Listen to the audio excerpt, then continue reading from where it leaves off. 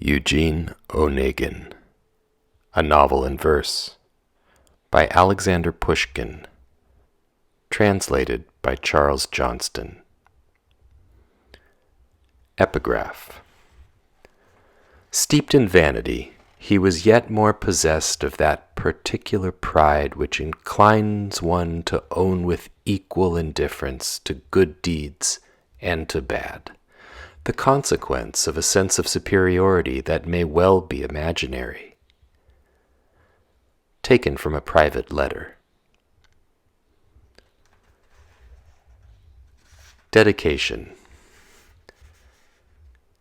Heedless of the proud world's enjoyment, I prize the attention of my friends, and only wish that my employment could have been turned to worthier ends, worthier of you in the perfection your soul displays, in holy dreams, in simple but sublime reflection, in limpid verse that lives and gleams.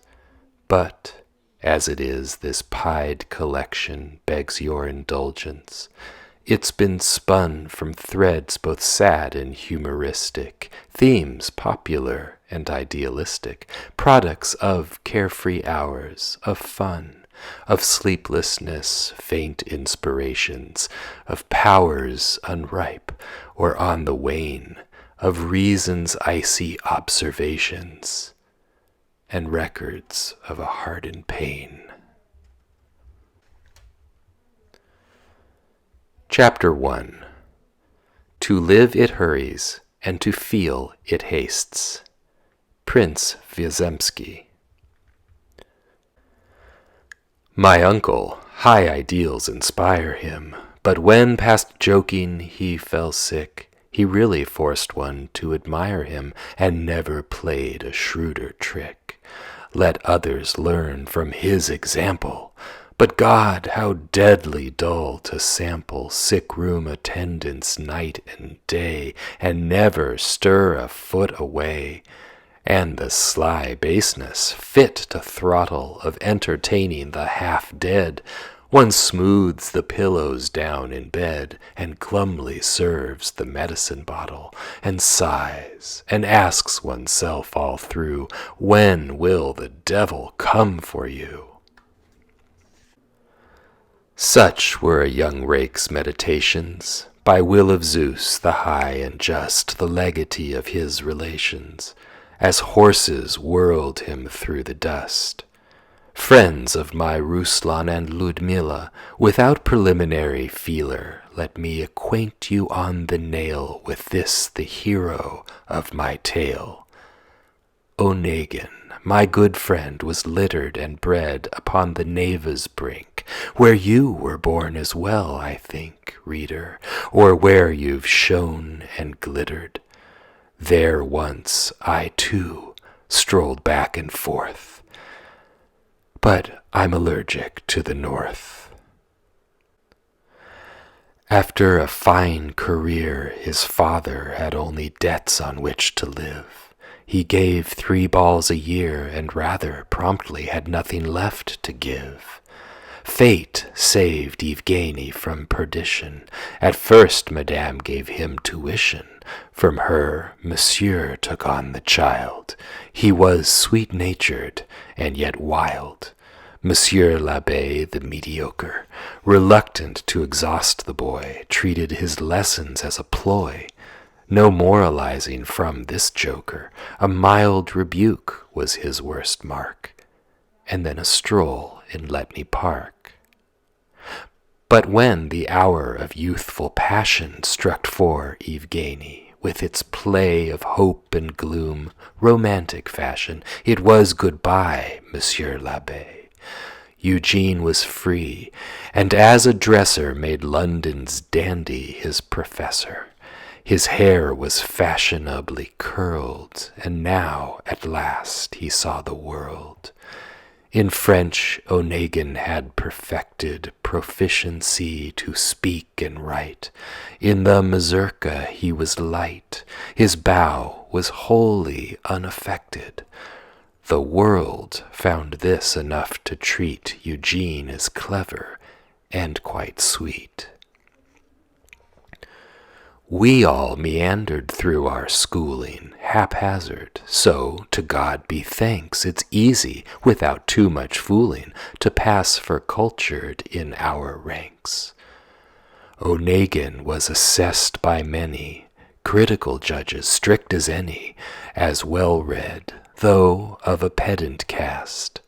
Unforced as conversation passed, he had the talent of saluting felicitously every theme, of listening like a judge supreme, while serious topics were disputing, or, with an epigram surprise, of kindling smiles in ladies' eyes. Now Latin's gone quite out of favor, yet truthfully and not in chaff, Onegin knew enough to savor the meaning of an epigraph, make juvenile his text, or better, add wale when he signed a letter. Stumblingly call to mind he did 2 verses of the Aeneid. He lacked the slightest predilection for raking up historic dust of stirring analytic must, but groomed an anecdote collection that stretched from Romulus in his prime across the years to our own time. He was without that dithyrambic frenzy which wrecks our lives for sound, and telling trochee from iambic was quite beyond his wit, we found. He cursed Theocritus and Homer. In Adam Smith was his diploma. Our deep economist had got the gift of recognizing what a nation's wealth is, what augments it, and how a country lives and why it needs no gold if a supply of simple product supplements it. His father failed to understand and took a mortgage on his land. Eugene's total store of knowledge I have no leisure to recall, where he was master of his college, the art he'd studied best of all, his young heyday's supreme employment, its work, its torture, its enjoyment, what occupied his chafing powers throughout the boredom of the hours. This was the science of that passion which Ovid sang, for which the bard, condemned to a lifetime of hard, ended his wild career of fashion, deep in Moldavia, the abhorred, far, far from Italy is adored. How early he'd learnt to dissemble, to hide a hope, to make a show of jealousy, to seem to tremble or pine, persuade of yes or no, to act the humble or imperious, the indifferent or the deadly serious. In languid silence or the flame of eloquence, and just the same in casual letters of confession, one thing inspired his breath, his heart, and self-oblivion was his art.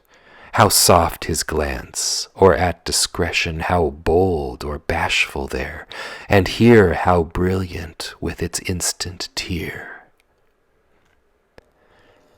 How well he donned new shapes and sizes, startling the ingenuous with a jest, frightening with all despair's disguises, amusing, flattering with the best, stalking the momentary weakness with passion and with shrewd obliqueness, swaying the artless, waiting on for unmeant kindness. How he shone!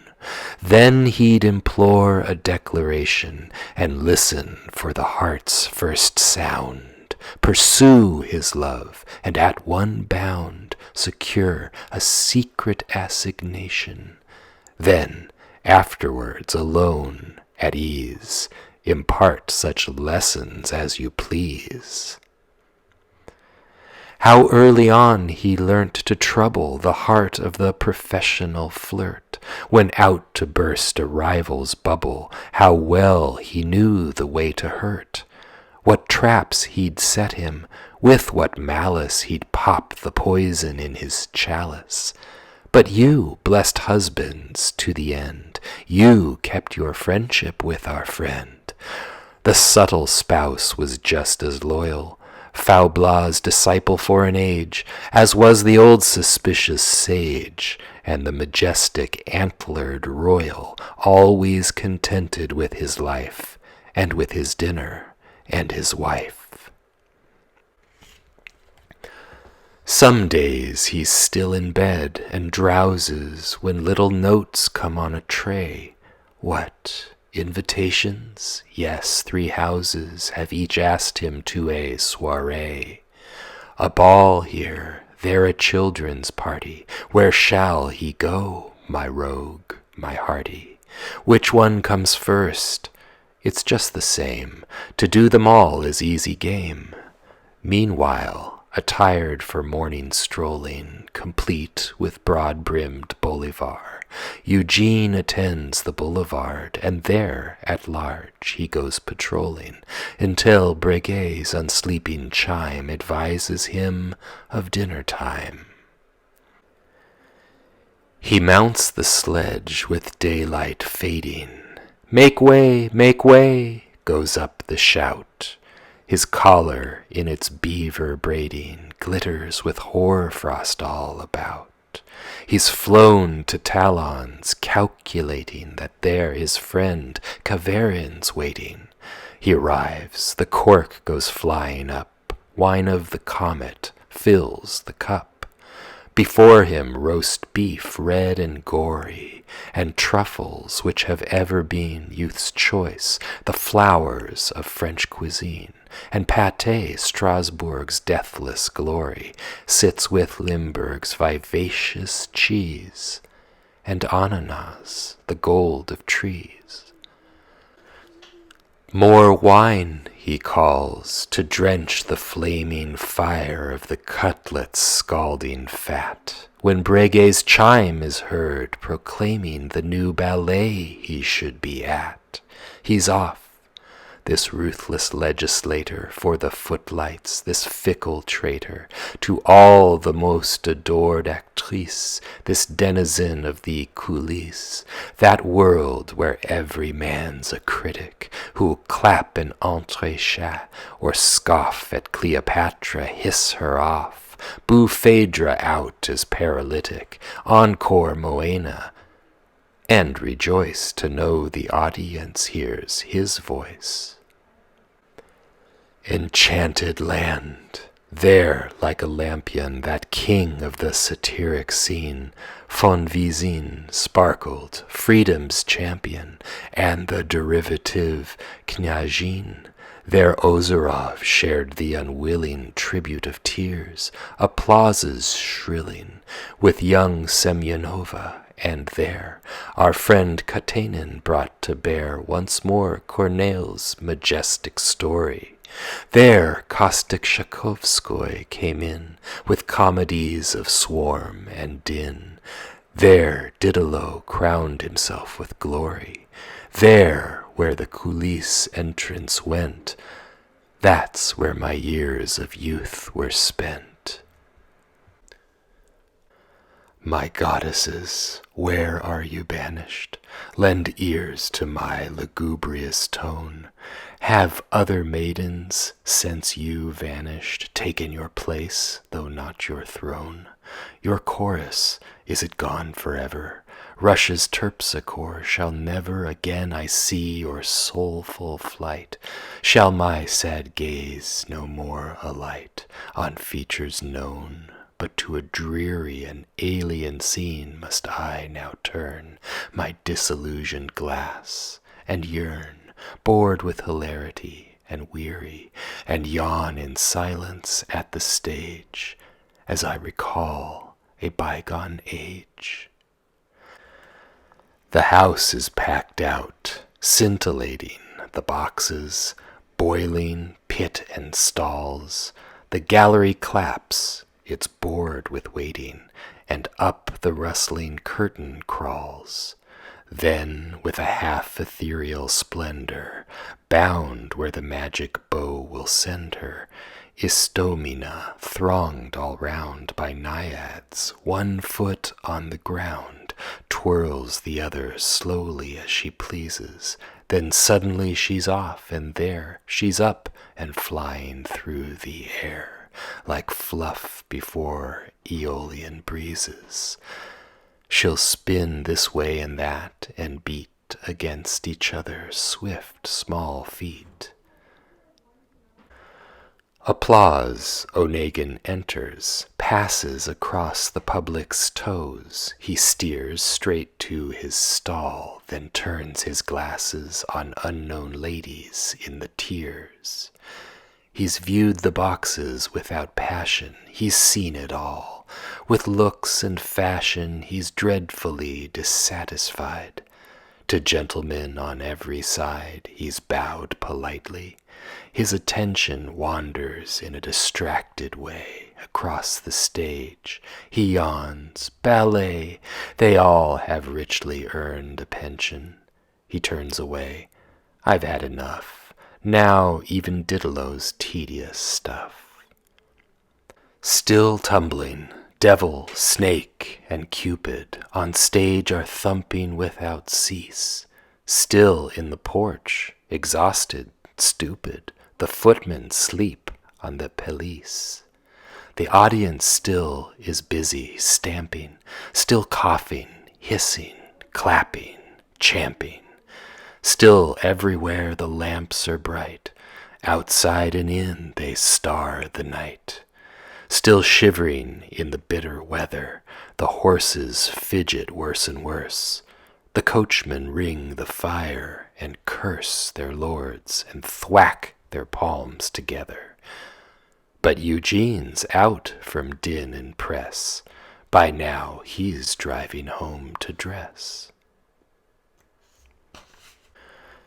Shall I depict with expert knowledge the cabinet behind the door, where the prize boy of fashion's college is dressed, undressed, and dressed once more? Whatever for caprice of spending ingenious London has been sending across the Baltic in exchange for wood and tallow, all the range of useful objects that the curious Parisian taste invents for one, for friends of languor or of fun, or for the modishly luxurious. All this at 18 years of age adorned the sanctum of our sage.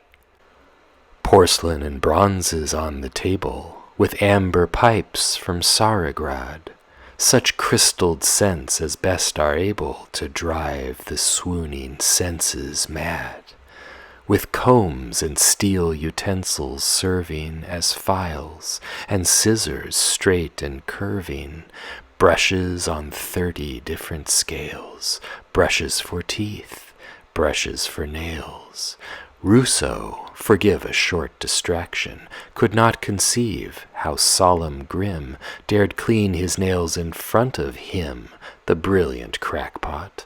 This reaction shows freedom's advocate, that strong champion of rights, as in the wrong. A man who's active and incisive can yet keep nail care much in mind. Why fight what's known to be decisive? Custom is despot of mankind. Dressed like Chadayev, duly dreading the barbs that envy's always spreading, Eugene's a pedant in his dress, in fact a thorough fop, no less. 3 whole hours at the least accounting he'll spend before the looking-glass. Then from his cabinet he'll pass, giddy as Venus when she's mounting a masculine disguise to aid her progress at the masquerade. Your curiosity is burning to hear what latest modes require, and so, before the world of learning, I could describe here his attire. And though to do so would be daring, it's my profession. He was wearing But pantaloons, waistcoat, and frock, we lack these words in Russian stock. I know, and seek your exculpation, that even so my wretched style already tends too much to smile on words of foreign derivation, though years ago I used to look at the academic diction book.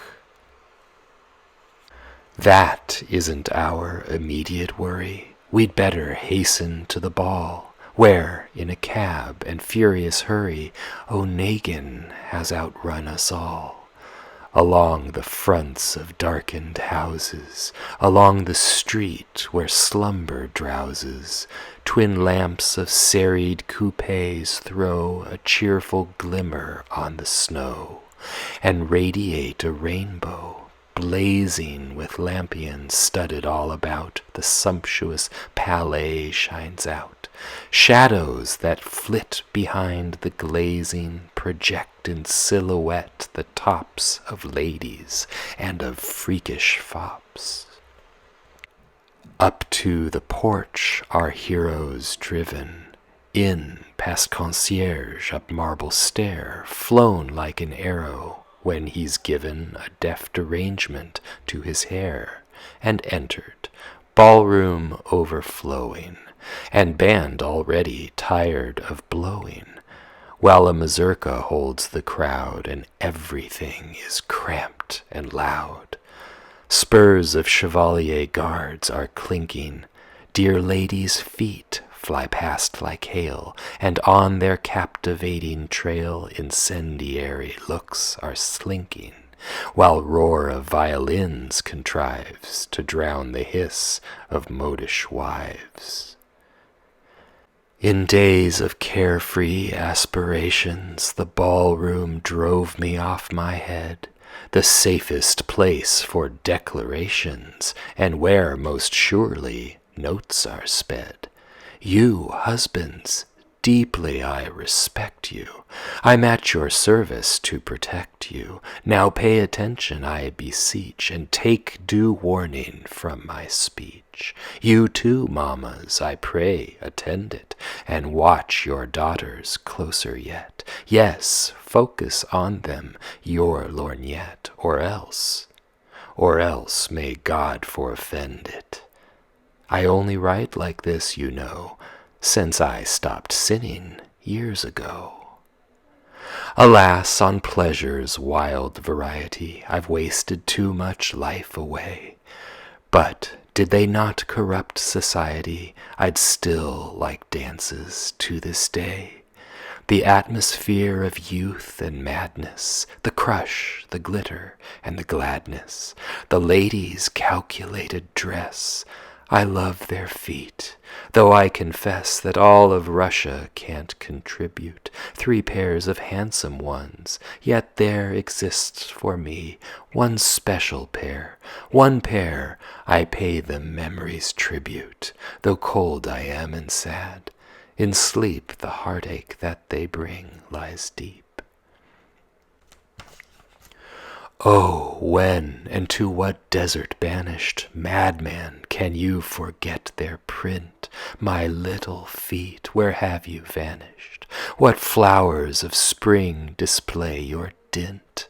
Nursed in the Orient's languid weakness, across our snows of northern bleakness, you left no steps that could be tracked. You loved the opulent contact of rugs and carpets' rich refinement.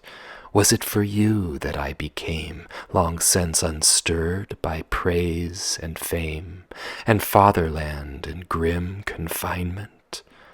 The happiness of youth is dead, just like on turf your fleeting tread. Diana's breast, the cheeks of Flora, all these are charming, but to put it frankly, I'm a firm adorer of the terpsichorean foot. It fascinates by its assurance of recompense beyond endurance, and fastens like a term of art the willful fancies of the heart. My love for it is just as tender, under the table linen's shield, on springtime grasses of the field, in winter, on the cast-iron fender, on ballroom's looking-glass parquet, or on the granite of the bay. On the seashore, with storm impending, how envious was I of the waves, each in tumultuous turn descending, to lie down at her feet like slaves. I longed, like every breaker hissing, to smother her dear feet with kissing. No, never in the hottest fire of boiling youth did I desire, with any torture so exquisite, to kiss Armida's lips, or seek the flaming roses of a cheek, or languid bosoms, and no visit of raging passion surge and roll ever so roughly rocked my soul. Another page of recollection. Sometimes in reverie's sacred land I grasp a stirrup with affection, I feel a small foot in my hand. Fancies once more are hotly bubbling, once more that touch is fiercely troubling the blood within my withered heart, once more the love, once more the smart. But now I've praised the queens of fashion, enough of my loquacious lyre.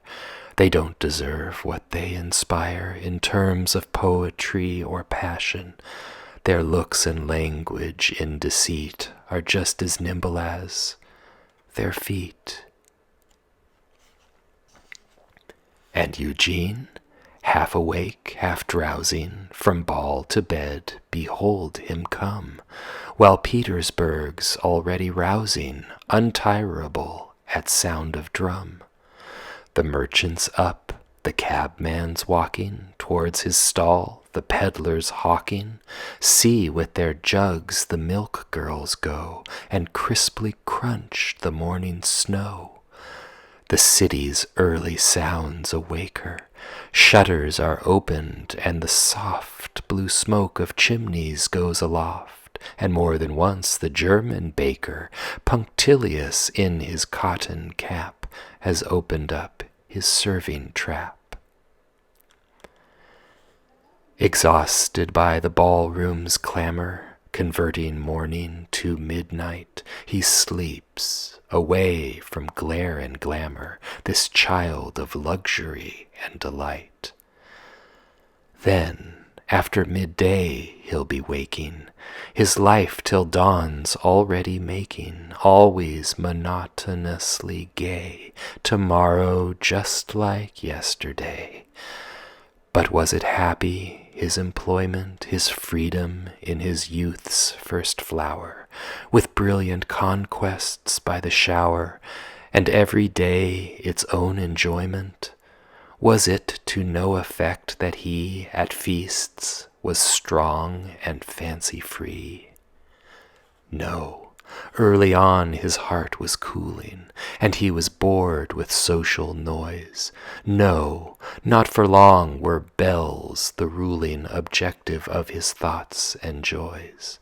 Soon infidelity proved cloying, and friends and friendship soul-destroying. Not every day could he wash down his beefsteak with champagne, or drown his Strasbourg pie, or point a moral full of his usual pith and wit, with cranium aching fit to split. And though he liked a fiery quarrel, yet he fell out of love at last with sabres slash and bullets blast. The illness with which he'd been smitten should have been analyzed when caught, something like spleen, that scourge of Britain, or Russia's chondria, in short. It mastered him in slow gradation. Thank God he had no inclination to blow his brains out, but instead to life grew colder than the dead. So, like Childe Harold, glum unpleasing. He stalked the drawing rooms remote from Boston's cloth or gossip's quote.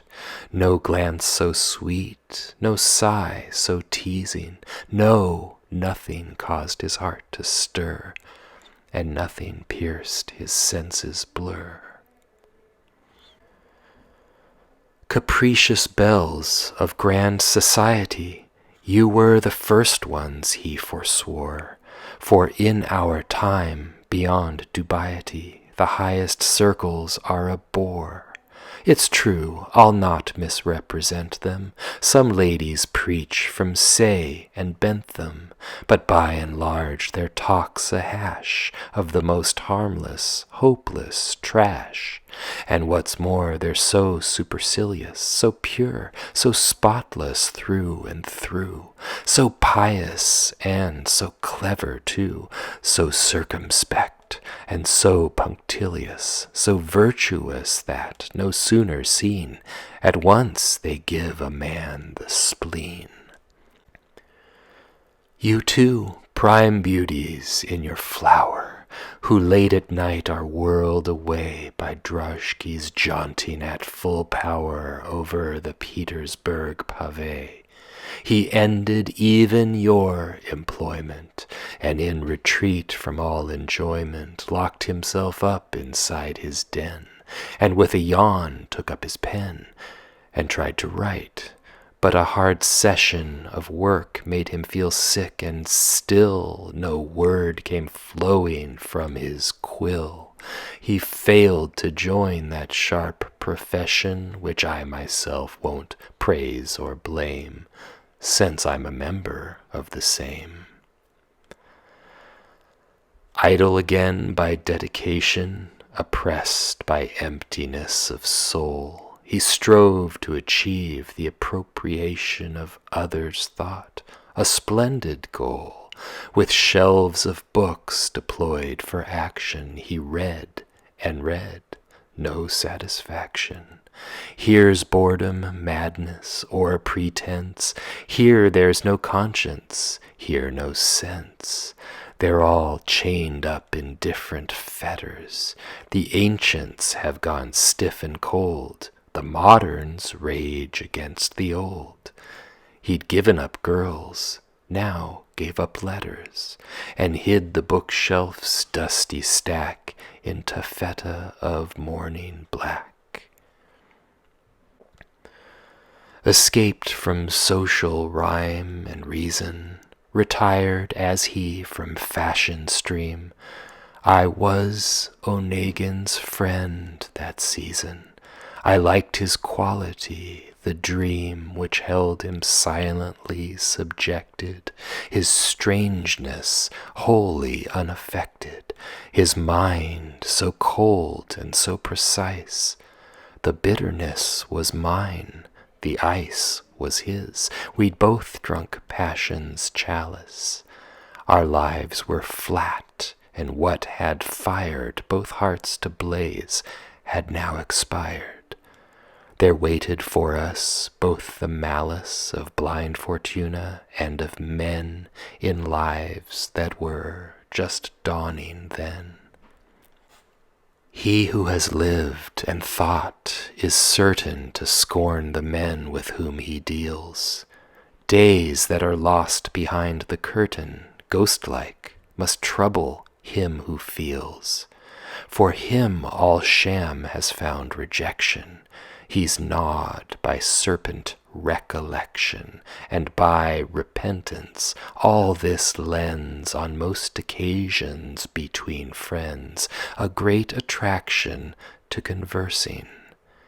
At first Onegin's tongue produced a haze in me, but I grew used to his disputing and his cursing, his virulence that made you smile, his epigrams topped up with bile.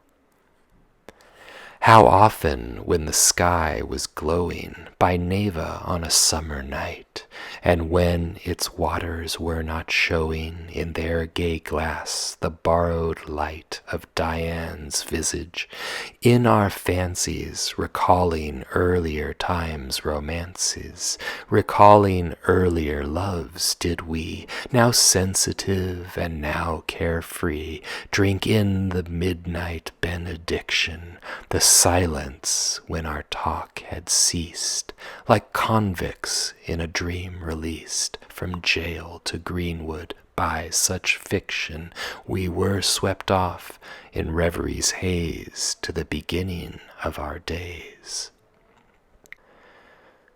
Eugene stood with soul regretful and leant upon the granite shelf. He stood there, pensive and forgetful, just as the poet paints himself. Silence was everywhere enthralling, just sentries to each other calling, and then a droshky's clopping sound from Million Street came floating round, and then a boat with oars a-swinging swam on the river's dreaming face, and then with an enchanting grace came distant horns and gallant singing. Yet sweeter far, at such a time, the strain of Tasso's octave rhyme. O Adrian waves, my invocation, O Brenta, I'll see you in dream. Hear once more, filled with inspiration, the magic voices of your stream. Sacred to children of Apollo, proud Albion's lyre is what I follow. Through it they're known to me and kin. Italian nights I shall drink in your molten gold, your charmed infusion, with a Venetian maiden who can chatter and be silent too. I'll float in gondola's seclusion. From her my lips will learn and mark the tongue of love and of Petrarch. When comes my moment to untether? It's time, and freedom hears my hail. I walk the shore, I watch the weather, I signal to each passing sail.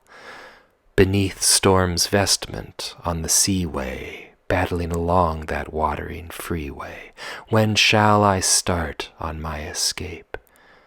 It's time to drop astern the shape of the dull shores of my disfavor, and there, beneath your noonday sky, my Africa, where waves break high, to mourn for Russia's gloomy savor, land where I learned to love and weep, land where my heart is buried deep.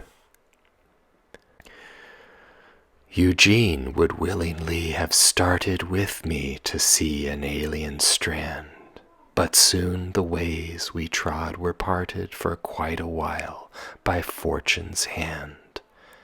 His father died, and as expected, before Onegin there collected the usurer's voracious tribe. To private tastes we each subscribe. Eugene, hating litigation, and satisfied with what he'd got, made over to them his whole lot, finding in that no deprivation. Or else, from far off, he could see old uncle's end was soon to be. In fact, one day a note came flying from the agent with this tale to tell. Uncle in bed and near to dying wished him to come and say farewell. Eugene read the sad epistle and set off prompter than a whistle, as fast as post horses could go, already yawned before the show, exercised under lucre's banner in sighs and boredom and deceits. My tale's beginning here repeats. But when he'd rushed to uncle's manor, A corpse on boards was all he found, an offering ready for the ground. The yard was bursting with dependents. There gathered at the coffin side, friends, foes, priests, guests, inured attendants of every funeral far and wide. They buried uncle, congregated to eat and drink, then separated with grave goodbyes to the bereaved, as if some goal had been achieved. Eugene turned countryman. He tasted the total ownership of woods, mills, lands, and waters, he whose goods till then had been dispersed and wasted. And glad he was he'd thus arranged for his old courses to be changed. It all seemed new for 2 days only. The coolness of the somber glade, the expanse of fields so wide, so lonely, the murmur where the streamlet played. The 3rd day, wood and hill and grazing gripped him no more. Soon they were raising and urged to sleep. Soon, clear as clear, he saw that, as in cities, here, boredom has just as sure an entry. Although there are no streets, no cards, no mansions, no ballrooms, no bards, yes, spleen was waiting like a sentry, and dutifully shared his life, just like a shadow or a wife. No, I was born for peace abounding and country stillness. There the lyre has voices that are more resounding, poetic dreams, a brighter fire. To harmless idleness devoted, on waves of far niente floated, I roam by the secluded lake, and every morning I awake to freedom, softness, and enjoyment. Sleep much, read little, and put down the thought of volatile renown. Was it not in such sweet employment, such shadowy and leisured ways, that once I spent my happiest days? O flowers, and love, and rustic leisure, O fields, to you I'm vowed at heart. I regularly take much pleasure in showing how to tell apart myself and Eugene, lest a reader of mocking turn, or else a breeder of calculated slander should, spying my features as he could, put back the libel on the table that, like proud Byron, I can draw self-portraits only. Furthermore, the charge that poets are unable to sing of others must imply the poet's only theme is I. Poets, I'll say in this connection, adore the love that comes in dream. In time past, objects of affection peopled my sleep, and to their theme my soul in secret gave survival. Then from the muse there came revival. My carefree song would thus reveal the mountain maiden, my ideal, and captive girls by Salgir lying. And now, my friends, I hear from you a frequent question. Tell me who inspires your lute to sounds of sighing? To whom do you, from all the train of jealous girls, devote its strain? Whose glance, provoking inspiration, rewards the music of your mind with fond caress? Whose adoration is in your poetry enshrined? No one's, I swear by God, In sadness I suffered once from all the madness of love's anxiety. Blessed is he who can combine it with the free fever of rhyme. Thereby he's doubled poetry's sacred frenzy, made astride on Petrarch's path, allayed the pangs with which his heart was troubled, and with it forced renown to come. But I, in love, was dull and dumb. Love past, the muse appeared, the weather of mind got clarity new found. Now free, I once more weave together emotion, thought, and magic sound. I write, my heart has ceased its pining, my thoughtless pen has stopped designing, beside unfinished lines, a suite of ladies' heads and ladies' feet. Dead ash sets no more sparks a-flying. I'm grieving still, but no more tears, and soon, oh soon, the storm's arrears will in my soul be hushed and dying. That's when I'll sit down to compose an ode in 25 cantos. I've drawn a plan and a projection, the heroes' names decided too. Meanwhile my novel's opening section is finished, and I've looked it through meticulously. In my fiction there's far too much of contradiction, but I refuse to chop or change. The censor's tribute I'll arrange. I'll feed the journalists for dinner fruits of my labor and my ink.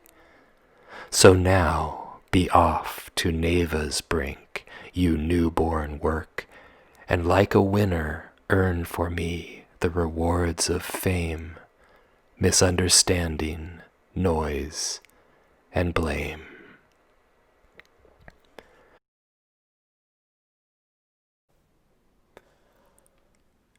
Chapter 2. O Russia. Horace. The place where Eugene loathed his leisure was an enchanting country nook. There any friend of harmless pleasure would bless the form his fortune took.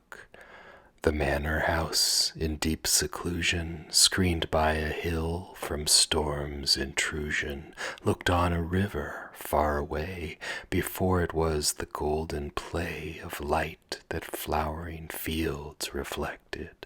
Villages flickered far and near, and cattle roamed the plain. And here a park, enormous and neglected, spread out its shadows all around.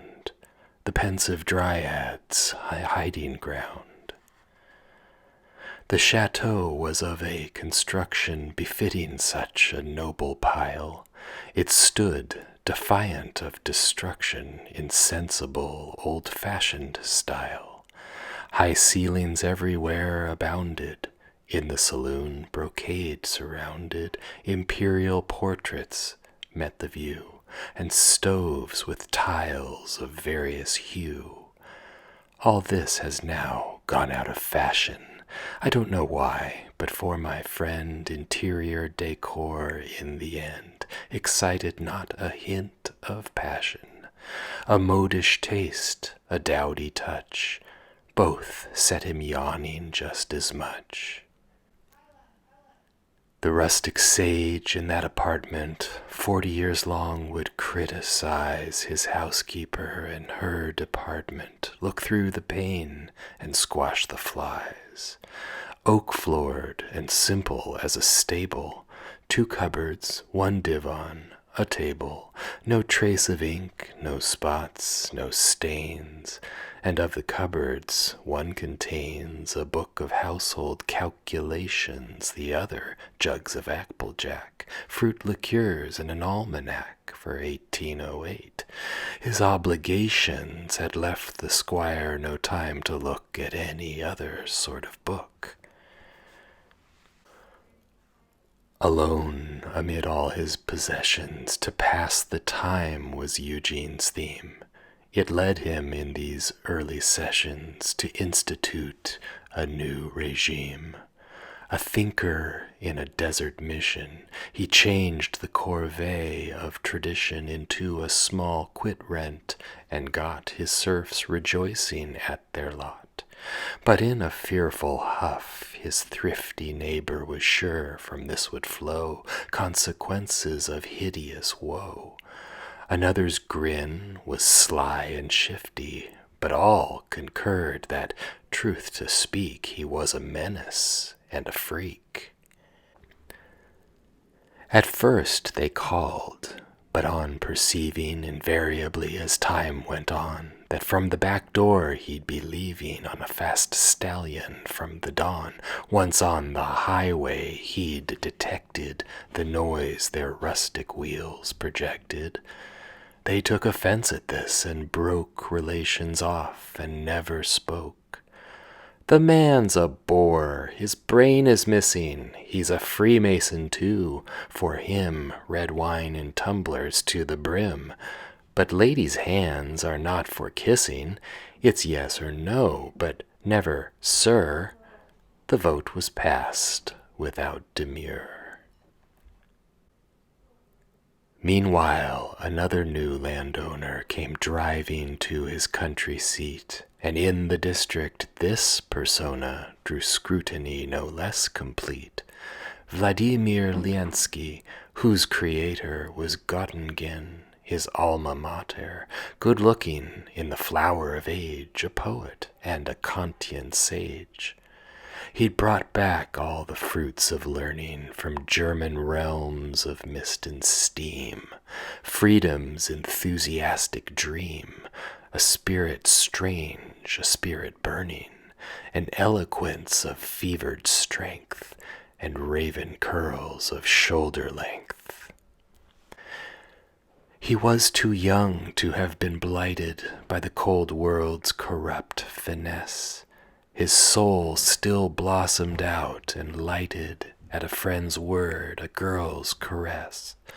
In heart's affairs a sweet beginner, he fed on hope's deceptive dinner.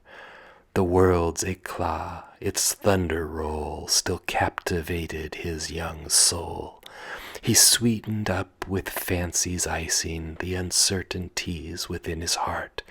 For him, the objective on life's chart was still mysterious and enticing, something to rack his brains about, suspecting wonders would come out.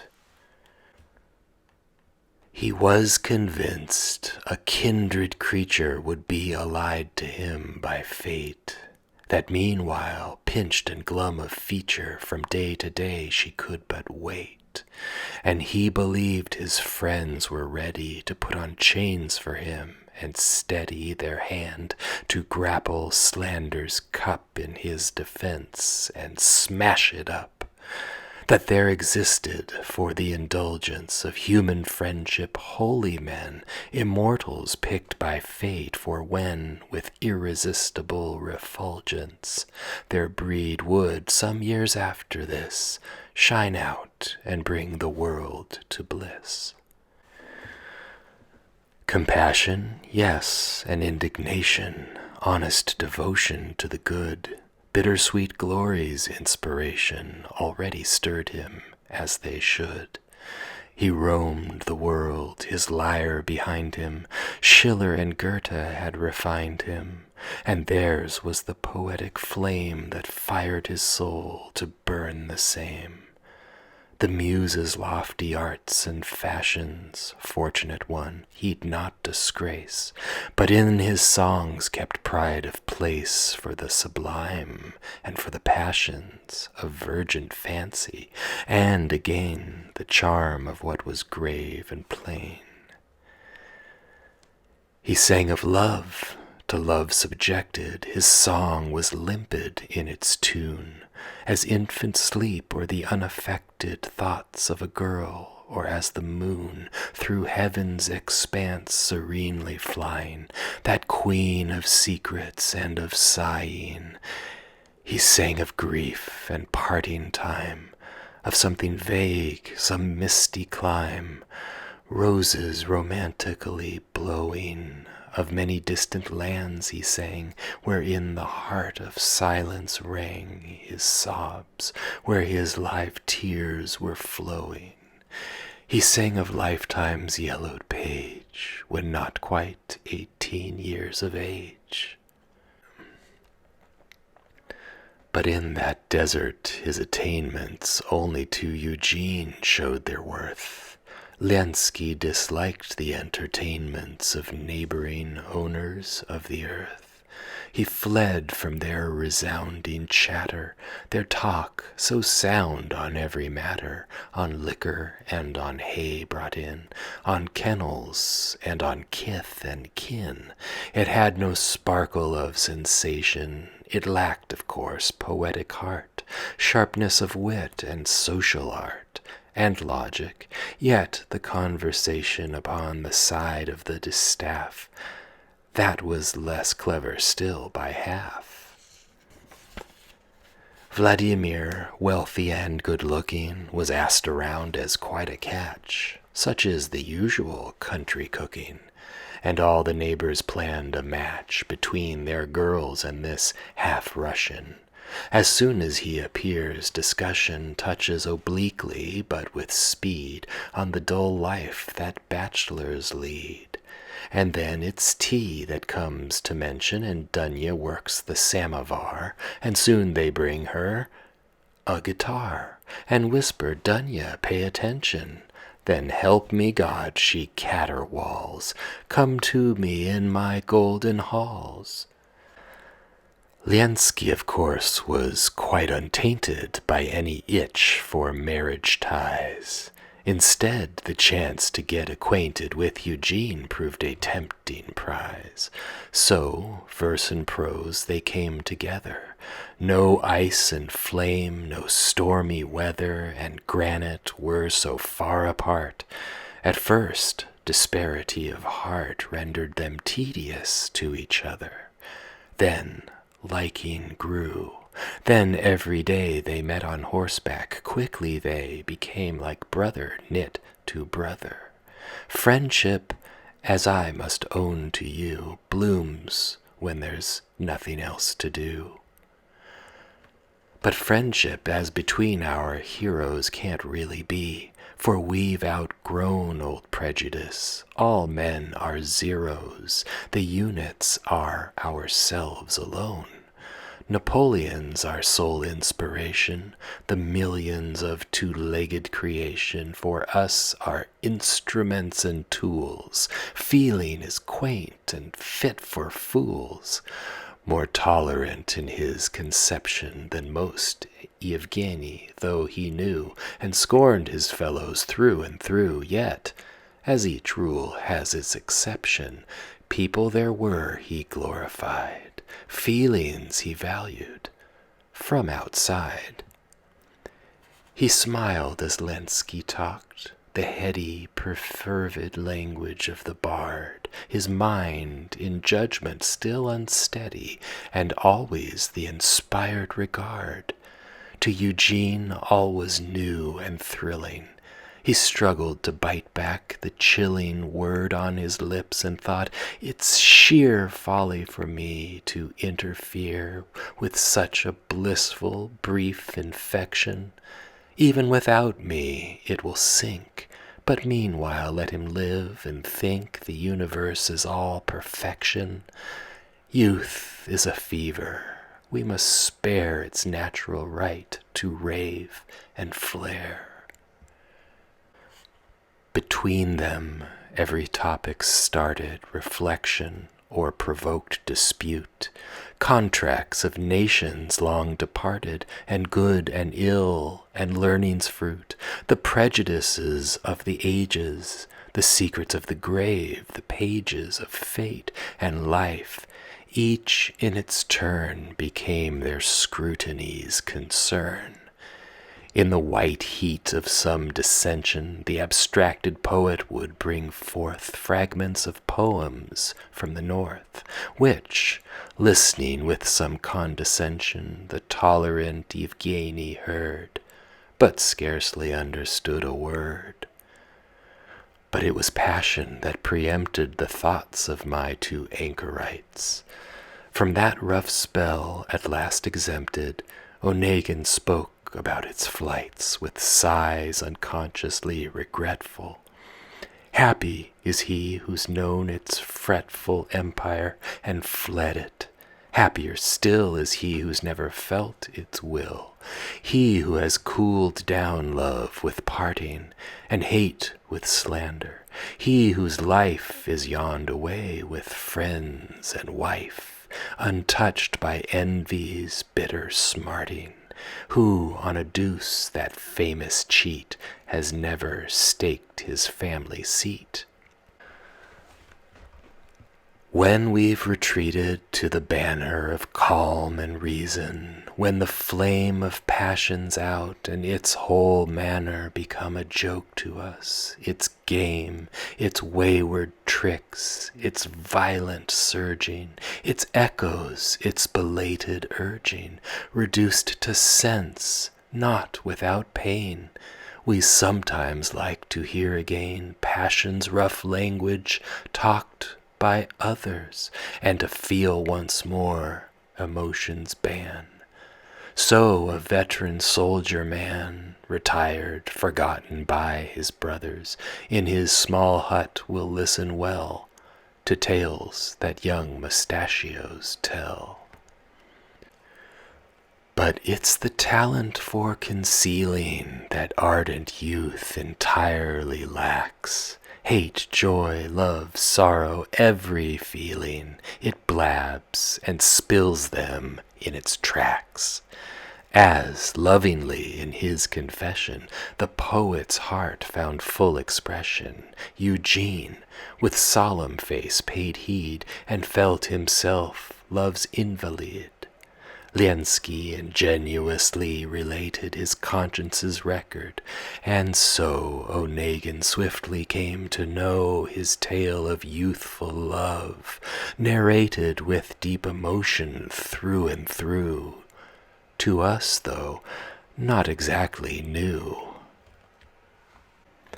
Ah, he had loved a love that never is known today. Only a soul that raves with poetry can ever be doomed to feel it. There's one goal perpetually, one goal for dreaming, one customary object gleaming, one customary grief each hour, not separation's chilling power, no years of absence past returning, no beauties of a foreign clime, no noise of gaiety, no time devoted to the muse or learning. Nothing could alter or could tire this soul that glowed with virgin fire.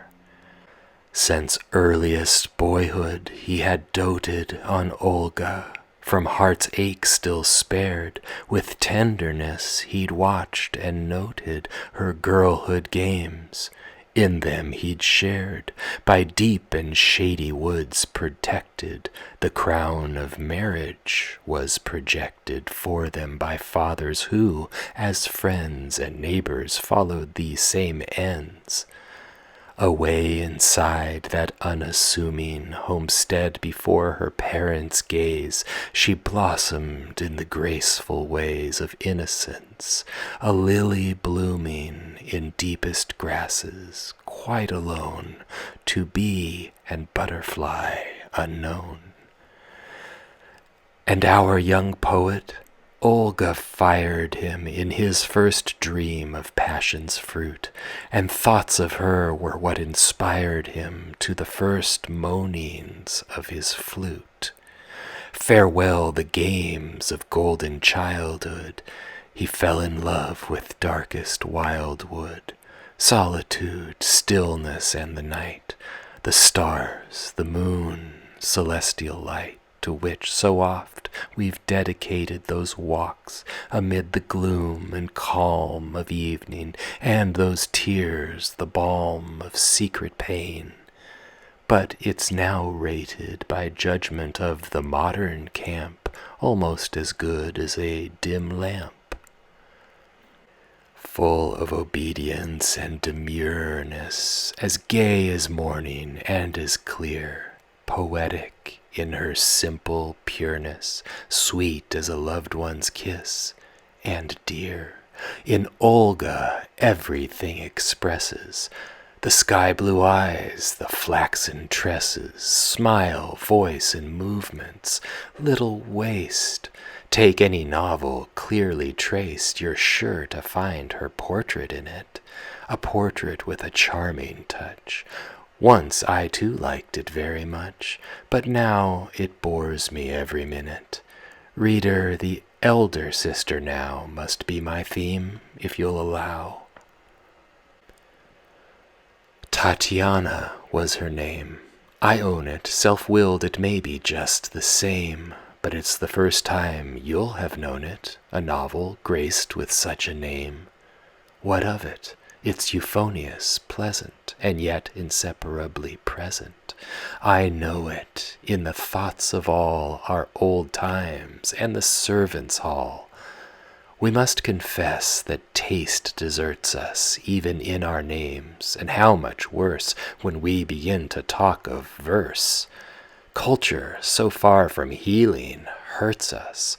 What it's transported to our shore is mincing manners, nothing more. So she was called Tatiana. Truly she lacked her sister's beauty, lacked the rosy bloom that glowed so newly to catch the eye and to attract. Shy as a savage, silent, tearful, wild as a forest deer, and fearful, Tatiana had a changeling look in her own home. She never took to kissing or caressing father or mother, and in all the play of children, though as young as they, she never joined or skipped, but rather in silence all day she'd remain, ensconced beside the window pane. Reflection was her friend and pleasure right from the cradle of her days. It touched with reverie her leisure, adorning all its country ways. Her tender touch had never fingered the needle, never had she lingered to liven with a silk atour the linen stretched on the tambour. Sign of the urge for domination, in play with her obedient doll, the child prepares for protocol, that core of social legislation, and to it, with a grave import, repeats what her mamma has taught. Tatiana had no dolls to dandle, not even in her earliest age. She'd never tell them news or scandal or novelties from fashion's page. Tatiana never knew the attraction of childish pranks, a chilled reaction to horror stories told at night in winter was her heart's delight. Whatever Nyanya had collected for Olga on the spreading lawn, her little friends, Tatiana'd yawn. She'd never join the games selected, for she was bored by laughs and noise, and by the sound of silly joys. She loved the balcony, the session of waiting for the dawn to blush, when in pale sky the stars' procession fades from the view, and in the hush earth's rim grows light, and a forewarning whisper of breeze announces morning, and slowly day begins to climb.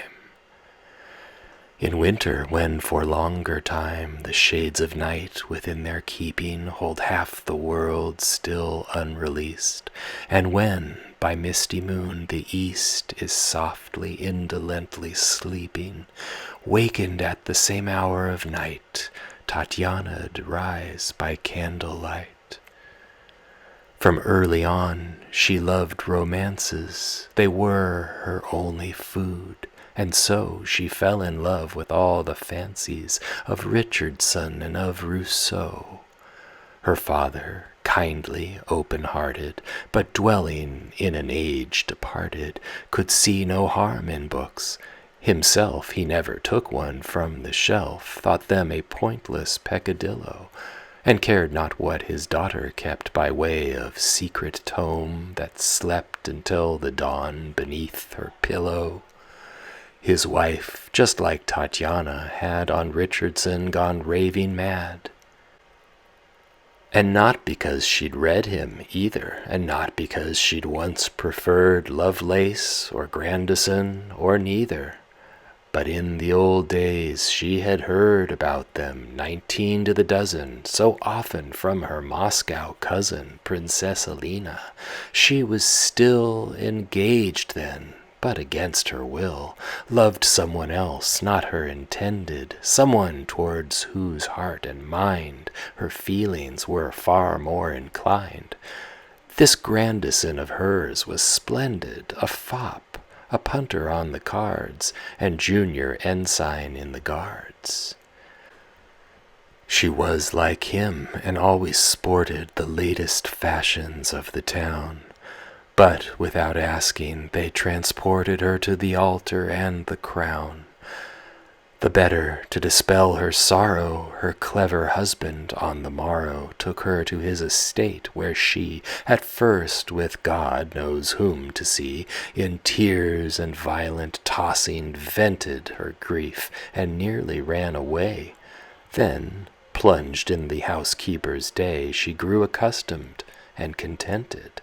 Instead of happiness, say I, customs bestowed us from on high. For it was custom that consoled her in grief that nothing else could mend. Soon a great truth came to enfold her and give her comfort to the end. She found in labors and in leisure the secret of her husband's measure, and ruled him like an autocrat. So all went smoothly after that. Mushrooms in brine for winter eating, fieldwork directed from the path, accounts, shaved forelocks, Sunday bath. Meantime she'd give the maids a beating if her cross mood was at its worst, but never asked her husband first. No, soon she'd changed her old demeanor. Girls' albums signed in blood for choice, Praskovia rebaptized Polina, conversing in a sing-song voice, lacing her stays up very tightly, pronouncing through her nose politely the Russian N, like N in French. Soon all that went without a wrench. Album and stays, Princess Alina, sentiment, notebook, verses, all she quite forgot, began to call Akulka the one-time Selina, and introduced, for the last lap, a quilted chamber robe and cap. Her loving spouse, with approbation, left her to follow her own line, trusted her without hesitation, and wore his dressing gown to dine. His life went sailing in calm weather. Sometimes the evening brought together neighbors and friends in kindly group, a plain, unceremonious troop, for grumbling, gossiping, and swearing, and for a chuckle or a smile. The evening passes, and meanwhile here's tea that Olga's been preparing. After that supper's served, and so bedtime, and time for guests to go. Throughout their life, so calm, so peaceful, sweet old tradition was preserved. For them, in butter week, the greaseful Russian pancakes were always served. 2 times a year they'd make their fast, loved rustic swings of wooden cast, soothsaying songs, round dancings pound. At Trinity, when yawning round, the peasants prayed all they were able. They'd shed a tender tear or two on buttercups still fresh with dew. They needed kvass like air. At table their guests, for all they ate and drank, were served in order of their rank. And so they lived, 2 aging mortals, till he at last was summoned down into the tomb's wide open portals, and once again received a crown. Just before dinner from his labors he rested, wept for by his neighbors, his children, and his faithful wife, far more than most who leave this life. He was a good and simple baron. Above the dust of his remains the funeral monument explains. A humble sinner, Dmitri Larin, beneath the stone reposes here, servant of God and brigadier. Liensky, restored to his manorial penance, came to cast an eye over his neighbor's plain memorial, and offer to that ash a sigh.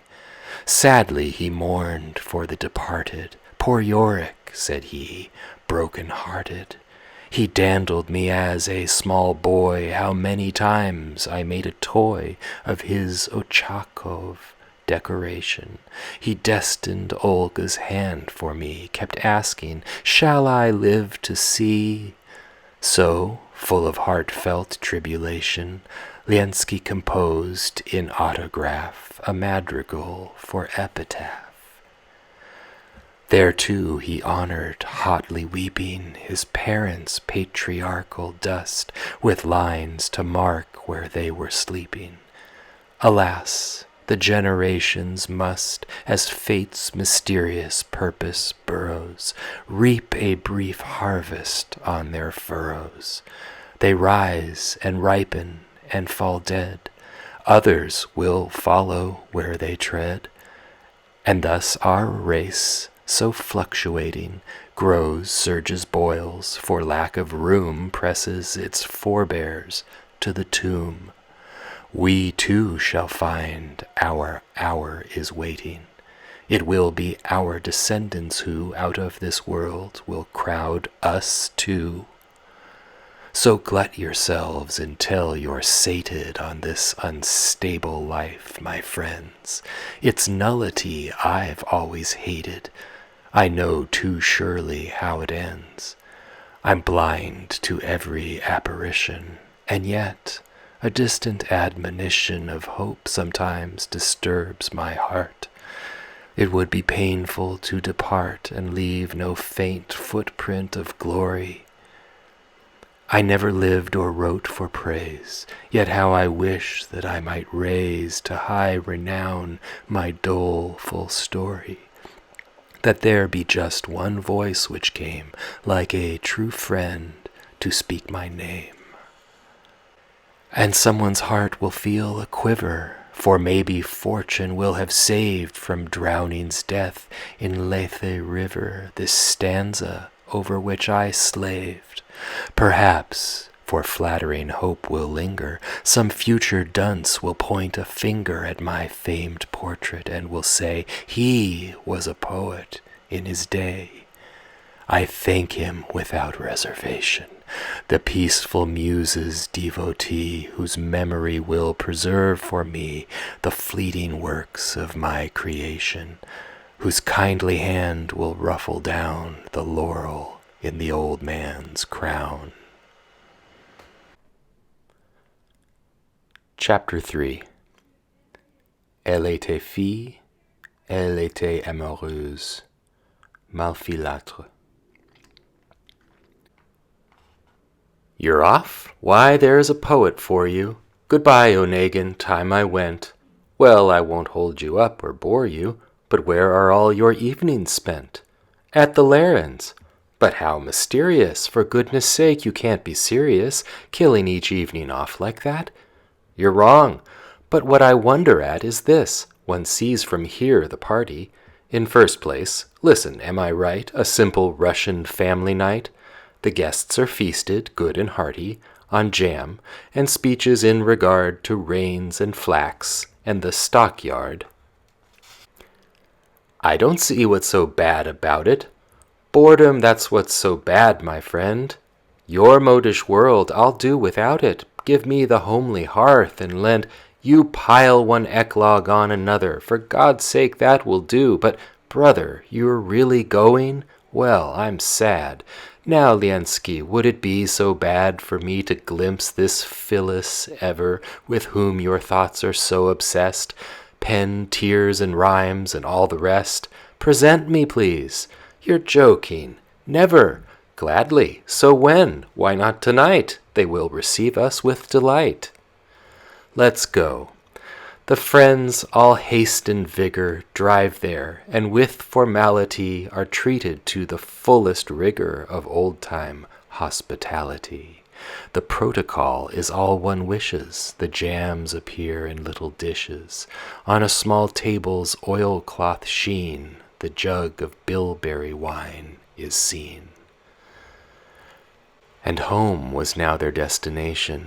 As by the shortest way they flew, this was our hero's conversation, secretly overheard by you.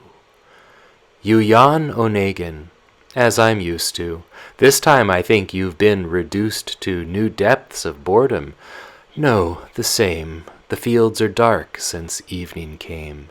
Drive on, Andriushka, quicker, quicker. The country's pretty stupid here. Oh, apropos, Laren's a dear and simple lady, but the liquor, I'm much afraid that bilberry wine won't benefit these guts of mine. But tell me, which one was Tatyana? She was the one who looked as still and melancholy as Svetlana and sat down by the window-sill. The one you love's the younger daughter? Why not? I'd choose the other quarter, if I, like you, had been a bard. Olga's no life in her regard, the roundest face that you've set eyes on, a pretty girl exactly like any Madonna by Van Dyck, a dumb moon on a dumb horizon. Lenski had a curt word to say, and then sat silent all the way. Meanwhile, the news of Eugene coming to the Larens had caused a spout of gossip and set comment humming among the neighbors round about. Conjecture found unending matter. There was a general furtive chatter, and jokes and spiteful gossip ran, claiming Tatyana'd found her man. And some were even testifying the marriage plans were all exact, but held up by the simple fact that modish rings were still a-buying. Of Liensky's fate they said no more. They'd settled that some years before. Tatyana listened with vexation to all this tattle, yet at heart in indescribable elation, despite herself, rehearsed the part. The thought sank in and penetrated. She fell in love. The hour was fated. So fires of spring will bring to birth the seedling fallen in the earth. Her feelings in their weary session had long been wasting, and enslaved by pain and languishment she craved the fateful diet. By depression her heart had long been overrun. Her soul was waiting for someone. Tatyana now need wait no longer. Her eyes were opened, and she said, "This is the one, ah, ever stronger, in sultry sleep, in lonely bed, all day, all night, his presence fills her, by magic everything instills her with thoughts of him in ceaseless round. She hates a friendly voice's sound, or servants waiting on her pleasure. Sunk in dejection, she won't hear the talk of guests when they appear. She calls down curses on their leisure, and, when one's least prepared for it, their tendency to call and sit. Now she devours, with what attention, delicious novels, laps them up, and all their ravishing invention with sheer enchantment fills her cup. These figures from the world of seeming, embodied by the power of dreaming, the lover of Julie Volmar, and Malek Adel, de Linar, and Werther, martyred and doom-laden, and Grandison beyond compare, who sets us snoring then and there. All for our tender, dreamy maiden are colored in a single tone, all blend into Eugene alone. Seeing herself as a creation, Clarissa, Julie, or Delphine, by writers of her admiration, Tatiana, lonely heroine, roamed the still forest like a ranger, sought in her book that text of danger, and found her dreams, her secret fire, the full fruit of her heart's desire. She sighed, and in a trance co-opted another's joy, another's breast, whispered by heart a note addressed to the hero that she'd adopted. But ours, whatever he might be, ours was no Grandison, not he. Lending his tone a grave inflection, the ardent author of the past showed one a pattern of perfection in which his hero's mold was cast. He gave this figure, loved with passion, wronged always in disgraceful fashion, a soul of sympathy and grace, and brains, and an attractive face. Always our fervid hero tended pure passion's flame, and in a trice would launch into self-sacrifice. Always before the volume ended, due punishment was handed down to vice, while virtue got its crown. Today a mental fog enwraps us, each moral puts us in a doze. Even in novels vice entraps us, yes, even there its triumph grows. Now that the British muse is able to wreck a maiden's sleep with fable, the idol that she'll most admire is either the distrait vampire, Melmoth, whose roaming never ceases, Spogar, mysterious through and through, the corsair, or the wandering Jew. Lord Byron, with his shrewd caprices, dressed up a desperate egoism to look like sad romanticism. In this, dear reader, if you know it, show me the sense. Divine decree may wind up my career as poet. Perhaps, though Phoebus warns, I'll see installed in me a different devil, and sink to prose's humble level. A novel on the established line may then amuse my glad decline. No secret crimes and no perditions shall make my story grim as hell. No, quite naively I'll retell a Russian family's old traditions. Love's melting dreams shall fill my rhyme, and manners of an earlier time. I'll catalogue each simple saying in father's or old uncle's book, and tell of children's plighted playing by ancient limes or by a brook. And after jealousy's grim weather, I'll part them, bring them back together. I'll make them spar another round, then to the altar to be crowned.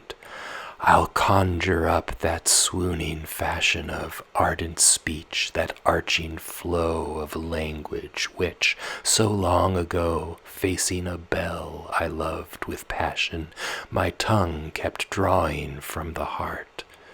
but now I've rather lost the art. Tatiana, dear, with you I'm weeping, for you have at this early date into a modish tyrant's keeping resigned disposal of your fate. Dear Tanya, you're condemned to perish, but first the dreams that hope can cherish evoke for you a somber bliss. You learn life's sweetness, and with this you drink the magic draught of yearning, that poison brew, and in your mind reverie hounds you, and you find shelter for trysts at every turning. In front of you, on every hand, you see your fated tempter stand. Tatiana, hunted by love's anguish, has made the park her brooding place, suddenly lowering eyes that languish, too faint to stir a further pace. Her bosom heaves, her cheeks are staring, scarlet with passion's instant flaring. Upon her lips the breathing dies, noise in her ears, glare in her eyes. Then night comes on. The moon's patrolling far distant heaven's vaulted room. A nightingale in forest gloom sets a sonorous cadence rolling. Tatiana, sleepless in the dark, makes to her nurse low-voiced remark. I can't sleep, Nyanya, it's so stifling. Open the window, sit down near. Why, Tanya, what? All's dull and trifling, the olden days I want to hear. What of them, Tanya? I was able, years back, to call up many a fable. I kept in mind an ancient store of tales of girls and ghosts and lore. But now my brain is darkened, Tanya. Now I've forgotten all I knew. A sorry state of things, it's true. My mind is fuddled. Tell me, Nyanya, your early life, unlock your tongue. Were you in love when you were young? What nonsense, Tanya! In those other ages we'd never heard of love. Why, at the thought, my husband's mother had chased me to the world above. How did you come to marry, Nyanya? I reckon by God's will. My Vanya was younger still, but at that stage I was just 13 years of age. 2 weeks the matchmaker was plying to see my kin, and in the end my father blessed me, so I'd spend my hours in fear and bitter crying. Then, crying, they untwined my plait, and sang me to the altar mat. So to strange kinsfolk I was taken, but you're not paying any heed. Oh, nurse, I'm sad, I'm shaken. I'm sick, my dear, I'm sick indeed. I'm near to sobbing, near to weeping.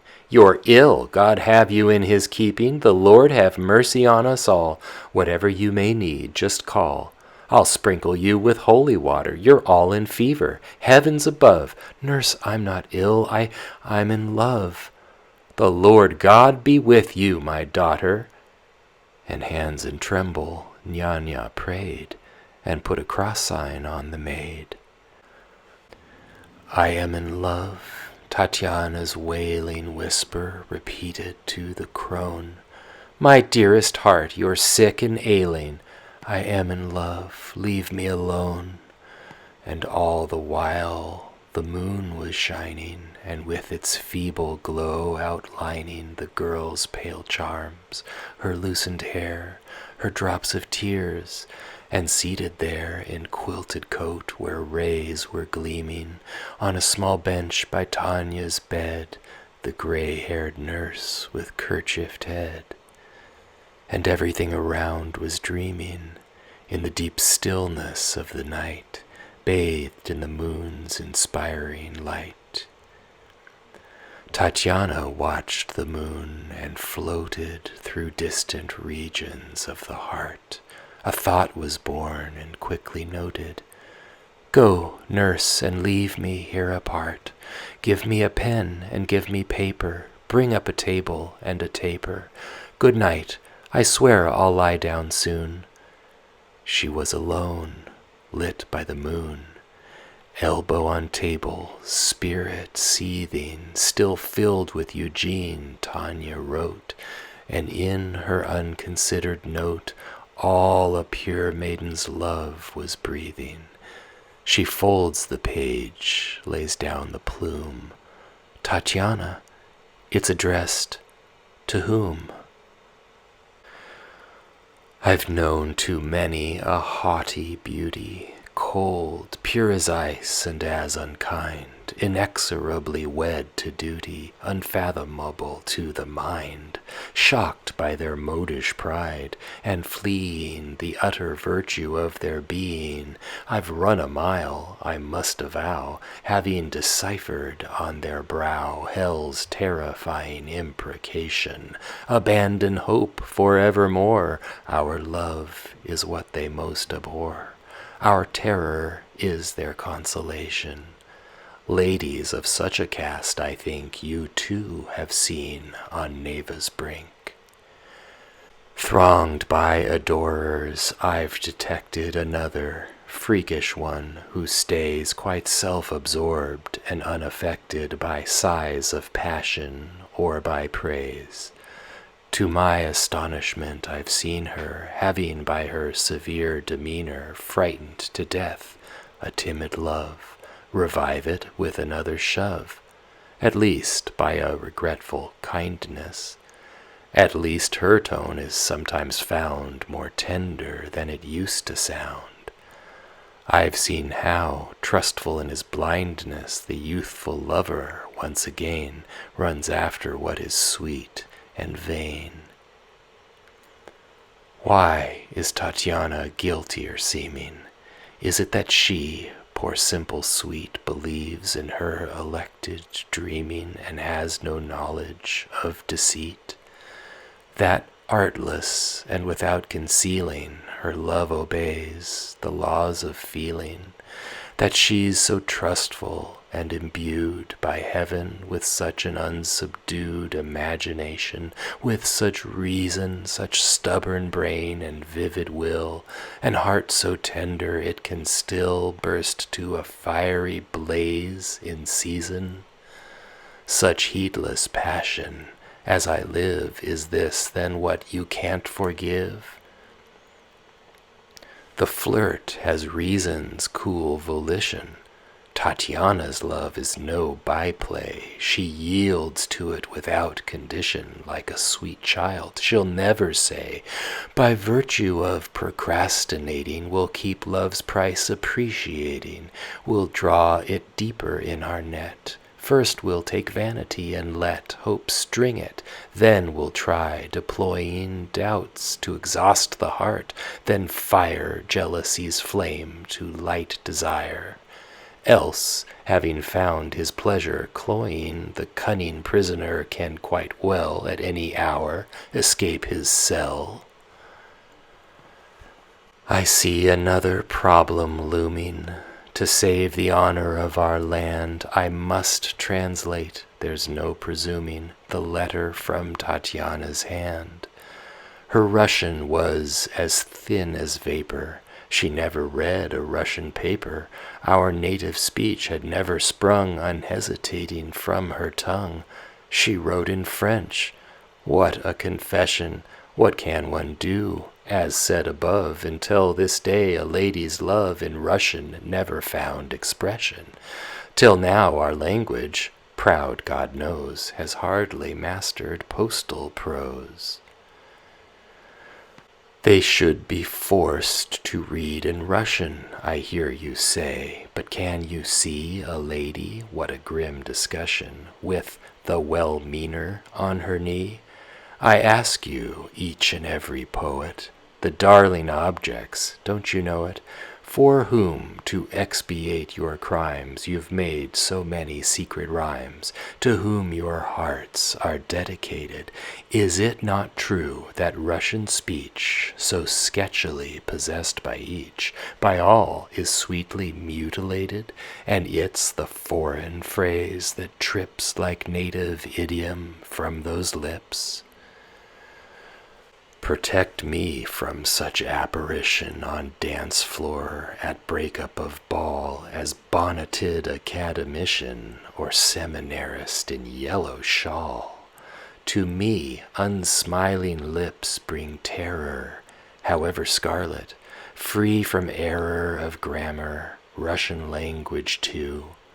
Now, to my cost it may be true that generations of new beauties, heeding the press, will make us look more closely at the grammar book, that verse will turn to useful duties. On me all this has no effect. Tradition still keeps my respect. No, incorrect and careless chatter, words mispronounced, thoughts ill-expressed, evoke emotions pitter-patter, now, as before, inside my breast. Too weak to change, I'm staying vicious. I still find Gallicisms delicious as youthful sinning or the strains of Bogdanovich's refrains. But that's enough. My beauty's letter must now employ my pen. Somehow I gave my word, alas, though now a blank default would suit me better. I own it. Tender Parney's rhyme is out of fashion in our time. Bard of the feasts and heart's depression, if you'd still been with me, dear friend, I would have had the indiscretion to ask of you that you transcend in music's own bewitching fashion the foreign words a maiden's passion found for its utterance that night. Where are you? Come, and my own right with an obeisance I'll hand over. But he, by sad and rocky ways, with heart that's grown unused to praise, on Finland's coast a lonely rover, he doesn't hear when I address his soul with murmurs of distress. Tatiana's letter, treasured ever as sacred, lies before me still. I read with secret pain and never can read enough to get my fill. Who taught her an address so tender, such careless language of surrender? Who taught her all this mad slapdash, heartfelt, imploring, touching trash, fraught with enticement and disaster?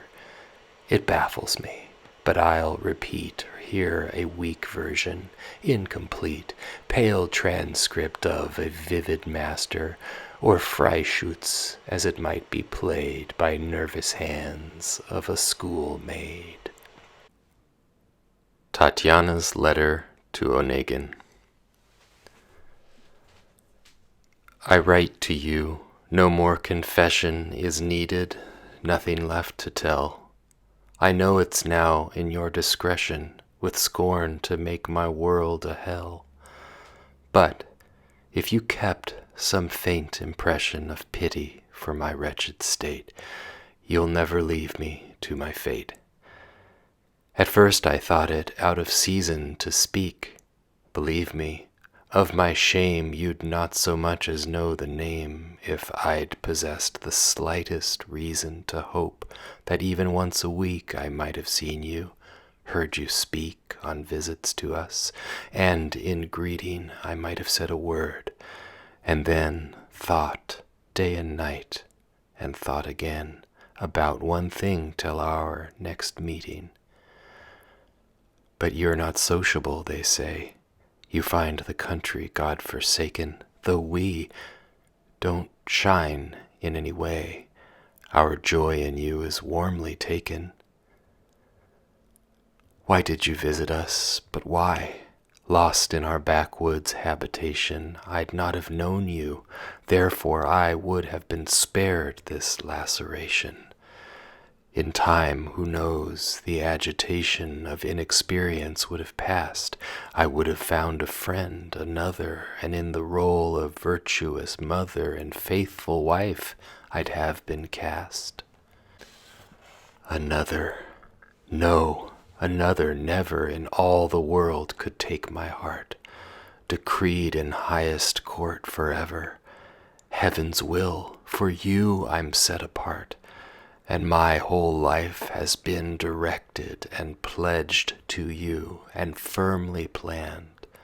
I know, God sent one, I'm protected until the grave by your strong hand. You'd made appearance in my dreaming, unseen, already you were dear. My soul had heard your voice ring clear, stirred at your gaze, so strange, so gleaming, long, long ago. No, that could be no dream. You'd scarce arrived, I'd reckoned to know you, swooned, and in a second, all in a blaze, I said, "It's he." Could it be true? How I'd attended, drunk in your words when all was still, helping the poor, or while I mended with balm of prayer my torn and rended spirit that anguish had made ill. At that midnight of my condition, was it not you, dear apparition, who in the dark came flashing through, and, on my bedhead gently leaning, with love and comfort in your meaning, spoke words of hope? But who are you? The guardian angel of tradition, or some vile agent of perdition sent to seduce? Resolve my doubt. Oh, this could all be false and vain, a sham that trustful souls work out. Fate could be something else again, so let it be. For you to keep I trust my fate to your direction. Henceforth in front of you I weep, and pray for your protection. Imagine it, quite on my own. I've no one here who comprehends me, and now a swooning mind attends me. Dumb I must perish, and alone. My heart awaits you. You can turn it to life and hope with just a glance, or else disturb my mournful trance with censure. I've done all to earn it. I close. I dread to read this page, for shame and fear my wits are slighting, and yet your honor is my gauge, and in it boldly I'm confiding. Now Tanya's groaning, now she's sighing. The letter trembles in her grip, the rosy sealing wafers drying upon her feverish tongue, the slip from off her charming shoulders drooping, and sideways her poor head is stooping. But now the radiance of the moon is dimmed. Down there the valley soon comes clearer through the mists of dawning. Down there, by slow degrees, the stream has taken on a silvery gleam. The herdsman's horn proclaimed the morning and roused the village long ago. To Tanya, all's an empty show. She's paid the sunrise no attention. She sits with head sunk on her breast. Over the note holds in suspension her seal with its engraven crest. Softly the door is opened. Enter Grey Filatevna to present her with a small tray and a teacup. "Get up, my child, it's time, get up." "Why, pretty one, you're up already. My early bird, you know last night you gave me such a shocking fright. But now, thank God, you're well and steady. Your night of fretting's left no trace. Fresh as a poppy flower, your face." "Oh, nurse, a favor, a petition." "Command me, darling, as you choose. Now don't suppose, let no suspicion. But nurse, you see, oh, don't refuse. My sweet, God warrants me your debtor. Then send your grandson with this letter quickly to, I mean to that The neighbor, you must tell the brat that not a syllable be uttered, and not a mention of my name. Which neighbor, dear? My head became in these last years all mixed and fluttered. We've many neighbors round about, even to count them throws me out. How slow you are at guessing, Nyanya.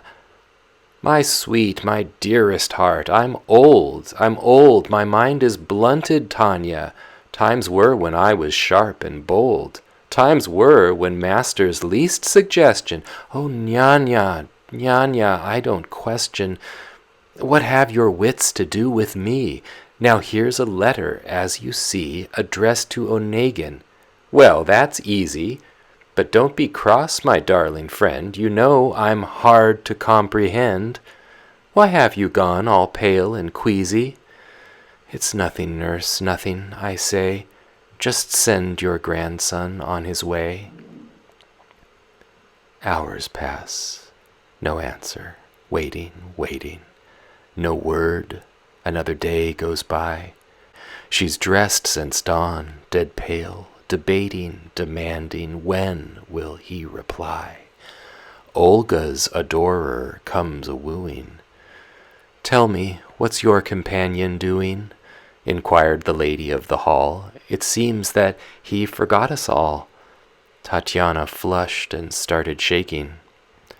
Today he promised he'd be here, so Lenski answered, the old dear. The mail explains the time he's taking. Tatiana lowered her regard, as at a censure that was hard. Day faded, on the table glowing, the samovar of evening boiled, and warmed the Chinese teapot, flowing beneath it vapor wreathed and coiled.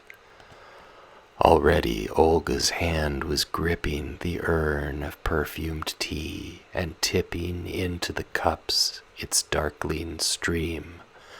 Meanwhile, a hall boy handed cream. Before the window, taking station, plunged in reflection's deepest train, Tatiana breathed on the cold pane, and in the misted condensation with charming forefinger she traced O-E devotedly enlaced.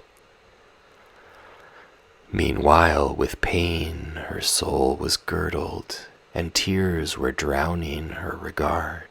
A sudden clatter, blood was curdled, now nearer, hooves, and in the yard, Evgeny, ah, Tatiana, fleeting, light as a shadow, shuns a meeting, through the back porch runs out and flies down to the garden, and her eyes daren't look behind her. Fairly dashing, beds, bridges, lawns, she never stops, the allée to the lake, the copse, breaking the lilac bushes, smashing parterres, she runs to rivulet's brink to gasp, and on a bench to sink and drop. It's he, Eugene's arriving. Oh God, what did he think? A dream of hope is somehow still surviving in her torn heart, a fickle gleam. She trembles, and with fever drumming awaits him. Here's nobody coming. Maidservants on the beds just now were picking berries from the bough, singing in chorus as directed, on orders which of course presume that thievish mouths cannot consume their master's berries undetected, so long as they're employed in song. Such rustic cunning can't be wrong.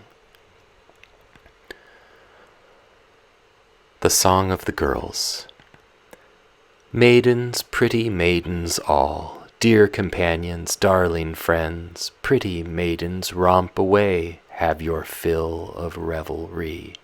Strike the ditty up, my sweets, ditty of our secret world, and entice a fellow in to the circle of our dance. When we draw a fellow in, when we see him from afar, darlings then will run away, cherries then will throw at him, cherries throw, and raspberries, and red currants throw at him. Never come and overhear ditties of our secret world. Never come and like a spy watch the games we maidens play. They sing, unmoved by their sweet-sounding choruses. Tanya can but wait, listless, impatient for the pounding within her bosom to abate, and for her cheeks to cease their blushing. But wildly still her heart is rushing, and on her cheeks the fever stays. More and more brightly still they blaze. So the poor butterfly will quiver and beat a nacreous wing when caught by some perverse schoolboy for sport. And so in winter fields will shiver the hare who from afar has seen a marksman crouching in the green. But finally she heaved a yearning sigh and stood up, began to pace. She walked, but just as she was turning into the allée face to face, she found Eugene, eyes a-glitter, still as a shadow, grim and bitter. Seared as by fire, she stopped. Today I lack the energy to say what came from this unlooked-for meeting. My friends, I need to pause a spell and walk and breathe before I tell a story that still wants completing. I need a rest from all this rhyme. I'll end my tale some other time. Chapter 4. Epigraph. La morale est dans la nature des choses. Necker. With womankind, the less we love them, the easier they become to charm. The tighter we can stretch above them enticing nets to do them harm. There was a period when cold-blooded debauchery was praised and studied as love's technique, when it would blare its own perfection everywhere, and heartless pleasure was upgraded. Yes, these were our forefathers' ways, those monkeys of the good old days. Now Lovelace's renown has faded, as scarlet heels have lost their name, and stately periwigs their fame. How dull our acting and evasion, diversely urging the same plea, earnestly striving for persuasion on points that all long since agree, and always the self-same objection. How dull to work for the correction of prejudice that's never been harbored by maidens of 13. Who's not disgusted by cajoling, threats, vows, and simulated fears, by 6-page letters, rings, and tears, gossip and tricks, and the patrolling of aunts and mothers, and the thrall of husband's friendship, worst of all? Eugene thought in just this fashion. From his first youth he'd known the force, the sufferings of tempestuous passion. Its winds had blown him far off course. Spoilt by the habit of indulgence, now dazzled by one thing's effulgence, now disenchanted with the next, more and more bored by yearning's text. Bored by success's giddy trifle, he heard in stillness and in din a deathless murmur from within, found that in laughter yawns could stifle. He killed 8 years in such a style, and wasted life's fine flower meanwhile. Though Bells had lost his adoration, he danced attendance with the best, rebuffed, found instant consolation, deceived, was overjoyed to rest.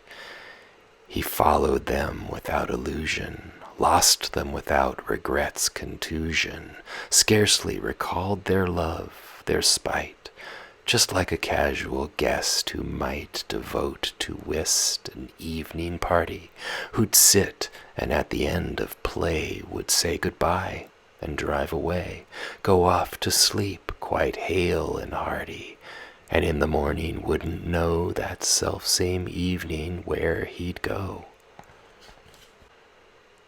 Yet Tanya's note made its impression on Eugene. He was deeply stirred. That virgin dream and its confession filled him with thoughts that swarmed and whirred. The flower-like pallor of the maiden, her look so sweetly sorrow-laden, all plunged his soul deep in the stream of a delicious, guiltless dream.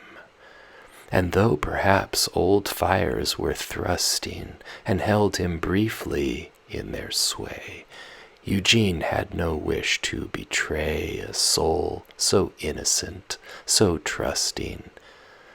But to the garden, to the scene where Tanya now confronts Eugene. Moments of silence, quite unbroken. Then, stepping nearer, Eugene said, "You wrote to me, and nothing spoken can disavow that. I have read those words where love, without condition, pours out its guiltless, frank admission, and your sincerity of thought is dear to me, for it has brought feeling to what had long been heartless. But I won't praise you. Let me join and pay my debt in the same coin with an avowal just as artless. Hear my confession as I stand. I leave the verdict in your hand. Could I be happy circumscribing my life in a domestic plot? Had fortune blessed me by prescribing husband and father as my lot? Could I accept for just a minute the homely scene, take pleasure in it? Then I'd have looked for you alone to be the bride I call my own. Without romance or false insistence, I'll say, with past ideals in view, I would have chosen none but you, as helpmeet in my sad existence, as gauge of all things that were good, and been as happy as I could. But I was simply not intended for happiness, that alien role. Should your perfections be expended in vain on my unworthy soul? Believe, as conscience is my warrant, wedlock for us would be abhorrent. I'd love you, but inside a day, with custom, love would fade away. Your tears would flow, but your emotion, your grief, would fail to touch my heart.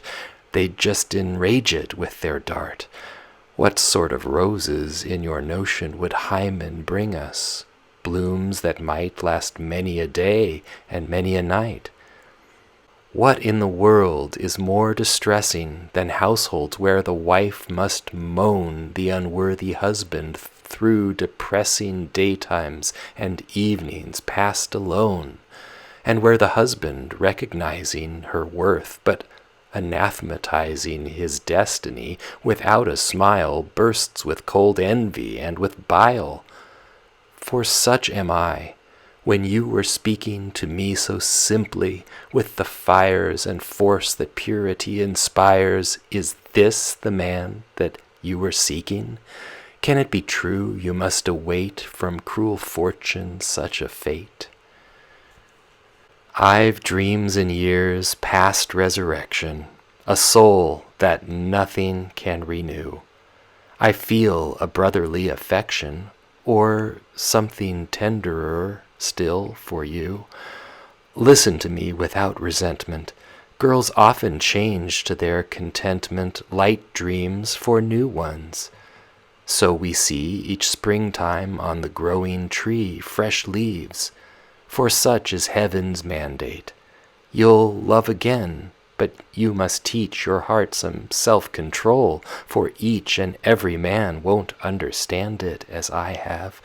Learn from my belief that inexperience leads to grief. So went his sermon, almost dying, blinded to everything about by mist of tears, without replying. Tatiana heard Eugenie out.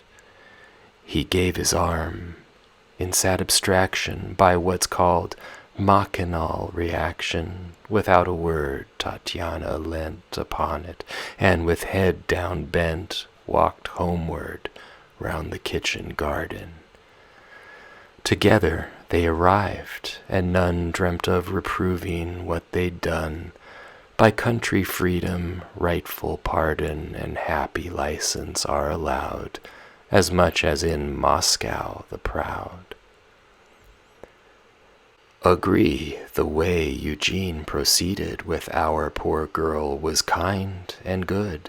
Not for the first time he succeeded in manifesting, as he could, a truly noble disposition. Yet people's malice and suspicion persisted and made no amends.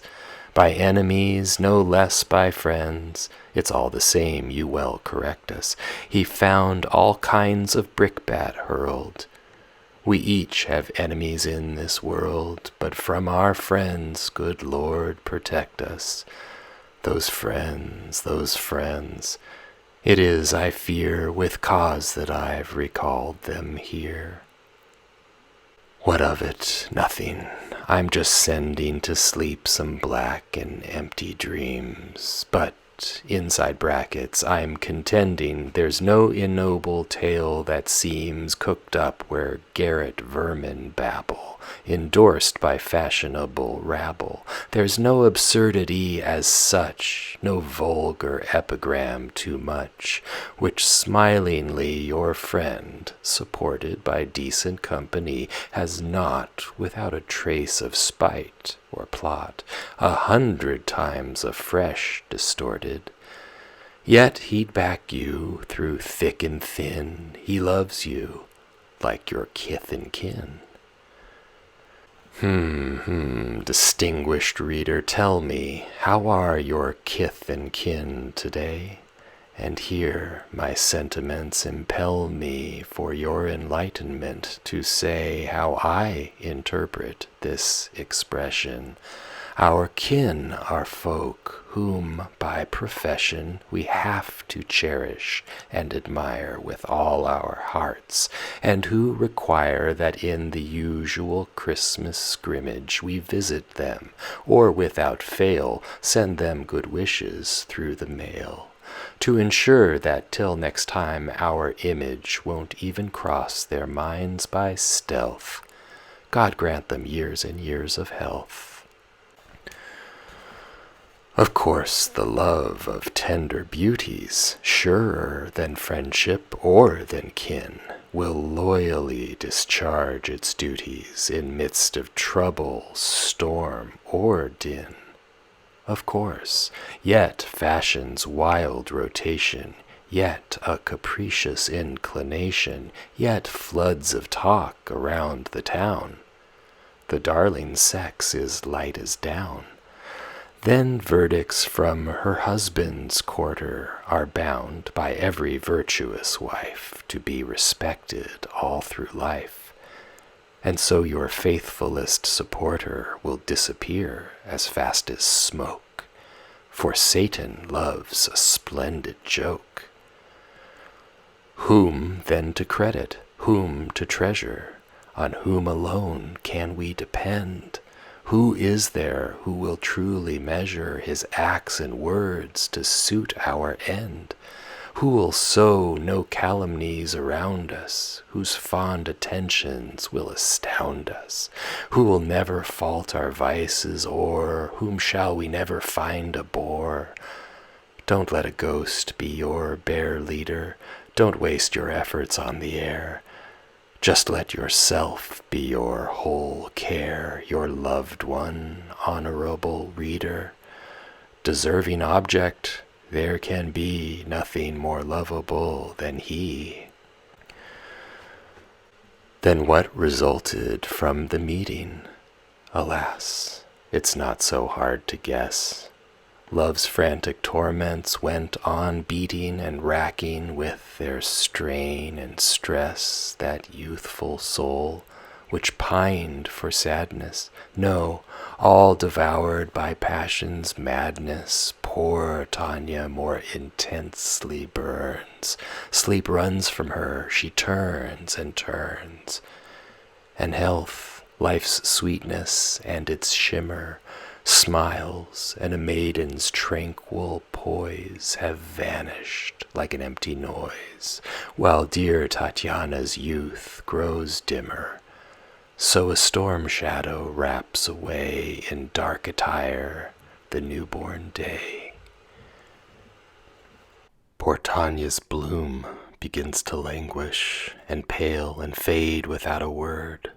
There's nothing can employ her anguish, no sound by which her soul is stirred.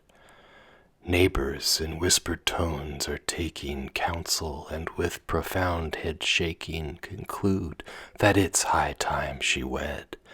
But that's enough. At once instead I'll gladden your imagination, reader, by painting you a scene of happy love, for I have been too long against my inclination held in constraint by pity's touch.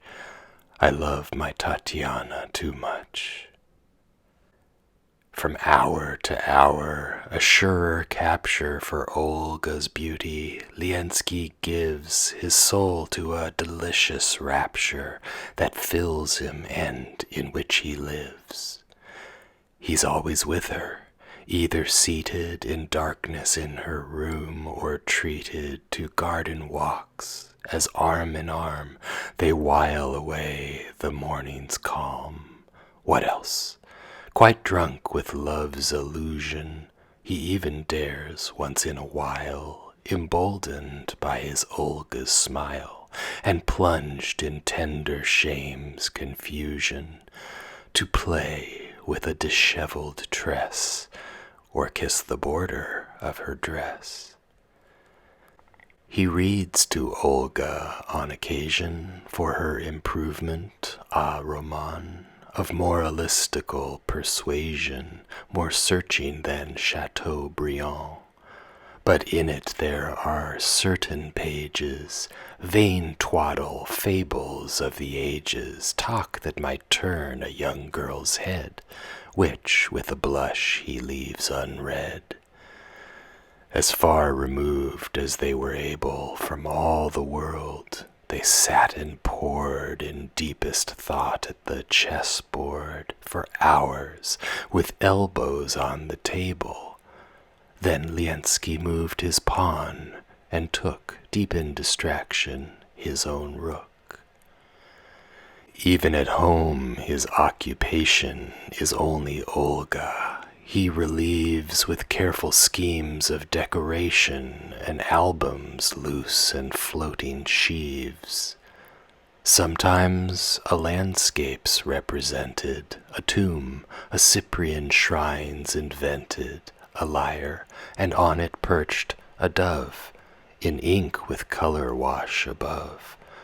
Then on the leaves of recollection, below the others who have signed, he leaves a tender verse behind, a dream's mute monument, reflection of instant thoughts, a fleeting trace still after many years in place. Often, of course, you'll have inspected the album of a country miss where scribbling friends have interjected, frontwise and back, that way and this. With spelling scrambled to perdition, the unmetric verses of tradition are entered here in friendship's gauge, shortened or lengthened off the page. On the first sheet you'll find a question, qu'écrirez-vous sur ces tablettes? And under, tout à vous, Annette. Then, on the last page, the suggestion, who loves you more than I? Let's see him prove it, writing after me. There you're entirely sure of finding 2 hearts, a torch, and a nosegay, and there love's protestations binding until the tombstone. There one day some regimental bard has added a stanza villainously padded. In such an album, friends, I too am always glad to write, it's true, convinced at heart that my most zealous nonsense will earn indulgent looks, nor will my scribbling in such books attract the sneering of the jealous, or make men seriously discuss if I show wit in jesting thus. But you, grand tomes I loathe with passion, odd volumes from the devil's shelf, in which the rhymester man of fashion is forced to crucify himself, portfolios nobly illustrated with Tolstoy's brush, or decorated by Baratinsky's wondrous pen.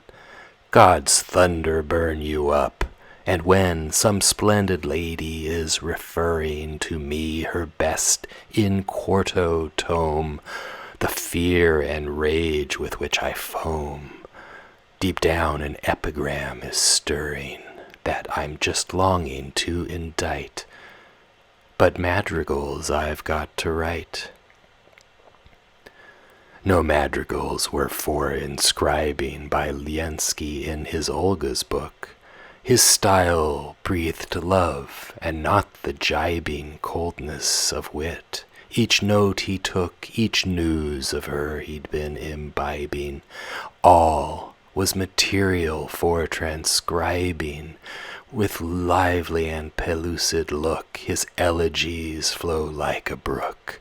So you, inspired Yazikov, sobbing with bursts of passion from the heart, sing God knows whom, compose with art a suite of elegies that, throbbing, sooner or later will relate the entire story of your fate. But soft, you hear a scowling critic bidding us to reject for good the elegy grown paralytic commands our rhymester brotherhood. Oh, quit your stale, your tedious quacking, and your alassing and alacking about what's buried in the past. Sing about something else at last. All right, you want the resurrection of trumpet, dagger, mask, and sword, and dead ideas from that old horde all brought to life at your direction? Not so? No, sirs, the ode's the thing, that's the refrain that you should sing, as sung of old in years of glory, as instituted long ago. Only the ode, that solemn story. Enough, my friends, it's all so-so. Remember the retort satiric. Is others' view, that clever lyric, really more bearable to you than what our sorrowing rhymesters do? The elegy's just vain protesting, empty the purpose it proclaims, while odes have high and noble aims. That point I wouldn't mind contesting, but hold my tongue, lest it appears I'll set 2 ages by the ears. In love with fame, by freedom smitten, with storm and tumult in his head, what odes Vladimir might have written, but Olga would have never read. Bards of our tearful generation, have you read lines of your creation to your loved ones? They do maintain that this of all things for a swain is the supreme reward. Precisely, blessed the poor lover who reads out his dreams, while she whom they're about, that languid beauty, listens nicely. Blessed, though perhaps her fancy's caught, in fact, by some quite different thought. But I myself read my bedizened fancies, my rhythmic search for truth, to nobody except a wizened nanny, companion of my youth. Or, after some dull dinner's labor, I buttonhole a wandering neighbor, and in a corner make him choke on tragedy. And it's no joke, when utterly worn out by rhyming, exhausted and done up, I take a rambling walk beside my lake. Wild duck get up with instant timing, alarmed by my melodious lay. They leave their shores and fly away. But what about Eugene? With reason, reader, you ask, and I'll expound, craving your tolerance in season, the program of his daily round.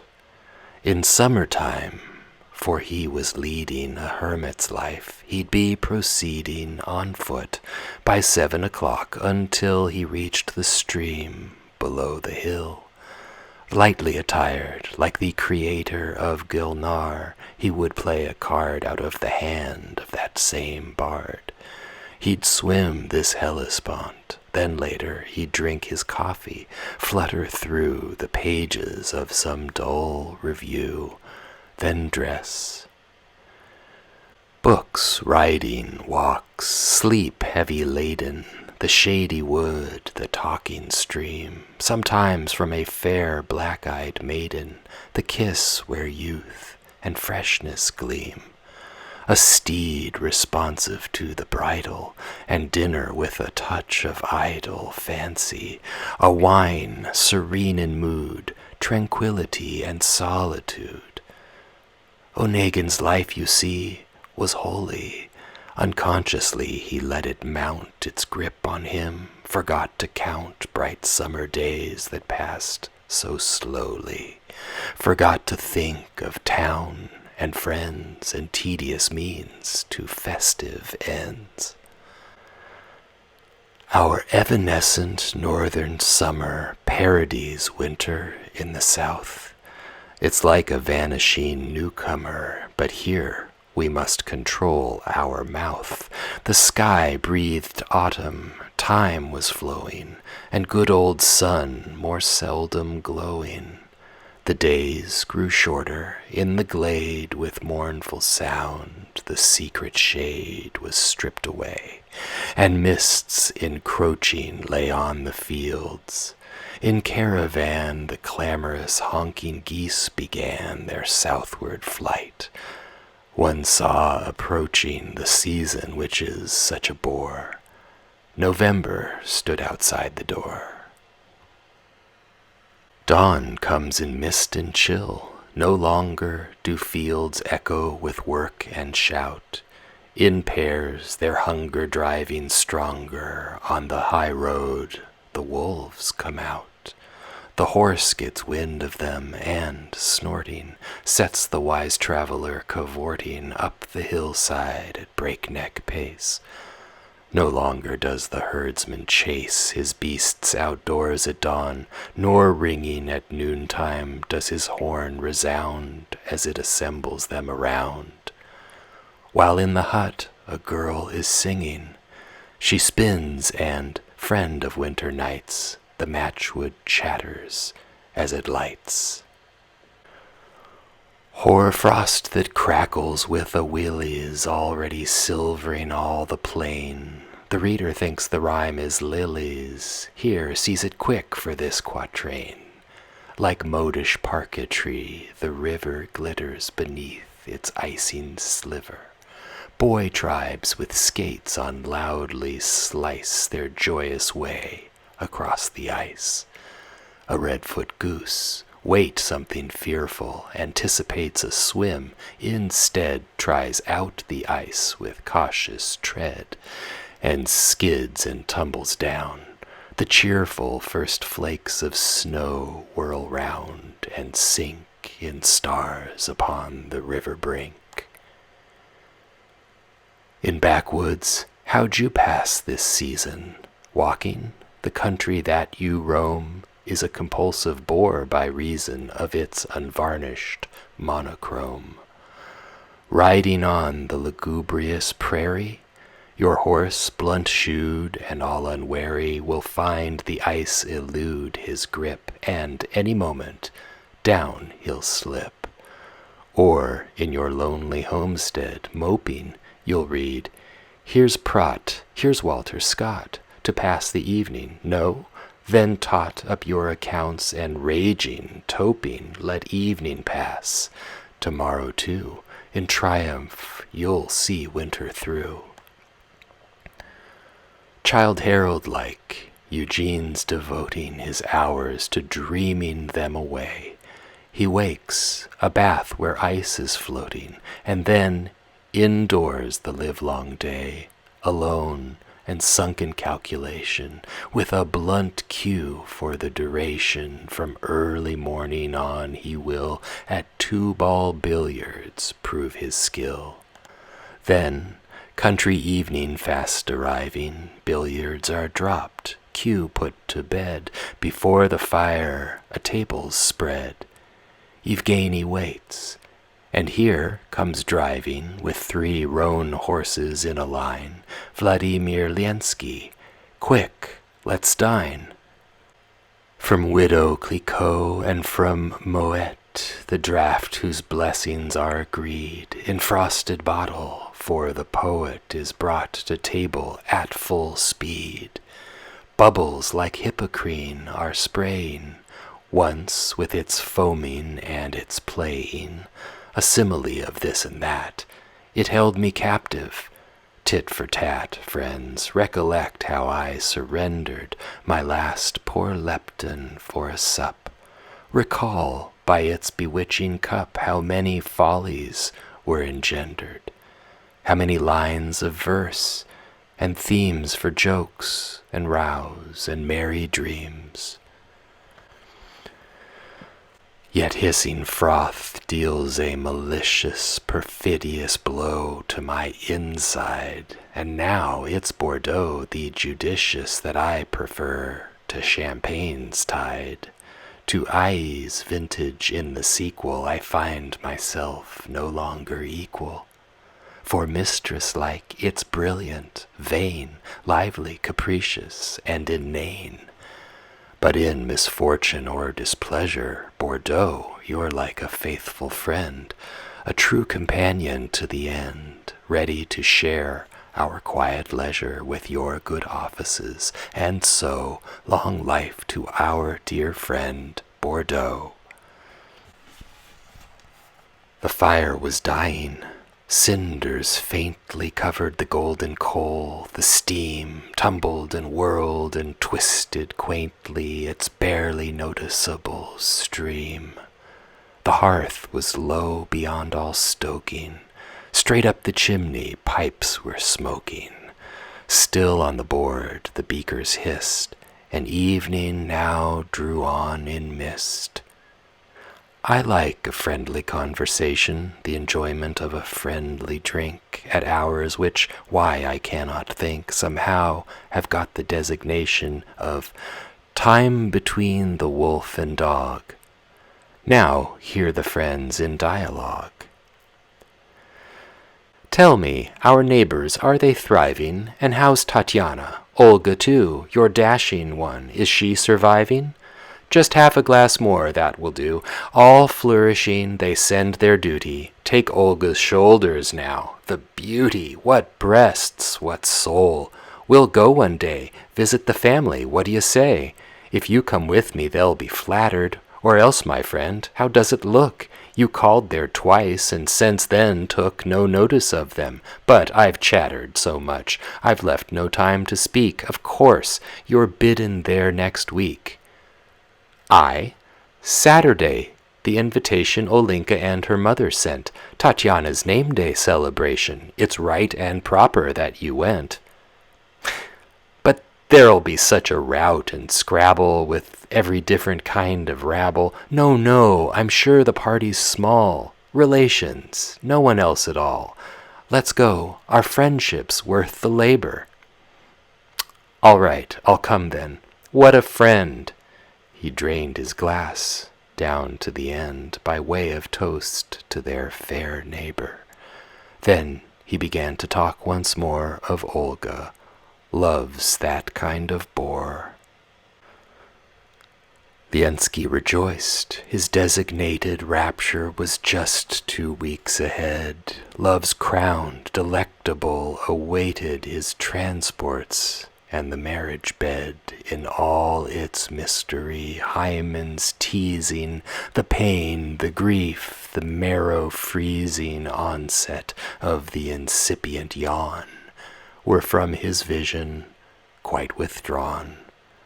While under the connubial banner I can see naught, as Hymen's foe, beyond a string of dull tableaux, a novel in La Fontaine's manner. My wretched Liensky, in his heart, was just created for the part. And he was loved, at least he never doubted of it, so lived in bliss, happy 100-fold, whoever can lean on faith, who can dismiss cold reason, sleep in sensual welter, like a drunk traveler in a shelter, or sweeter, like a butterfly, in flowers of spring its drinking dry. But piteous he, the all-foreseeing, the sober head, detesting each human reaction, every speech as the translation of our being, whose heart experience has cooled and saved from being charmed or fooled.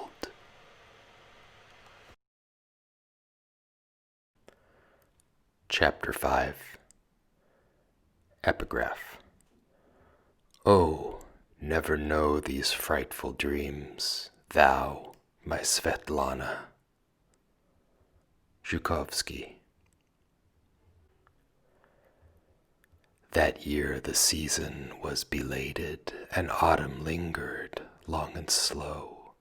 Expecting winter, nature waited.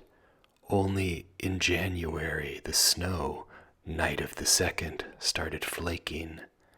Next day Tatiana, early waking, saw through the window, morning bright, roofs, flower beds, fences, all in white, panes patterned by the finest printer, with trees decked in their silvery kit, and jolly magpies on the flit, and hills that delicately winter had with its brilliant mantle crowned, and glittering whiteness all around.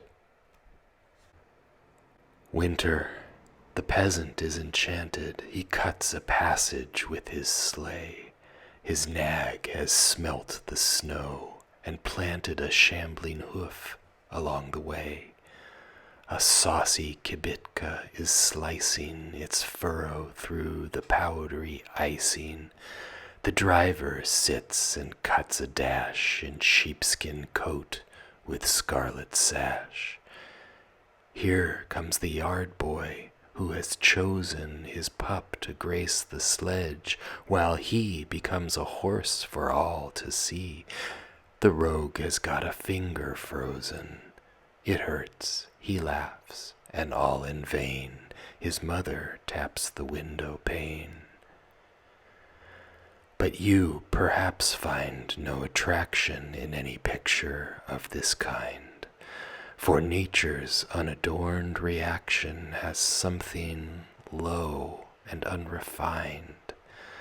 Fired by the god of inspiration, another bard in exaltation has painted for us the first snow with each nuance of wintry glow.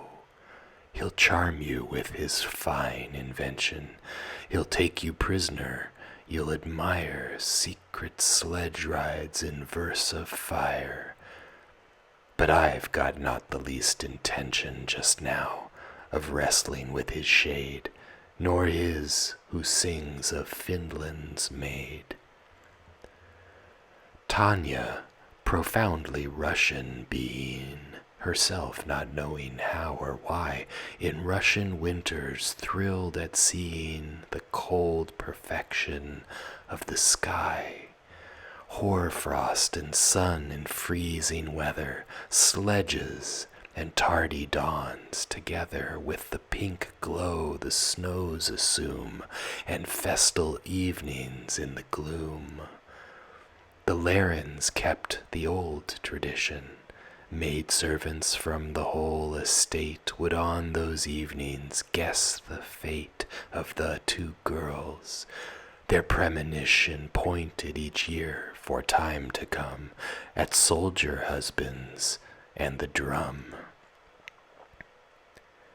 Tatiana shared with full conviction the simple faith of olden days in dreams and cards and their prediction and portents of the lunar phase. Omens dismayed her with their presage. Each object held a secret message for her instruction, and her breast was by forebodings much oppressed.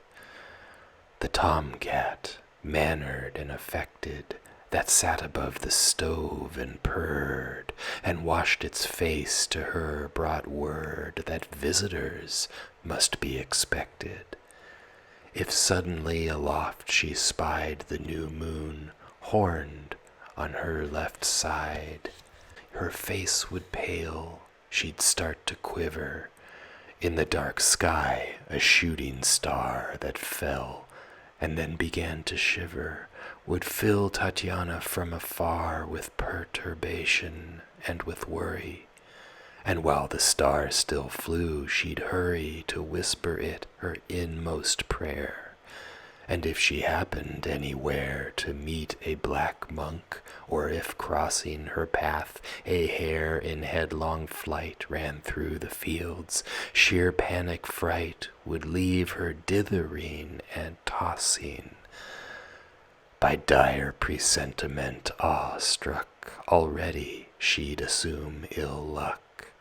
Yet fear itself she found presented a hidden beauty in the end, our disposition being invented by nature, contradiction's friend. Christmas flew past, what joy, what gladness, and youth divines in giddy madness, youth which has nothing to regret, before which life's horizon yet lies bright and vast beyond perceiving. Spectacled age divines as well, although it's nearly heard the knell, and all is lost beyond retrieving. No matter, hope in child's disguise is there to lisp its pack of lies. Tatiana looks with pulses racing at sunken wax inside a bowl. Beyond a doubt, its wondrous tracing foretells for her some wondrous roll. From dish of water rings are shifted in due succession, hers is lifted, and at the very self-same time the girls sing out the ancient rhyme. The peasants there have wealth abounding, they heap up silver with a spade. The one we sing for will be paid in goods and fame. But the sad-sounding ditty portends a loss. More dear is kit to every maiden's ear. The sky is clear, the earth is frozen, the heavenly lights in glorious choir tread the calm, settled path they've chosen. Tatiana, in low-cut attire, goes out into the courtyard spaces and trains a mirror till it faces the moon. But in the darkened glass the only face to shake and pass is sad old moon's. Hark! Snow is creaking, a passer-by, and on tiptoe she flies as fast as she can go. And, "What's your name?" she asks him, speaking in a melodious flute-like tone. He looks and answers Agaphone. Prepared for prophecy and fable, she did what nurse advised she do, and in the bathhouse had a table that night in secret set for two. Then sudden fear attacked Tatiana. I too, when I recall Svetlana, I'm terrified, so let it be. Tatiana's rights are not for me. She's dropped her sash's silken billow. Tanya's undressed and lies in bed. Lel floats about above her head, and underneath her downy pillow a young girl's looking-glass is kept. Now all was still. Tatiana slept. She dreamt of portents. In her dreaming she walked across a snowy plain, through gloom and mist, and there came streaming a furious, boiling, heaving main. Across the drift-encumbered acres, a raging torrent capped with breakers, a flood on which no frosty band had been imposed by winter's hand. Two poles that ice had glued like plaster were placed across the gulf to make a flimsy bridge whose every quake spelled hazard, ruin, and disaster. She stopped at the loud torrent's bound, perplexed and rooted to the ground. As if before some mournful parting, Tatiana groaned above the tide. She saw no friendly figure starting to help her from the other side. But suddenly a snowdrift rumbled, and what came out? A hairy, tumbled, enormous bear. Tatiana yelled. The bear let out a roar and held a sharp-nailed paw towards her. Bracing her nerves, she leant on it her weight, and with a halting, trembling gait above the water started tracing her way. She passed. Then, as she walked, the bear, what next, behind her stalked. A backward look is fraught with danger. She speeds her footsteps to a race. But from her shaggy liveried ranger she can't escape at any pace. The odious bear still grunts and lumbers. Ahead of them a pinewood slumbers in the full beauty of its frown. The branches all are weighted down with tufts of snow, and through the lifted summits of aspen, birch, and lime the nightly luminaries climb. No path to see. The snow has drifted across each bush, across each steep, and all the world is buried deep. She's in the wood. The bear still trails her. There's powdery snow up to her knees. Now a protruding branch assails her and clasps her neck, and now she sees her golden earrings off and whipping, and now the crunchy snow is stripping her darling foot of its wet shoe. Her handkerchief has fallen too. No time to pick it up. She's dying with fright. She hears the approaching bear. Her fingers shake. She doesn't dare to hitch her skirt up. Still she's flying, and he pursuing, till at length she flies no more. She's lost her strength. She's fallen in the snow. Alertly the bear has raised her in his paws, and she, submissively, inertly, no move she makes, no breath she draws. He whirls her through the wood. A hovel shows up through trees, all of a grovel in darkest forest depths, and drowned by dreary snowdrifts piled around. There's a small window shining in it, and from within come noise and cheer.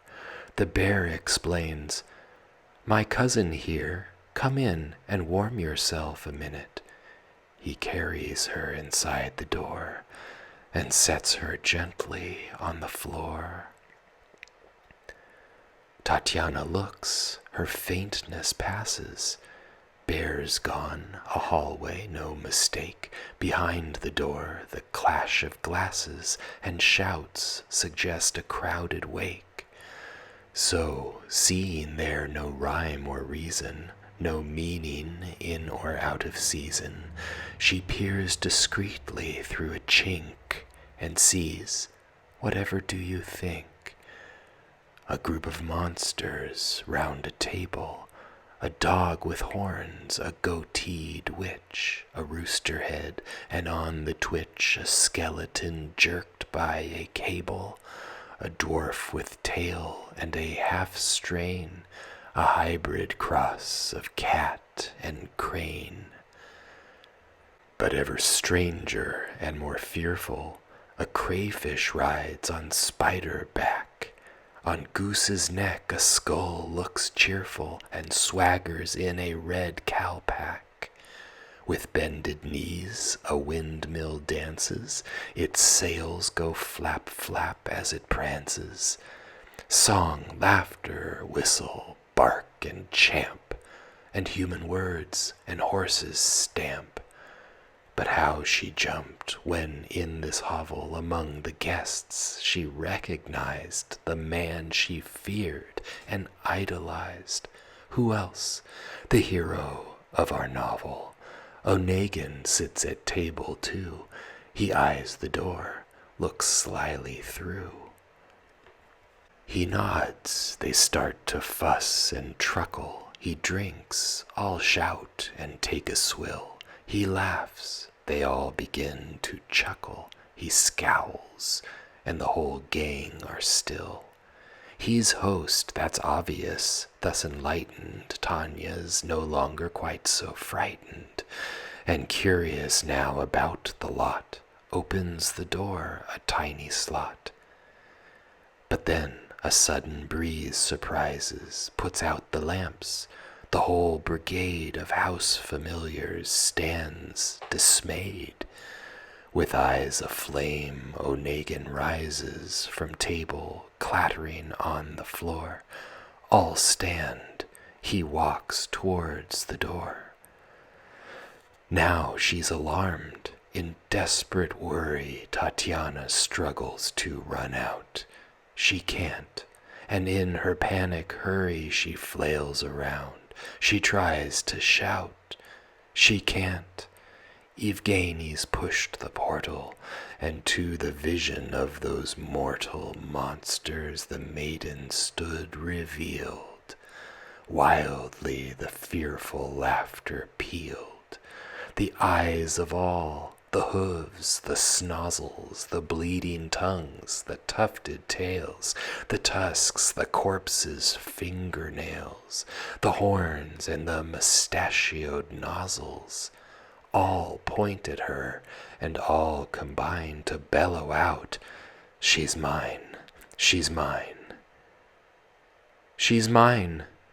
Evgenie's voice of thunder clears in a flash the freezing room. The whole thieves' kitchen flies asunder. The girl remains there in the gloom, alone with him. Onegin takes her into a corner, gently makes her sit on a flimsy bench, and lays his head upon her shoulder. Blaze of sudden brightness. It's too curious. Olga's appeared upon the scene, and Liensky follows her. Eugene, eyes rolling, arms uplifted, furious, damns the intruders. Tanya lies and almost swoons and almost dies. Louder and louder sounds the wrangle. Eugene has caught up, quick as quick, a carving knife, and in the tangle Liensky's thrown down. The murk is thick and growing thicker. Then, heart-shaking, a scream rings out. The cabin's quaking. Tanya comes to in utter fright. She looks. The room is getting light. Outside, the scarlet rays of dawning play on the windows' frosted lace. In through the door, at swallow's pace, pinker than glow of northern morning, flits Olga. Now tell me straight out, who was it that you dreamt about? Deaf to her sister's intervention, Tatiana simply lay in bed, devoured a book with rapt attention, and kept quite silent while she read. The book displayed, not so you'd know it, no magic fancies of the poet, no brilliant truth, no vivid scene, and yet by Virgil or Racine, by Scott, by Seneca or Byron, even by Ladies' Fashion Post, no one was ever so engrossed. Martin Zadeka was the siren, dean of Chaldea's learned team, arch commentator of the dream. This work of the profoundest learning was brought there by a hawker who one day came down that lonely turning, and to Tanya, when he was through, swapped it for odd tomes of Malviner, but just to make the bargain keener, he charged 3 rubles and a half, and took 2 Petriads in calf, a grammar, a digest of fable, and volume 3 of Marmontel. Since then Martin Zadeka's spell bewitches Tanya. He is able to comfort her in all her woes, and every night shares her repose. Tatiana's haunted by her vision, plagued by her ghastly dream, and tries to puzzle out with some precision just what the nightmare signifies. Searching the table exegetic, she finds, in order alphabetic, bear, blizzard, blackness, bridge, and crow, fir, forest, hedgehog, raven, snow, etc., but her trepidation Martin Zadeka fails to mend. The horrid nightmare must portend a hideous deal of tribulation. For several days she peaked and pined in deep anxiety of mind. But now Aurora's crimson fingers from daybreak valleys lift the sun. The morning light no longer lingers, the festal name day has begun. Since dawn, whole families have been driving towards the Larens and arriving in sledded coaches and coupés, in britskas, kibitkas, and sleighs. The hall is full of noise and hustle. In the salon new faces meet, and kisses smack as young girls greet. There's yap of pugs, and laughs and bustle. The thresholds thronged, wet nurses call. Guests bow, feet scrape, and children squall. Here with his wife, that bulging charmer, fat Pustyakov, has driven in. Gvozdin, exemplary farmer, whose serfs are miserably thin, and the Skotinins, grizzled sages, with broods of children of all ages, from 30 down to 2. And stop, here's Petushkov, the local fop. And look, my cousin's come, Buyanov, in a peaked cap, all dust and fluff. You recognize him well enough. And Counselor retired Fleonov, that rogue backbiter pantaloon, bribe-taker, glutton, and buffoon. Here, in his red peruke and glasses, late of Tambov, Monsieur Triquet has come with Kharlikov. He passes for witty in his Gallic way. Inside a pocket, Triquet nurses address to Tanya certain verses set to well-known children's glee. Réveillez-vous, belle endormie. He found them in some old collection, printed among outmoded airs.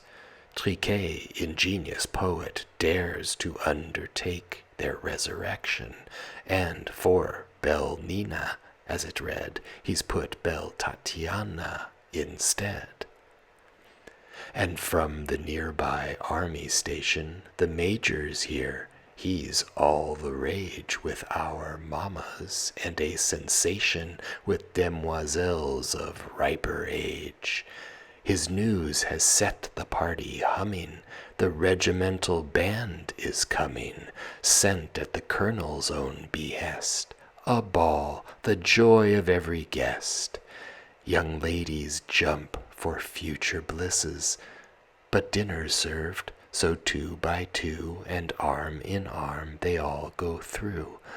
Round Tanya congregate the misses, the men confront them face to face.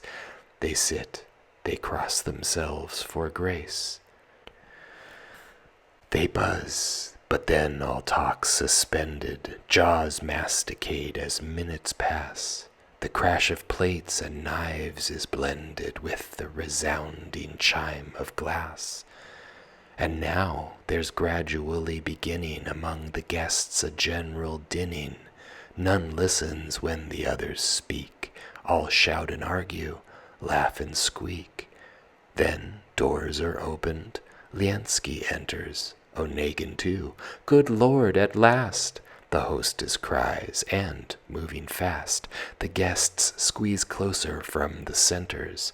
They shove each plate and every chair, and shout, and make room for the pair.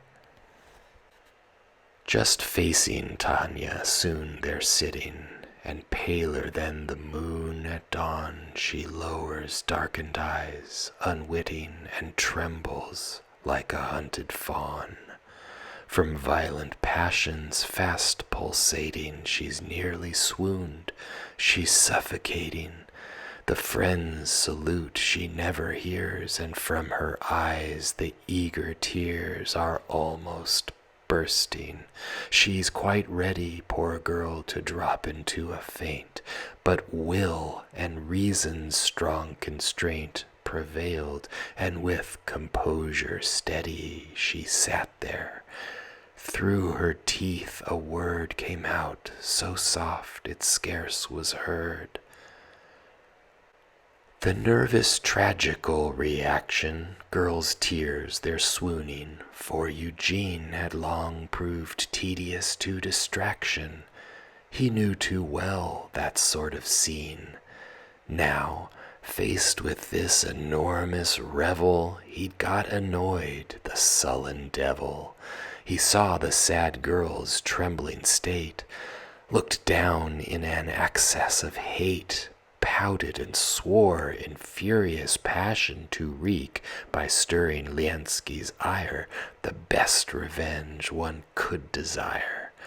Already, in exultant fashion, he watched the guests and, as he dined, caricatured them in his mind.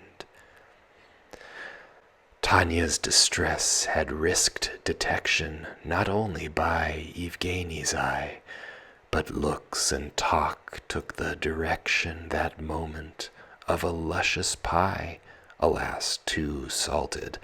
Now they're bringing bottles to which some pitch is clinging, Simliansky wine, between the meat and the blancmanger, then a fleet of goblets, tall and slender pretties. How they remind me of your stem, Zizi, my crystal and my gem, you object of my guileless ditties.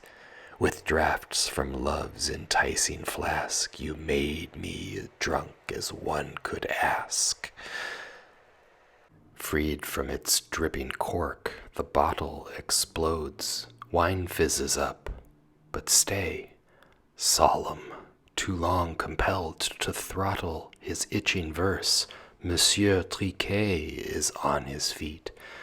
In utter stillness the party waits, seized with an illness of swooning.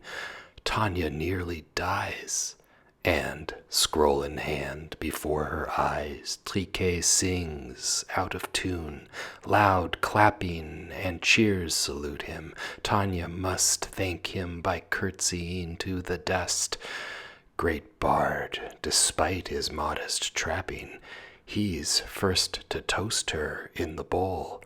Then he presents her with the scroll. Compliment and congratulation. Tanya thanks each one with a phrase. When Eugene's turn for salutation arrives, the girl's exhausted gaze, her discomposure, her confusion, expose his soul to an intrusion of pity. In his silent bow and in his look there shows somehow a wondrous tenderness, and whether it was that he'd been truly stirred, or half unwittingly preferred a joking flirt, or both together, there was a softness in his glance. It brought back Tanya from her trance. Chairs are pushed backward, loudly rumbling, and all into the salon squeeze, as from their luscious hive go tumbling fieldward in noisy swarm the bees. The banquet's given no cause for sneezing, neighbors in high content are wheezing. Ladies at the fireside confer, in corners whispering girls concur. Now, by green tablecloths awaited, the eager players are enrolled. Boston and ombre for the old, and whist that's now so keenly fetid. Pursuits of a monotonous breed, begot by boredom out of greed. By now whist's heroes have completed 8 rubbers, and by now 8 times they've moved around and been reseated, and tea's brought in. Instead of chimes, I like to tell the time by dinner and tea and supper. There's an inner clock in the country, rings the hour. No fuss, our belly has the power of any breguet. And in passing, I'll just remark, my verses talk as much of banquets and the cork, and eatables beyond all classing, as yours did, Homer, godlike lord, whom 30 centuries have adored. Here's tea. The girls have just, as bidden, taken the saucers in their grip, when, from behind the doorway hidden, bassoons and flutes begin to trip. Elated by the music's blaring, Petrushkov, local Paris, tearing his tea with rum quite left behind, approaches Olga. Liensky's signed Tatyana on. Miss Harlikova, that nubile maid of riper age, is seized by Tambov's poet sage. Buyanov whirls off Pustyakova. They all have swarmed into the hall, and in full brilliance shines the ball. Right at the outset of my story, if you'll turn back to chapter 1, I meant to paint with Albin's glory a ball in Petersburg, but fun and charming reverie's vain deflection absorbed me in my recollection of certain ladies' tiny feet. Enough I've wandered in the suite of your slim prince. Though this be treason to my young days, it's time I turned to wiser words and deeds, and learned to demonstrate some signs of reason. Let no more such digressions lurk in this 5th chapter of my work. And now, monotonously dashing like mindless youth, The waltz goes by with spinning noise and senseless flashing as pair by pair the dancers fly. Revenge's hour is near, and after Eugenie, full of inward laughter, has gone to Olga, swept the girl past all the assembly in a whirl. He takes her to a chair, beginning to talk of this and that, but then, after 2 minutes, off again. They're on the dance floor, waltzing, spinning. All are dumbfounded. Liensky shies away from trusting his own eyes. Now the mazurka sounds, its thunder used in times past to ring a peal that huge ballrooms vibrated under, while floors would split from crash of heel, and frames would shudder, windows tremble. Now things are changed. Now we resemble ladies who glide on waxed parquet. Yet the mazurka keeps today in country towns and such like places its pristine charm. Heel taps and leaps and whiskers, all of this it keeps as fresh as ever, for its graces are here untouched by fashion's reign, our modern Russia's plague and bane. Buyanov, my vivacious cousin, leads Olga and Tatiana on to Eugene. 19 to the dozen, Eugene takes Olga and is gone. He steers her nonchalantly gliding. He stoops and tenderly confiding whispers some ballad of the hour, squeezes her hand and brings to flower on her smug face a flush of pleasure. Liensky has watched, his rage has blazed, he's lost his self-command, and crazed with jealousy beyond all measure, insists when the mazurka ends on the cotillion as amends. He asks, she can't accept, why ever? No, she's already pledged her word to Evgeny. Oh God, she'd never, how could she? Why, he'd never heard. Scarce out of bibs, already fickle, fresh from the cot, an infant pickle, already studying to intrigue, already high in treason's league. He finds the shock beyond all bearing, so, cursing women's devious course, he leaves the house, calls for his horse, and gallops, pistols made for pairing, and just a double charge of shot will in a flash decide his lot.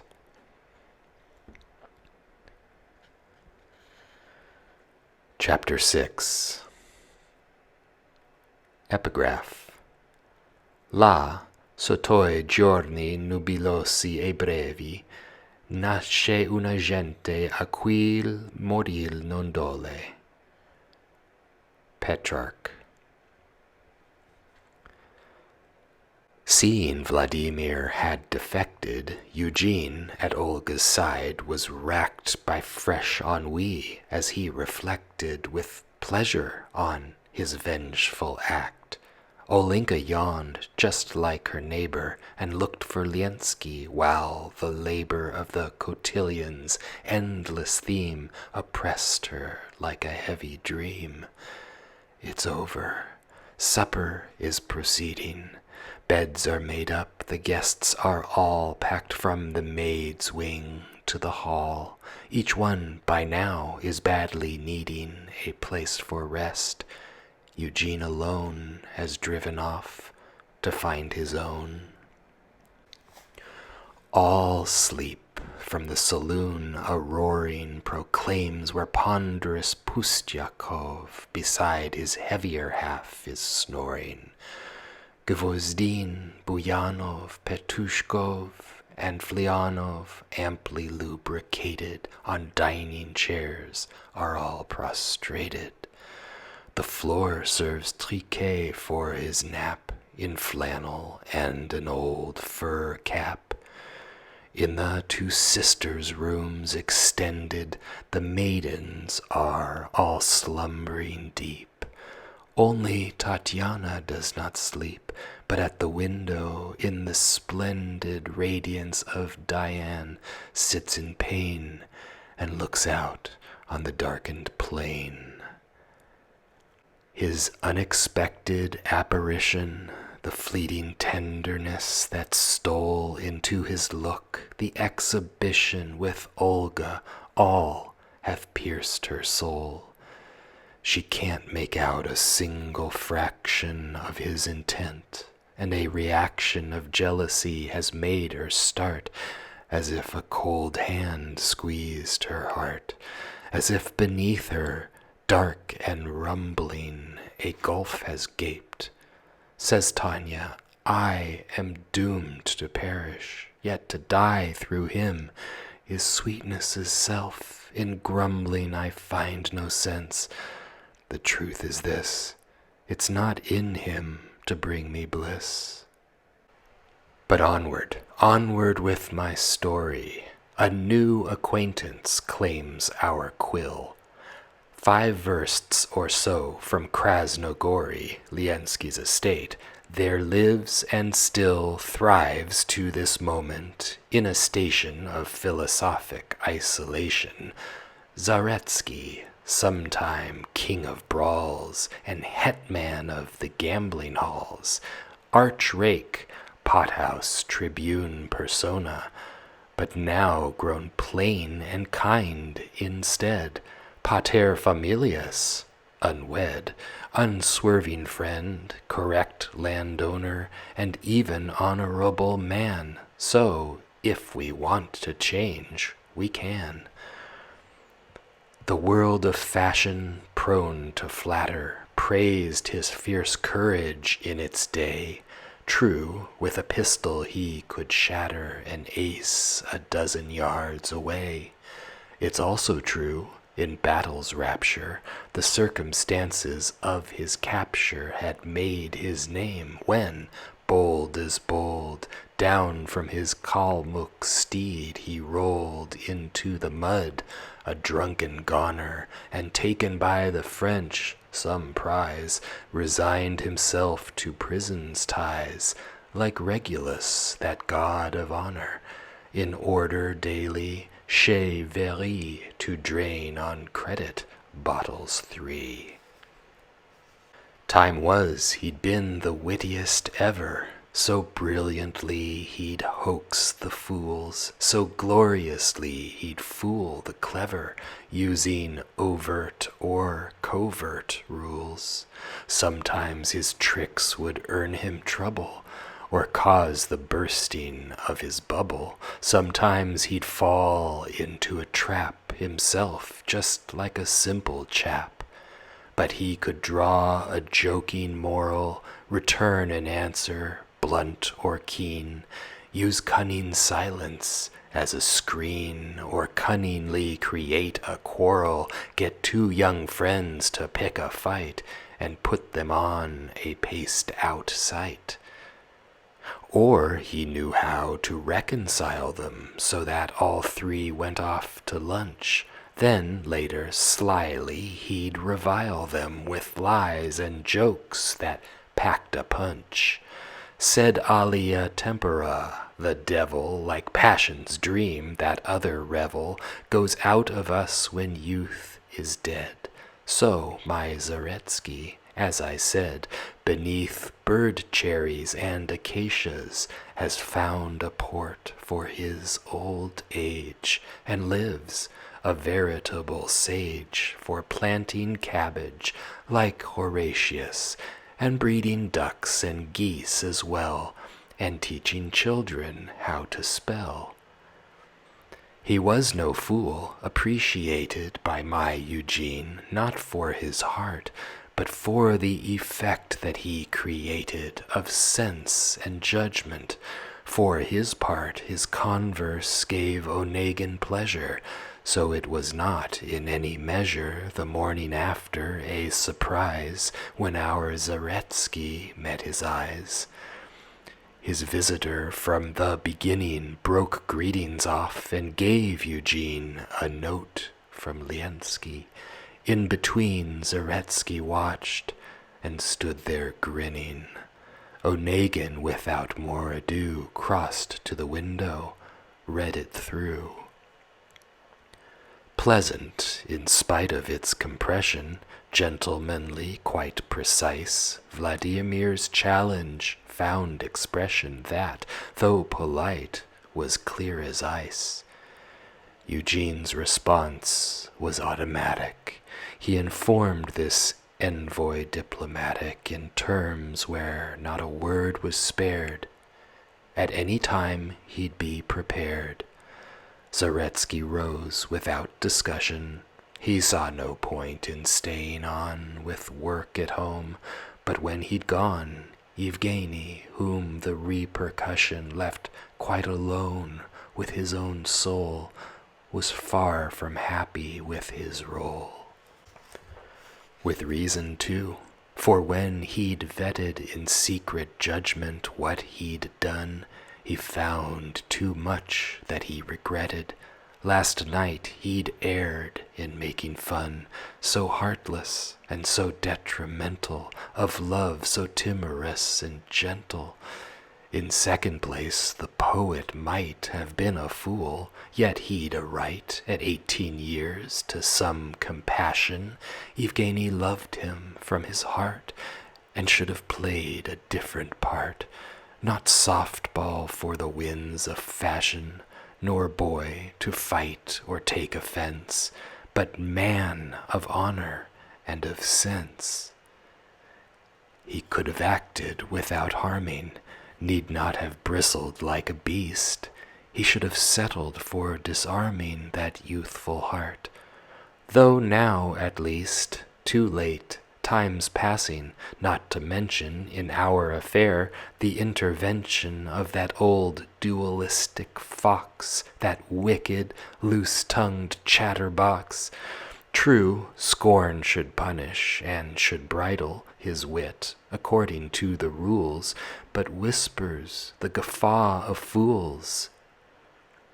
Public opinion, here's our idol, the spring of honor and the pin on which the world is doomed to spin. Liensky at home awaits the answer, impatient, hatred flaming high. But here comes our loud-talking prancer, who swaggers in with the reply. The jealous poet's gloom is lightened. Knowing the offender, he'd been frightened lest he should, by some clever trick, avert his chest from pistol's click, smooth his way out with humor's ointment. But now Vladimir's doubts are still.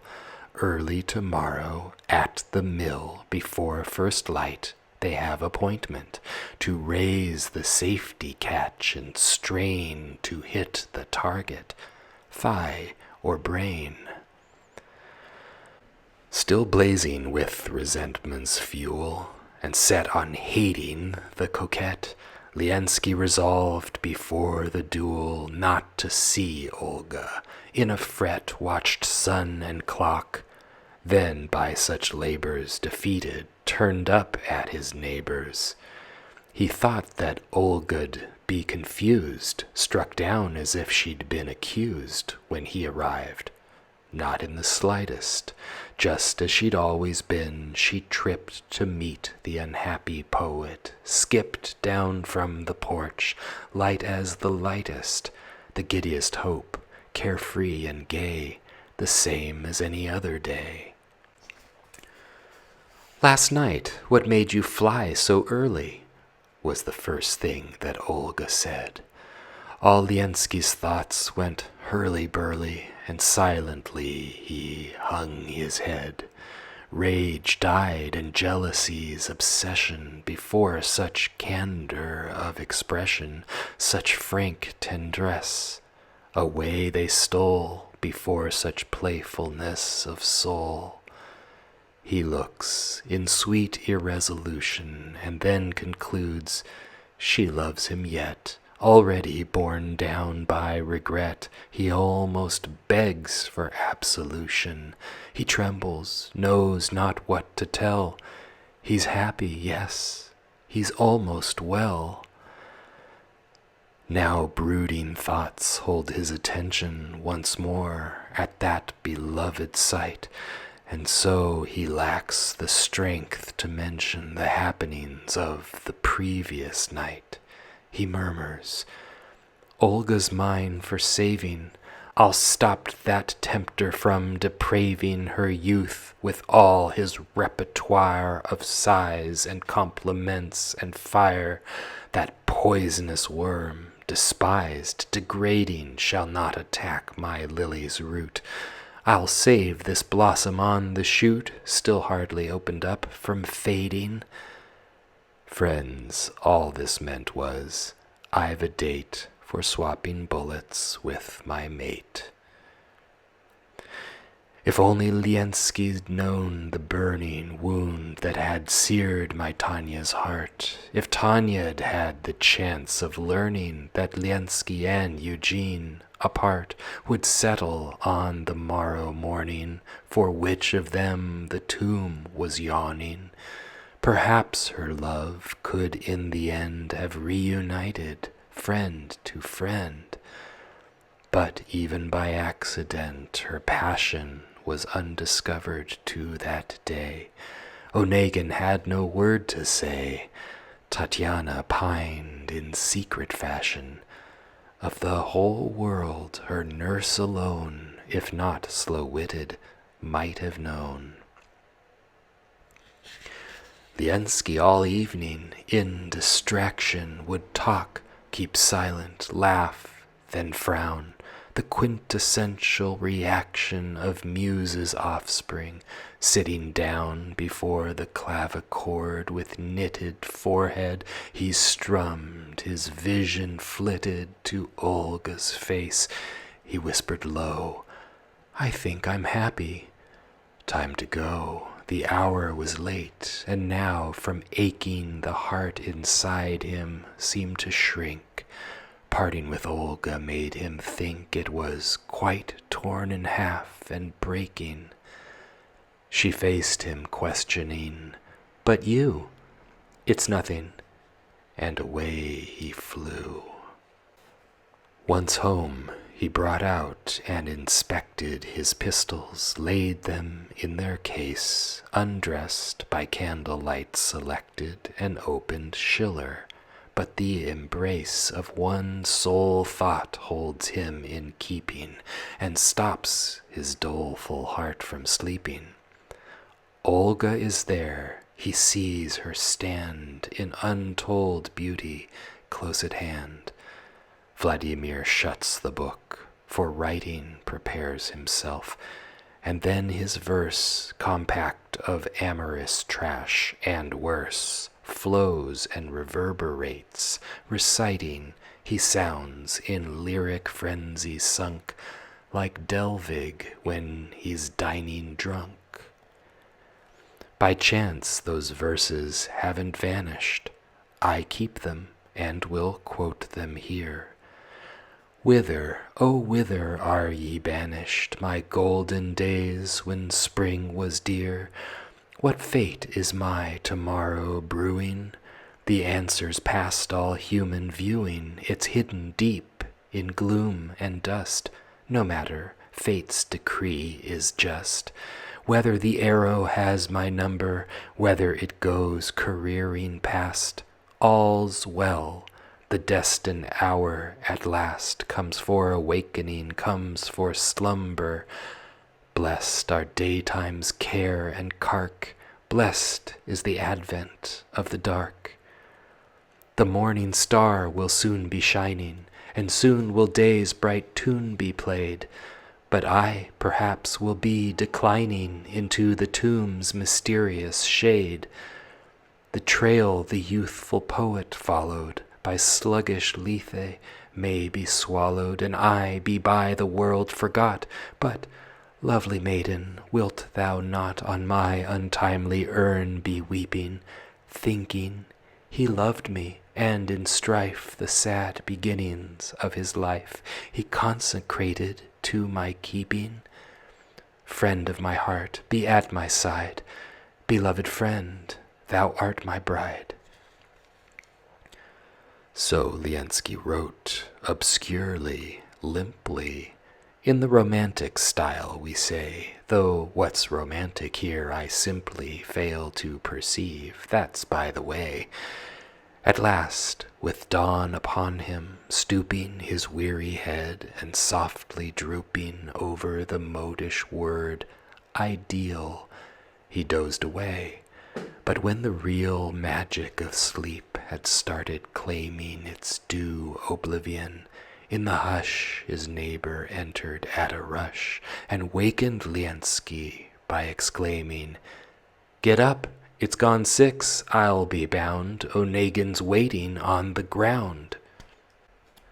But he's mistaken. Eugene's lying and sleeping sounder than a rock. By now the shades of night are flying, vespers met by crow of cock. Onegin still is slumbering deeply. By now the sun is climbing steeply, and little dancing whirls of snow glitter and tumble as they go. But Eugene hasn't moved, for certain slumber still floats above his head. At last he wakes and stirs in bed and parts the fringes of his curtain. He looks and sees the hour of day. High time he should be on his way. He rings at once, and what a scurry! His French valet, Guillot, is there with gown and slippers, tearing hurry as linens brought for him to wear. And while with all dispatch he's dressing, he warns his man for duty, stressing that with him to the trysting place he has to bring the battle case. By now the sledge is at the portal. He's racing millward like a bird, arrived apace. He gives his word to bring across La Page's mortal barrels, and then to drive aside by 2 small oak trees in a ride. While Liensky'd long been meditating impatiently on the mill dam, Zaretsky, engineer in waiting, condemned the millstones as a sham. Onegin comes and makes excuses, but in Zaretsky he induces amazement. "Where's your second gone?" In duels a pedantic don, methodical by disposition, a classicist, he'll not allow that one be shot just anyhow, only by rule and strict tradition inherited from earlier days, for which he must receive due praise. Eugene echoed him. "My second, he's here, Monsieur Guillot, my friend. I had most surely never reckoned his choice could shock or might offend. Though he's unknown, there's no suggestion that he's not honest past all question." Zaretsky bit his lip. Eugene asked Liensky, "Should we start, I mean?" Vladimir, to this casual mention, replies, "We might as well."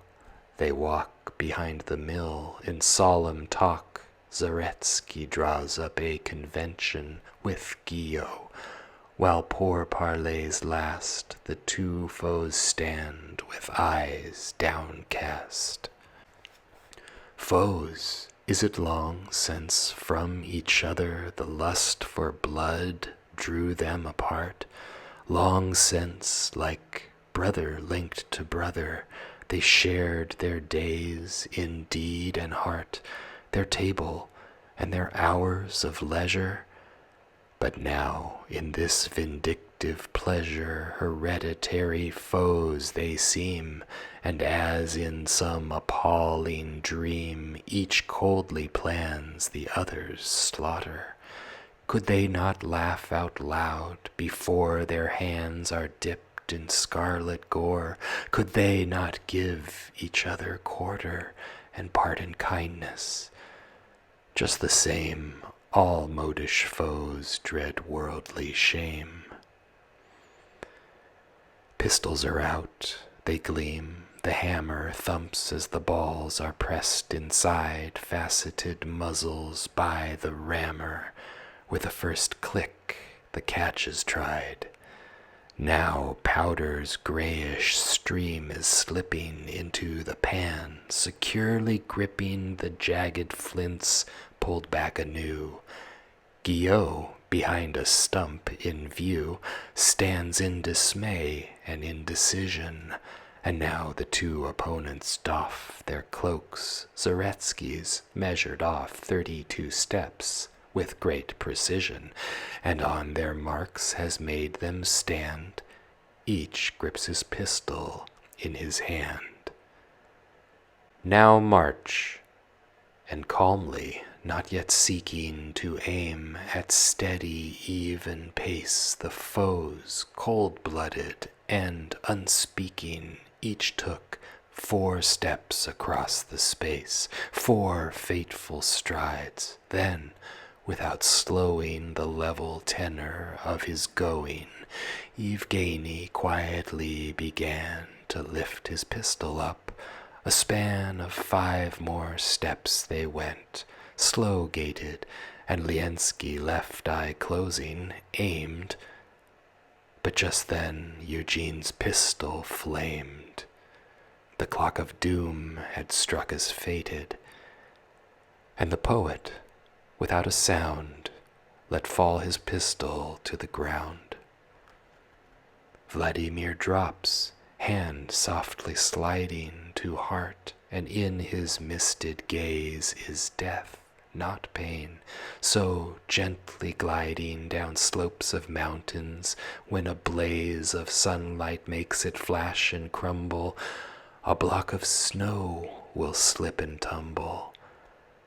Onegin, drenched with sudden chill, darts to the boy and looks and still calls out his name, all unavailing. The youthful votary of rhyme has found an end before his time.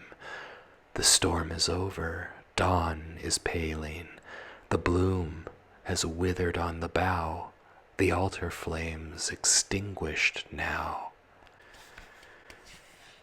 He lay quite still, and strange as dreaming was that calm brow of one who swooned, shot through below the chest, and streaming the blood came smoking from the wound.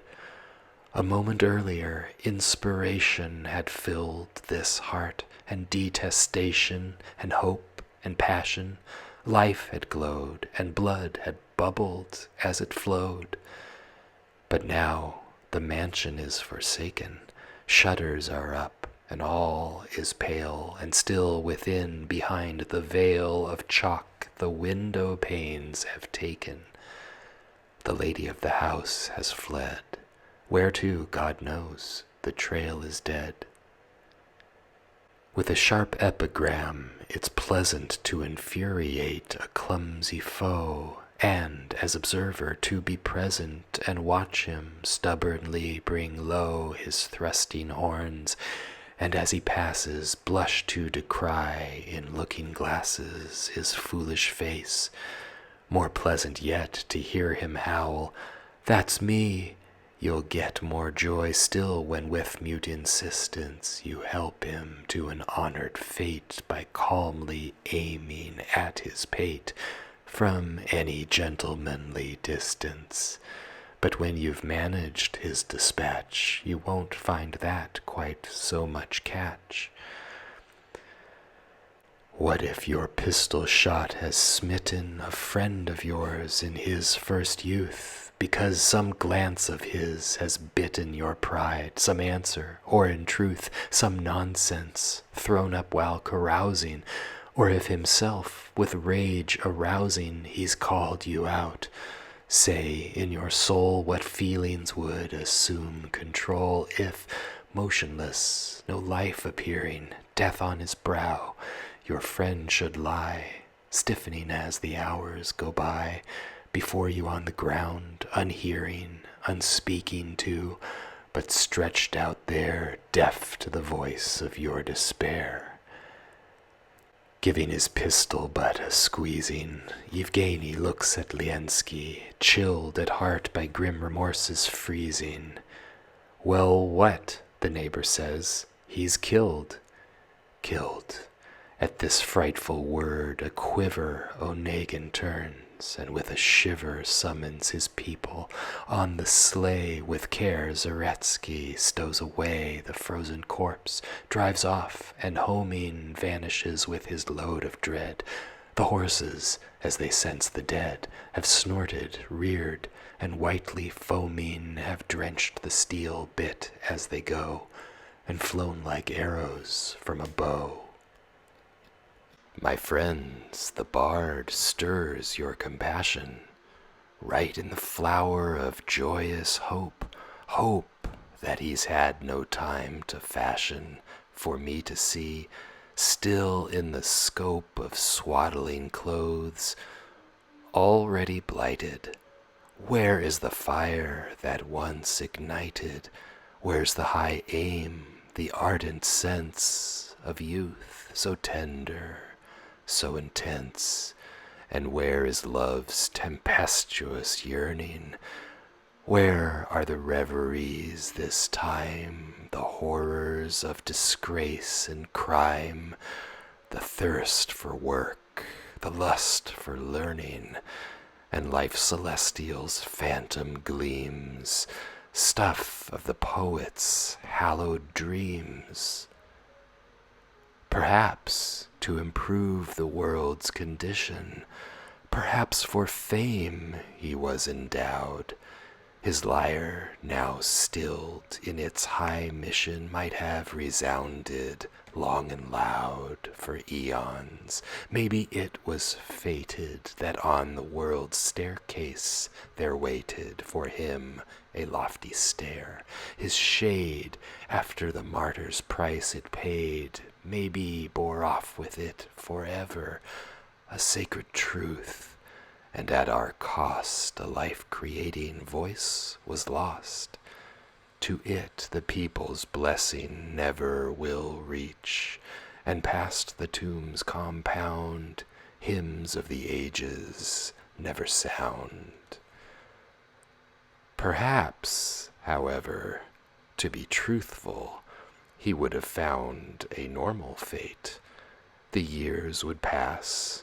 No longer youthful, he'd see his soul cool in its grate. His nature would be changed and steadied. He'd sack the muses and get wedded, and in the country, blissful, horned, in quilted dressing gown adorned, life's real meaning would have found him. At 40, he'd have got the gout, drunk, eaten, yawned, grown weak and stout. At length, midst children swarming round him, midst crones with endless tears to shed, and doctors, he'd have died in bed. Reader, whatever fate's direction, we weep for the young lover's end, the man of reverie and reflection, the poet struck down by his friend, left-handed from the habitation where dwelt this child of inspiration. 2 pines have tangled at the root. Beneath, a brook rolls its tribute towards the neighboring valley's river. The plowman there delights to doze. Girl reapers, as the streamlet flows, dip in their jugs, where shadows quiver. Darkly above the river's lilt, a simple monument is built. Below it, when spring rains are swishing, when on the plain green herbs are massed, the shepherd sings of Volga's fishing, and plates a piebald shoe of bast. And the young city-bred newcomer, who in the country spends her summer, when galloping at headlong pace alone across the fields of space, will halt her horse, and gripping tightly the leather rein to learn the tale, lift up the gauzes of her veil, with a quick look perusing lightly the simple legend. Then a haze of tears will cloud her tender gaze. Walking her horse in introspection across the plain's enormous room, what holds her in profound reflection, despite herself, is Liensky's doom. Olga, she thinks, what fate befell her? Her heartache, did it long compel her, or did her grief soon find repair? And where's her sister now, and where, flown from society as we know it, of modish belles, the modish foe, where did that glum eccentric go, the one who killed the youthful poet? All in good time, on each point I will give you a complete reply. But not today, although I dearly value the hero of my tale, though I'll come back to him, yet clearly to face him now I feel too frail. The years incline to austere prosing, they kill the zest of rhymed composing, and with a sigh I now admit I have to drag my feet to it. My pen, as once, no longer hurries to spoil loose paper by the ream. Another, a more chilling dream, and other more exacting worries, in fashion's din, at still of night, disturb my spirit's inward sight. I've learnt the voice of new ambition, I've learnt new sadness, but in this the first will never find fruition. The earlier griefs are what I miss. O dreams, where is your sweetness? Where, standard rhyme, are youth and fleetness? Can it be true their crown at last has felt time's desiccating blast? Can it be true, and firmly stated without an elegiac frill, that spring with me has had its fill, as I've so often jest related? Can it be true it won't come twice, and I'll be 30 in a trice? Well, I must make a frank confession. My noon is here, and that's the truth. So let me, with a kind expression, take leave of my light-headed youth. Thank you for all the gifts I treasure. Thank you for sorrow and for pleasure. Thank you for suffering and its joys, for tempests and for feasts and noise. Thank you indeed. Alike in sorrow and in flat calm, I found the stuff of perfect bliss in you. Enough. My soul's like crystal, and tomorrow I shall set out on brand new ways, and rest myself from earlier days. Let me look back. Farewell, umbrageous forests, where my young age was passed in indolence and in rampageous passion and dreams of pensive cast. But come, thou youthful inspiration, come, trouble my imagination, liven the drowsing of my heart, fly to my corner like a dart. Let not the poet's soul of passion grow cold and hard and stiff as stock, and finally be turned to rock amid the deadening joys of fashion, in that morass, I beg you note, where we, dear friends, are all afloat.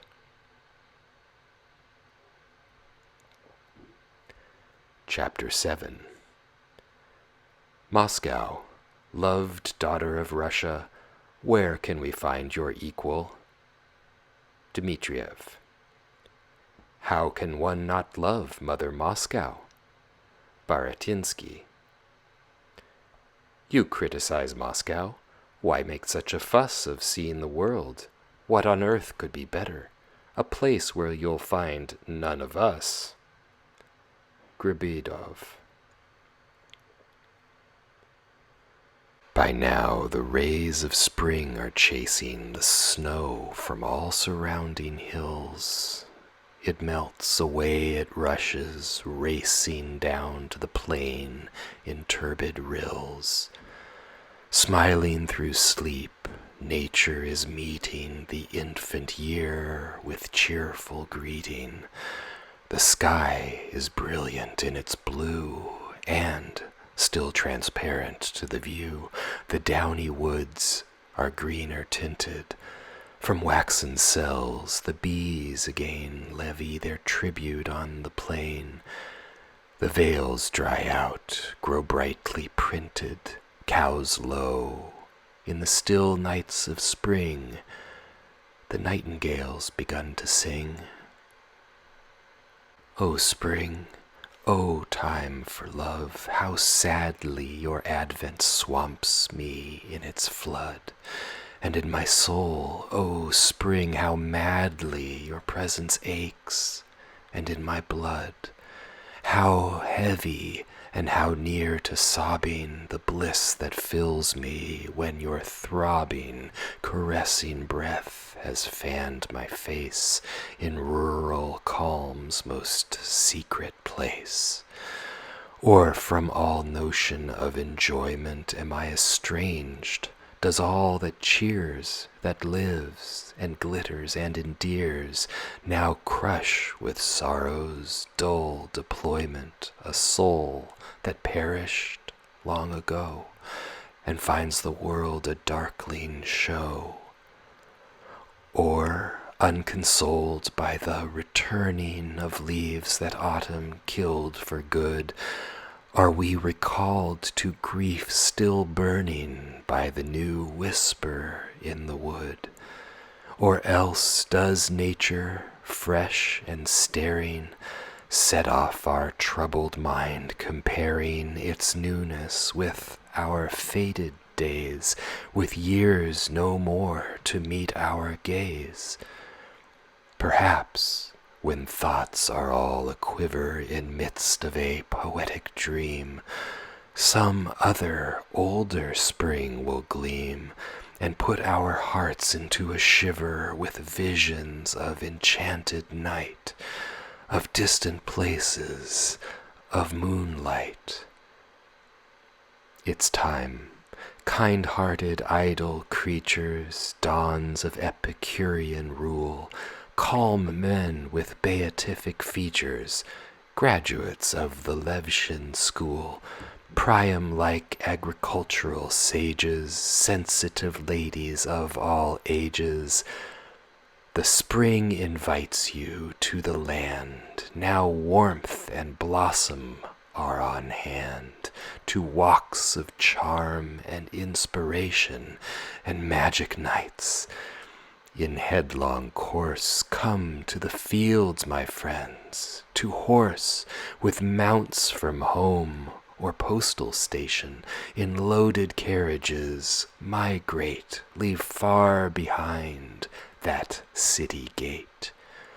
Forsake, indulgent reader, driven in your caleche of foreign caste, the untiring city where you've given to feasts and fun this winter past. And though my muse may be capricious, we'll go with her to that delicious and nameless rivulet, that scene of whispering woods where my Eugene, an idle monk in glum seclusion, has lately wintered, just a space from young Tatiana's dwelling place.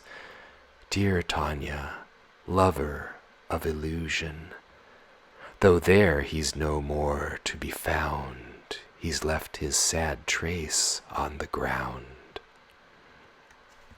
Amidst the hills, down in that valley, let's go where, winding all the time across green meadows, dilly-dally, a brook flows through a grove of lime. There sings the nightingale, spring's lover, the wild rose blooms, and in the covert the source's chattering voice is heard. And there's a tombstone says its word, where two old pine trees stand united. This is Vladimir Liensky's grave, who early died, as die the brave. The headpiece text is thus indited, the year, his age, then, may your rest, young poet, be forever blessed. There was a pine branch downward straying towards the simple urn beneath. Time was when morning's breeze was swaying above it a mysterious wreath. Time was in evening hours of leisure. By moonlight 2 young girls took pleasure, closely embraced, in wending here to see the grave and shed a tear. Today, the sad memorial's lonely, forgot its trodden path is now choked up. There's no wreath on the bough, gray-haired and weak, beneath it only the shepherd, as he used to do, sings as he plaits a humble shoe. Poor Liensky, set aside for weeping or pining, Olga's hours were brief. Alas for him, there was no keeping his sweetheart faithful to her grief. Another had the skill to ravish her thoughts away, knew how to lavish sweet words by which her pain was banned. A lancer wooed and won her hand. A lancer, how she deified him, and at the altar, with a crown, her head in modesty cast down, already there she stands beside him. Her eyes are lowered but ablaze, and on her lips a light smile plays. Poor Liensky, where the tomb is bounded by dull eternity's purlieus, was the sad poet not confounded at this betrayal's fateful news? Or, as by Letha's bank he slumbered, perhaps no more sensations lumbered the lucky bard, and as he dozed the earth for him grew dumb and closed. On such indifference, such forgetting, beyond the grave we all must build. Foes, friends, and loves, their voices stilled. Only the estate provides a setting for angry heirs, as one to fall into an unbecoming brawl. Presently Olga's ringing answer inside the Laren's house fell mute. Back to his regiment the lancer, slave of the service, was en route. Weltered in tears and sorely smarting, the old dame wept her daughter's parting, and in her grief seemed fit to die. But Tanya found she couldn't cry. Only the pallor of heartbreaking covered her face when all came out onto the porch and fussed about over the business of leave-taking. Tatiana went with them and sped the carriage of the newlywed. And long, as if through mists that spurted, Tanya pursued them with her gaze. So there she stood, forlorn, deserted, the comrade of so many days. Oh, her young dove, the natural hearer of secrets, like a friend but dearer, had been forever borne off far and parted from her by their star. Shade-like, in purposeless obsession, she roams the empty garden plot. In everything she sees there's not a grain of gladness. Tears' repression allows no comfort to come through. Tatiana's heart is rent in two. Her passion burns with stronger powder now she's bereft. And just the same, her heart speaks to her even louder of faraway Onegin's name. She'll not see him. Her obligation must be to hold in detestation the man who laid her brother low. The poet's dead. Already, though, no one recalls him or his verses. By now his bride-to-be has wed another, and his memories fled as smoke in azure sky disperses. Two hearts there are, perhaps, that keep a tear for him, but what's to weep? Evening and darkening sky, and waters in quiet flood, a beetle word, the choirs of dancers sought their quarters. Beyond the stream there smoked and stirred a fisher's fire. Through country gleaming silver with moonlight, in her dreaming profoundly sunk, Tatiana stalked. For hours alone she walked and walked. Suddenly from a crest she sighted a house, a village, and a wood below a hill. A garden stood above a stream the moon had lighted. She looked across, felt in her heart a faster, stronger, pulsing start. She hesitates, and doubts beset her. Forward or back? It's true that he has left and no one here has met her. The house, the park, I'll go and see.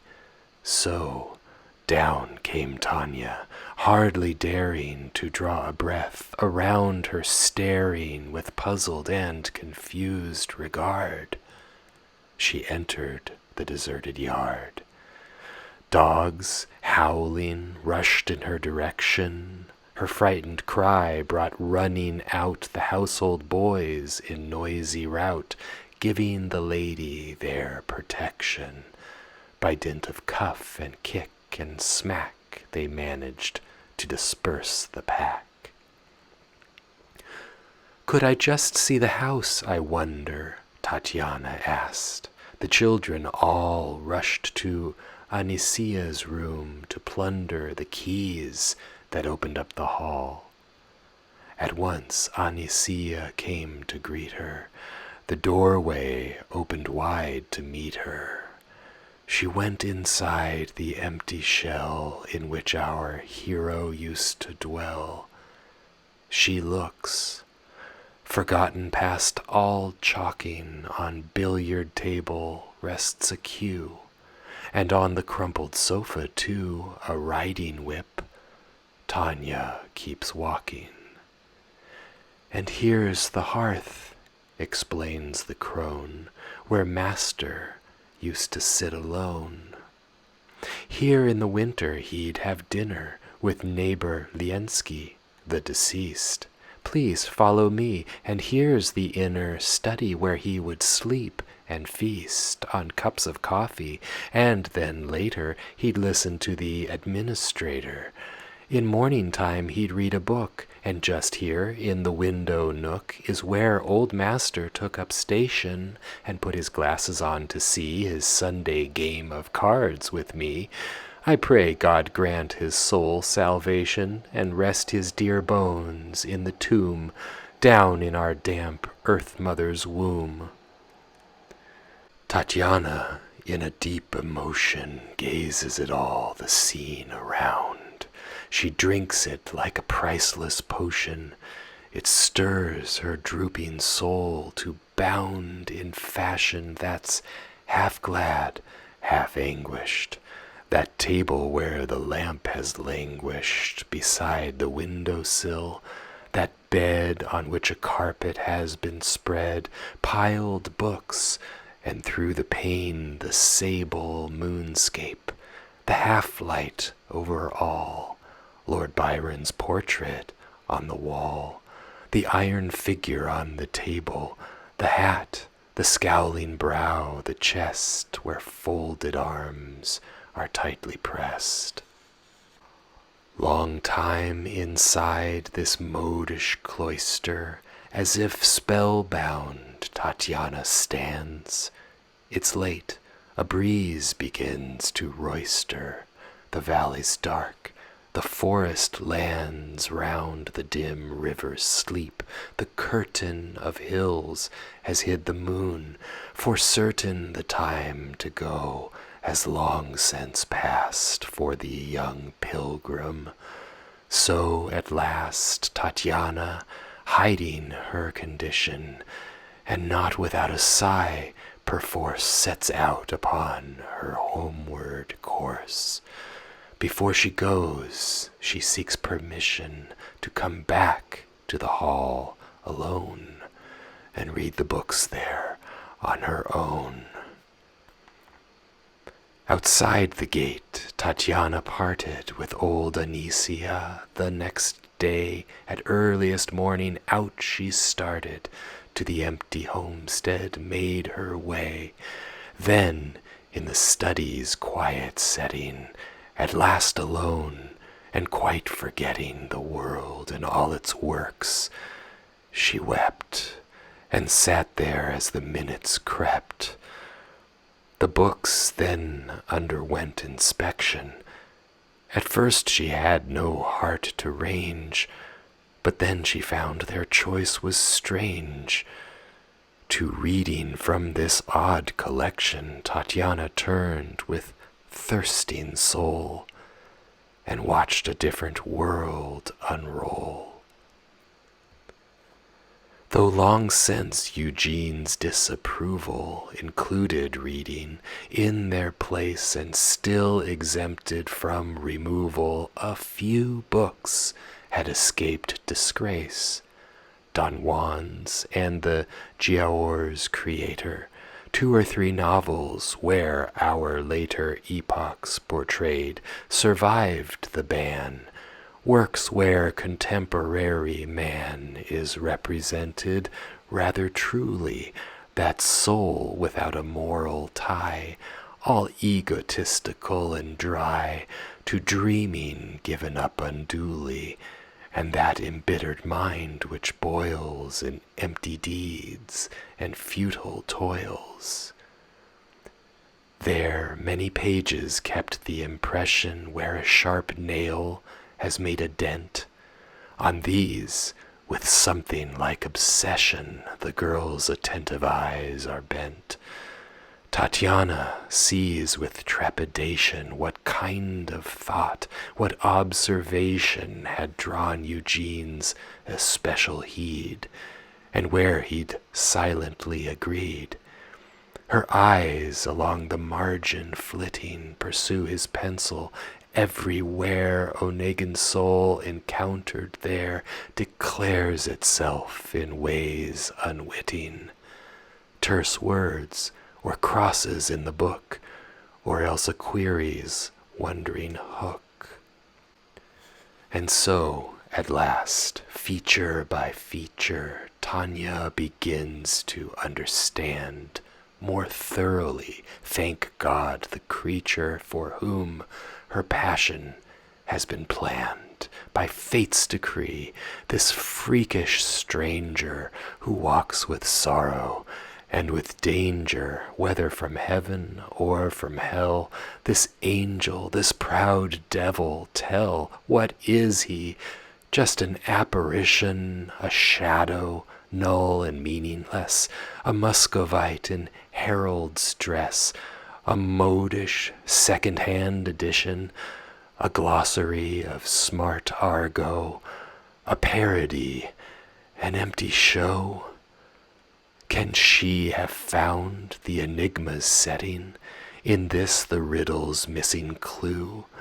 Time races, and she's been forgetting her journey home is overdue. Some neighbors there have come together. They talk of her, of how and whether. Tanya's no child, it's past a joke, says the old lady in a croak. Why, Olga's younger, and she's bedded, it's time for her. But what can I do with her when a flat reply always comes back, I'll not be wedded, and then she broods and mopes for good, and trails alone around the wood. She's not in love. There's no one ever. Buyanov tried, got flea in ear, and Ivan Petushkov, no, never. Piktin of the Hussars was here. He found Tatyana so attractive, bestirred himself, was devilish active. I thought, this time for her, perhaps. Far from it, just one more collapse. You don't see what to do, that's funny. Moscow's the place, the marriage fair. There's vacancies in plenty there. My dear good sir, I'm short of money. 1 winter's worth you've surely got, or borrow, say, from me, if not. The old dame had no thought of scouting such good and sensible advice. Accounts were done, a winter outing to Moscow settled in a trice. Then Tanya hears of the decision to face society's derision with the unmistakable side view of a provincial ingenue, to expose to Moscow fops and Circes her out-of-fashion turns of phrase, parade before their mocking gaze her out-of-fashion clothes. Oh, mercies! No forests are the sole retreat where her security's complete. Risen with earliest rays of dawning, Tatyana now goes hurrying out into the fields, surveys the morning, with deep emotion looks about and says, "Farewell, you vales and fountains, farewell you too, familiar mountains, farewell, familiar woods, farewell, beauty with all its heavenly spell, gay nature and its sparkling distance. This dear, still world I must forswear for vanity and din and glare. Farewell to you, my free existence. Whither does all my yearning tend? My fate, it leads me to what end?" She wanders on without direction. Often she halts against her will, arrested by the sheer perfection she finds in river and in hill. As with old friends she craves diversion in gossip's rambling and discursion with her own forests and her meads. But the swift summer time proceeds, now golden autumn's just arriving, now nature's tremulous pale effect suggests a victim richly decked. The north wind blows, the clouds are driving, amidst the howling and the blast, sorcerous winter's here at last. She's here, she spreads abroad, she stipples the branches of the oak with flock, lies in a coverlet that ripples across the fields, round hill and rock. The bank, the immobile stream are leveled beneath a shroud that's all disheveled. Frost gleams, we watch with gleeful thanks old Mother Winter at her pranks. Only from Tanya's heart no cheering, for her no joy from winter time. She won't inhale the powdered rime, nor from the bathhouse roof be clearing first snow for shoulders, breast, and head. For Tanya, winter's ways are dread. departure dates long overtaken. At last the final hours arrive. A sledded coach, for years forsaken, relined and strengthened for the drive. 3 carts, traditional procession, with every sort of home possession. Pans, mattresses, and trunks, and chairs, and jam and jars, and household wares, and feather beds, and fowl in cages, with pots and basins out of mind, and useful goods of every kind. There's din of parting now that rages with tears in quarters of the maids, and in the yard stand 18 jades. Horses and coach are spliced in marriage. The cooks prepare the midday meal. Mountains are piled on every carriage, and coachmen swear and women squeal. The bearded outrider is sitting his spindly shaggy nag, as fitting to wave farewell the household waits for the 2 ladies at the gates. They're settled in, and crawling, sliding, the grand barouche is on its way. Farewell, you realms that own the sway of solitude and peace abiding. Shall I see you? As Tanya speaks, the tears in stream pour down her cheeks. When progress and amelioration have pushed their frontiers further out, in time, to quote the calculation of philosophic brains, about 500 years, for sure our byways will blossom into splendid highways. Paved roads will traverse Russia's length, bringing her unity and strength, and iron bridges will go arching over the waters in a sweep. Mountains will part, below the deep, audacious tunnels will be marching. God-fearing folk will institute an inn at each stage of the route. But now our roads are bad, the ages have gnawed our bridges, and the flea and bedbug that infest the stages allow no rest to you or me. Inns don't exist, but in a freezing log cabin a pretentious teasing menu, hung up for show, excites all sorts of hopeless appetites. Meanwhile, the local cyclops, aiming a Russian hammer blow, repairs Europe's most finely chiseled wares before a fire too slowly flaming, and blesses the unrivaled brand of ruts that grace our fatherland. By contrast, in the frozen season, how pleasantly the stages pass. Like modish rhymes that lack all reason, the winter's ways are smooth as glass. Then our automatons are flashing, our troikas effortlessly dashing, and mileposts grip the idle sense by flickering past us like a fence. Worse luck, Larina crawled, the employment of her own horses, not the post, spared her the expense she dreaded most, and gave our heroine enjoyment of travelers' tedium at its peak. Their journey took them a full week. But now they're near. Already gleaming before their eyes they see unfold the towers of white stone Moscow, beaming with fire from every cross of gold.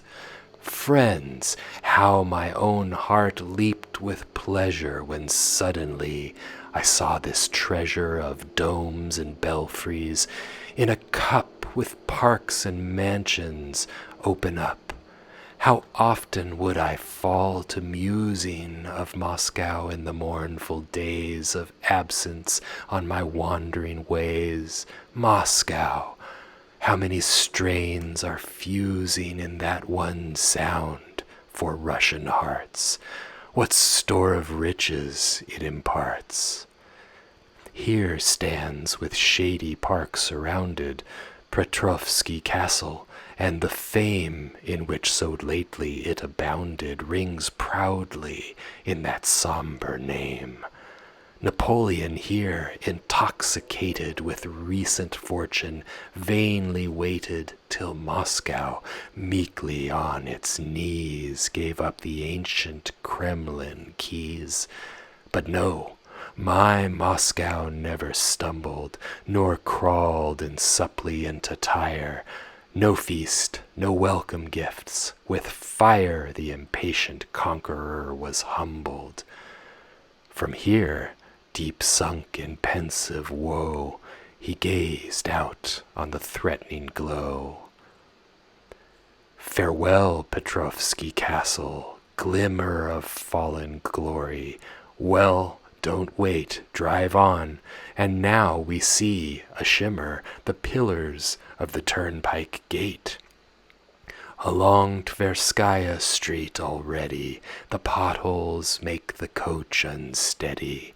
Street lamps go flashing by, and stalls, boys, country women, stately halls, parks, monasteries, towers, and ledges, Bosharians, orchards, merchants, shacks, boulevards, chemists, and Cossacks, peasants, and fashion shops, and sledges, lions adorning gateway posts, and on the crosses, jackdaw hosts. This wearisome perambulation takes up an hour or two. At last the coach has reached its destination. After St. Chariton's gone past, a mansion stands just round a turning. On an old aunt who's long been burning with a consumption they've relied, and now the door is opened wide. A grizzled Kalmuk stands to meet them, bespectacled in tattered dress, and from the salon the princess, stretched on a sofa, calls to greet them. The two old ladies kiss and cry. Thickly the exclamations fly. Princess, mon ange, Pachette, Alina, who would have thought it? What an age! How long can you, dearest cousina, sit down? How strange! It's like the stage, or else a novel.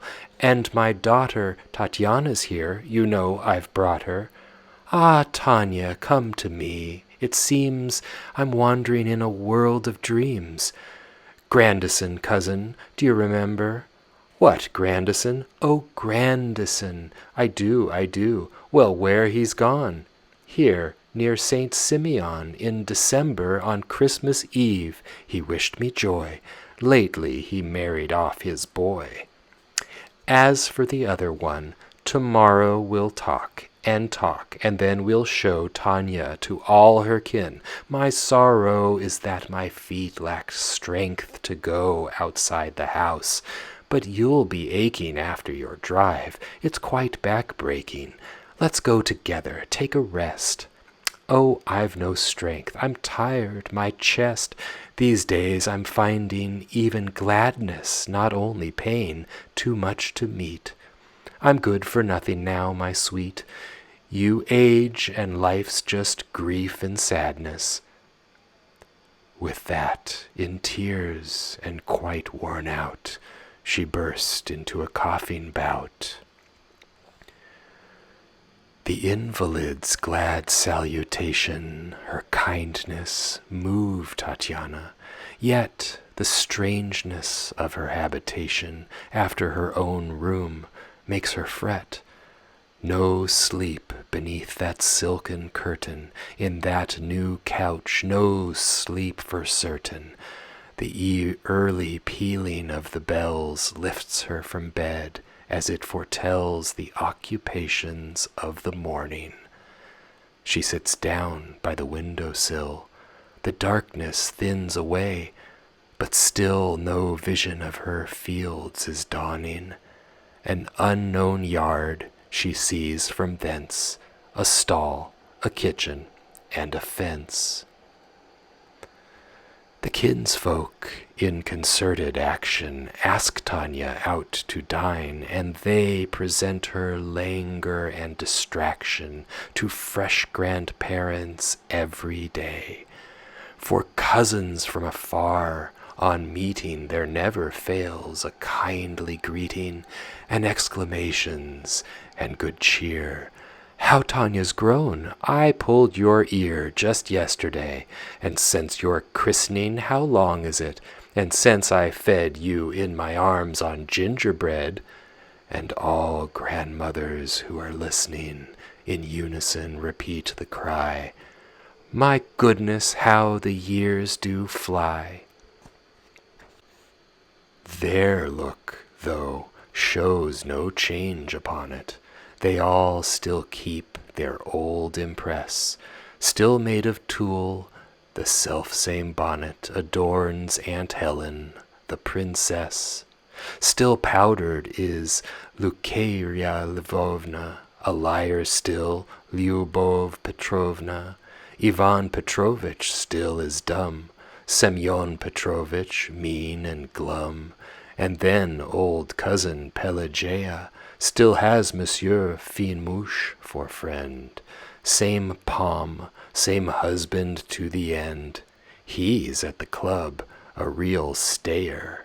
Still meek, still deaf as how d'ye do, still eats and drinks enough for two. And in their daughters' close embraces Tanya is gripped. No comments made at first by Moscow's youthful graces, while she's from top to toe surveyed. They find her somewhat unexpected, a bit provincial and affected, too pale, too thin, but on the whole not bad at all. And then each soul gives way to nature's normal passion. She's their great friend, asked in, caressed, her hands affectionately pressed. They fluff her curls out in the fashion, and in a sing-song voice confide the inmost thoughts that girls can hide. Each other's and their own successes, their hopes, their pranks, their dreams at night. And so the harmless chat progresses, coated with a thin layer of spite. Then, in return for all this twaddle, from her they strive to coax and coddle a full confession of the heart. Tatiana hears but takes no part, as if she'd been profoundly sleeping. There's not a word she's understood. She guards in silence and for good her sacred store of bliss, and weeping as something not to be declared, a treasure never to be shared.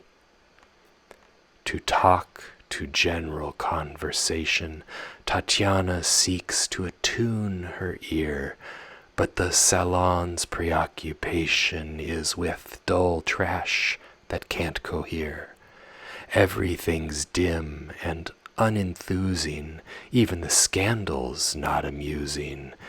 In talk so fruitless and so stale, in question, gossip, news, and tale, not once a day a thought will quiver, not even by chance, once in a while will the benighted reason smile, even in joke the heart won't shiver.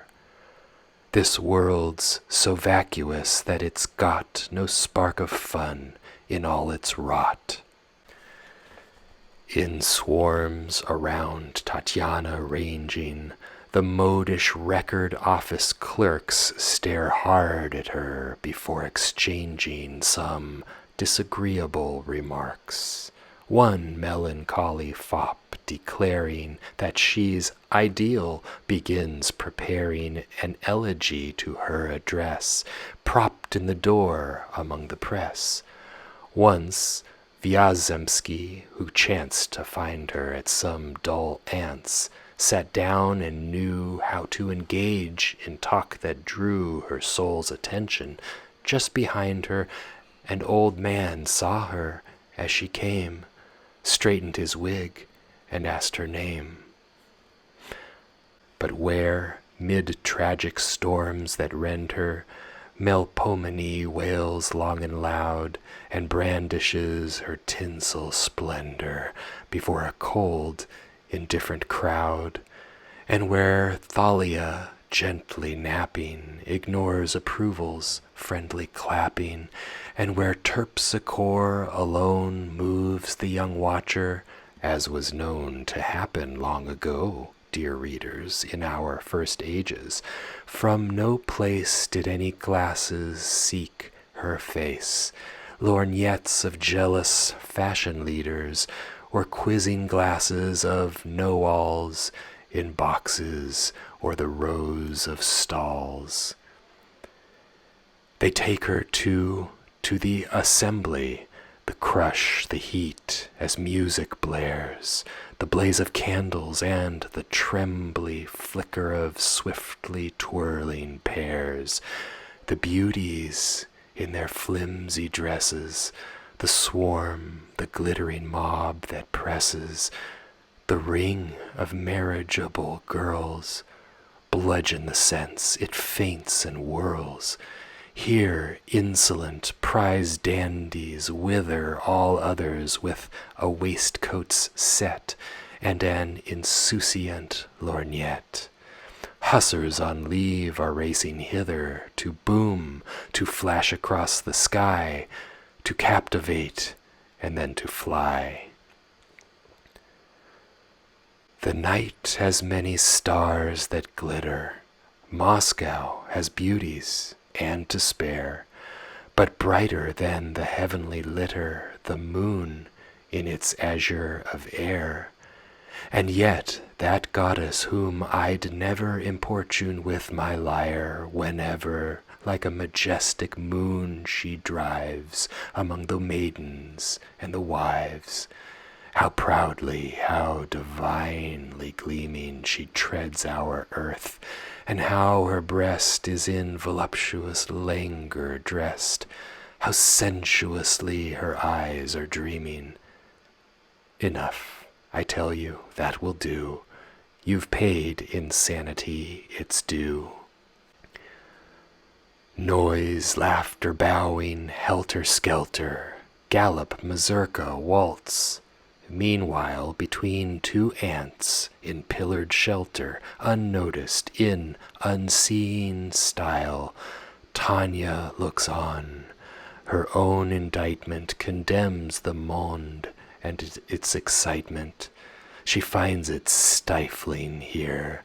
She strains in dream towards the woods and plains, the country cottages and hovels, and to that far and lonely nook where flows a little glittering brook, to her flower garden, to her novels, to where he came to her that time in twilight of alleys of lime.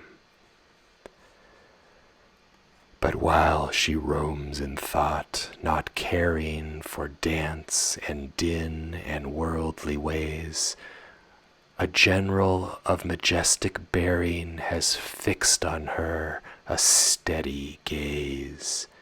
The ants exchanged a look, they fluttered, they nudged Tatiana, and each muttered at the same moment in her ear, "Look quickly to the left, do you hear? Look to the left, where? What's the matter?" "There, just in front of all that swarm, you see the two in uniform. Just look, and never mind the chatter. He's moved. You see him from the side?" "Who, that fat general?" Tanya cried. But here, with our congratulation on her conquest, we leave my sweet. I'm altering my destination, lest in forgetfulness complete I drop my hero. I'll be truthful. It is a friend I sing, a youthful amateur of caprice and quirk. Muse of the epic, bless my work. In my long task, be my upholder. Put a strong staff into my hand. Don't let me stray in paths unplanned. Enough. The load is off my shoulder. I've paid my due to classic art. It may be late, but it's a start. Chapter 8. Fare thee well, and if forever, still forever, fare thee well. Byron. Days when I came to flower serenely in Lycée gardens long ago, and read my Apuleius keenly, but spared no glance for Cicero. Yes, in that springtime, in low-lying secluded vales where swans were crying by waters that were still and clear, for the first time the muse came near, and suddenly her radiance lighted my student cell. She opened up the joys of youth, that festal cup. She sang of childhood's fun, indited Russia's old glories and their gleams, the heart and all its fragile dreams. And with a smile the world caressed us. What wings our first successes gave! Aged Derzhavin saw and blessed us as he descended to the grave. The arbitrary rules of passion were all the law that I would use. Sharing her in promiscuous fashion, I introduced my saucy muse to roar of banquets, din of brawling, when night patrols a perilous calling. To each and every raving feast she brought her talents, never ceased, bacchant-like her flighty prancing, sang for the guests above the wine. The youth of those past days in line behind her followed, wildly dancing. Among my friends in all that crowd, my giddy mistress made me proud. When I defected from their union and ran far off, the muse came too. How often with her sweet communion she'd cheer my wordless way and do her secret work of magic suasion. How often on the steep Caucasian ranges, Lenora-like, she'd ride breakneck by moonlight at my side. How oft she'd lead me by the Tauric sea-coast to hear in dark of night the murmuring Nereids recite, and the deep-throated billows choric hymnal as endlessly unfurled they praise the Father of the world. But then, oblivious of the city, its glaring feasts and shrill events, in far Moldavia, fit for pity, she visited the humble tents of wandering tribesmen, while the ravage of their encampments turned her savage. She lost the language of the gods for the bleak tongue of boorish clods. She loved the steppe land and its singing.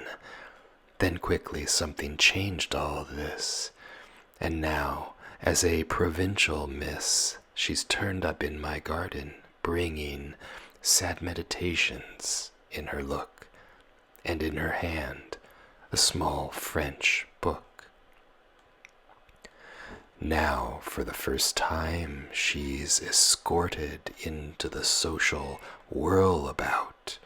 Jealously, shyly, I've imported her stepland charms into a rout. Through the tight ranks, aristocratic, military foppish, diplomatic, past the grand ladies see her glide. She sits down calmly on one side, admires the tumult and the pressing, the flickering tones of dress and speech, the young hostess towards whom each new guest is gradually progressing, while men, all somber, all the same, set off the ladies like a frame. She enjoys the stately orchestration of oligarchical converse, prides all icy calm the combination of ranks and ages so diverse. But who stands there in this selected assembly, silent and dejected?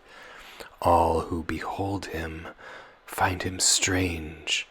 Faces before him flash and change like irksome phantoms, null as zero. Is spleen his trouble, or the dumb torment of pride? And why's he come? Who on earth is he? Not our hero? No doubt about it, it's Eugene. How long has he been on the scene? Still as he was, has he stopped prancing? Does he still pose and play the freak? Now he's returned, what role's he dancing? What play will he present this week? For what charade is he apparelled? Is he a Melmoth, a child herald, a patriot, a cosmopolite, bigot or prude? Or has he quite a different mask? Is he becoming someone like you and me, just nice? At least I'll give him some advice, to drop all that old-fashioned mumming. Too long he's hoaxed us high and low. You know him, do you? Yes and no. However has he earned so vicious, so unforgiving a report? Is it that we've become officious and prone to censure in our thought? That fiery soul's headstrong enthusing appears offensive or amusing to the complacent and the null? That wit embarrasses the dull, that we enjoy equating chatter with deeds, that dunces now and then take wing on spite, that serious men find in the trivial serious matter? That mediocre dress alone fits us as if it were our own? Blessed he who in his youth was truly youthful, who ripened in his time, and as the years went by, who duly grew hardened to life's frosty clime, who never learnt the dreamer's babble, who never scorned the social rabble. At 20 was a fop inbred, at 30 lucratively wed, at 50 would prolong the story by clearing every sort of debt, who in good time would calmly get fortune and dignity and glory, who all his life would garner praise as the perfection of our days. Alas, our youth was what we made it, something to fritter and to burn, when hourly we ourselves betrayed it, and it deceived us in return. When our sublimest aspiration and all our fresh imagination swiftly decayed beyond recall, like foliage in the rotting fall. It's agony to watch the hollow sequence of dinners stretch away, to see life as a ritual play, and with the decorous throng to follow, although one in no manner shares its views, its passions, or its cares. To be a butt for the malicious is agony, if I may speak, and in the eyes of the judicious to pass for an affected freak, or for a lamentable maniac, a monster of the gens satanic, or for that demon of my dream. Onegin, now once more my theme, had killed his best friend in a duel, without a goal on which to fix, lived to the age of 26, was finding leisure's vacuum cruel, and with no post, no work, no wife, had nothing to employ his life. He was the slave of a tenacious, a restless urge for change of place, an attribute that's quite vexatious, though some support it with good grace. He'd gone away and left his village, the solitude of woods and tillage, where every day a blood-stained shade had come to him in field and glade. Started a life of pointless roaming, dogged by one feeling, only one, and soon his travels had begun, as all things did, to bore him. Homing like Chotsky he arrived to fall direct from shipboard into ball. There came a murmur. For a fleeting moment the assembly seemed to shake. That lady the hostess was greeting with the grand general in her wake. She was unhurried, unobtrusive, not cold, but also not effusive. No haughty stare around the press, no proud pretensions to success, no mannerism, no affectation, no artifices of the vain. No, all in her was calm and plain. She struck one as the incarnation. Shishkov, forgive me, I don't know, the Russian for le comme il faut. Ladies came over, crossed to meet her. Dowagers smiled as she went by, and bending deeply down to greet her, men made their bows and sought her eye. Girls, as they passed her, spoke less loudly, and no one in the room so proudly raised nose and shoulders high and wide as did the general at her side. You'd never class her as a beauty, and yet in her you'd not detect, rigorously though you'd inspect, what London calls, with humble duty, to fashion's absolute dictate, a vulgar touch. I can't translate, and yet, although it's past conveying, I really dote upon the word. It's new to us beyond gainsaying. From the first moment it was heard, it had its epigram potential. But let's return to our essential, that lady whose engaging charm so effortlessly can disarm. She sits with Nina at a table, bright northern Cleopatra she. But you'll undoubtedly agree that marble Nina's proved unable to steal away her neighbor's light, or dim her, dazzle as she might. Can it be she? Eugene in wonder demanded. Yes, she looks, and yet, from deepest backwood, furthest under, and every minute his lorgnette stays fixed and focused on a vision which has recalled, without precision, forgotten features. Can you say, Prince, who in that dark red beret just there is talking to the Spanish ambassador? In some surprise the prince looks at him and replies, Wait, I'll present you, but you banish yourself too long from social life. But tell me who she is. My wife. You're married? No idea whatever. Since when is this? 2 years or more. To Larina, Tatiana, never. She knows you? Why, we lived next door. So to his wife for presentation the prince brings up his own relation and friend Evgeny. The princess gazes at him, and none the less, however much her soul has faltered, however strongly she has been moved and surprised, she stays serene, and nothing in her look is altered. Her manner is no less contained, her bow as calm and as restrained. I don't mean that she never shivered, paled, flushed, or lost composure's grip. No, even her eyebrow never quivered. She never even bit her lip. However closely he inspected, there was no trace to be detected of the old Tatiana.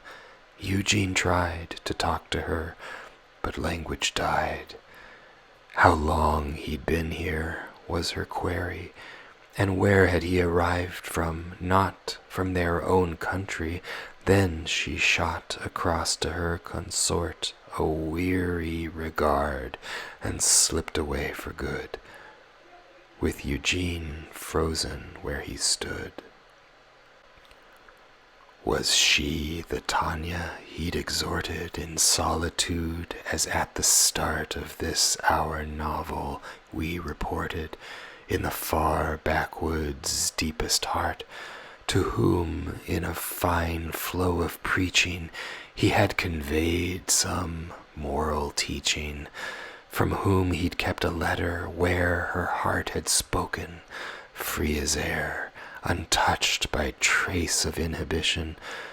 Could it be she, or had he dreamed the girl he'd scorned in what he deemed the modesty of her condition? Could it be she who just had turned away, so cool, so unconcerned? Eugene forsakes the packed reception, and home he drives, deep sunk in thought, by dreams now sad in their conception, now sweet his slumbers are distraught. He wakes, and who is this who writes him? Prince N. respectfully invites him to a soiree.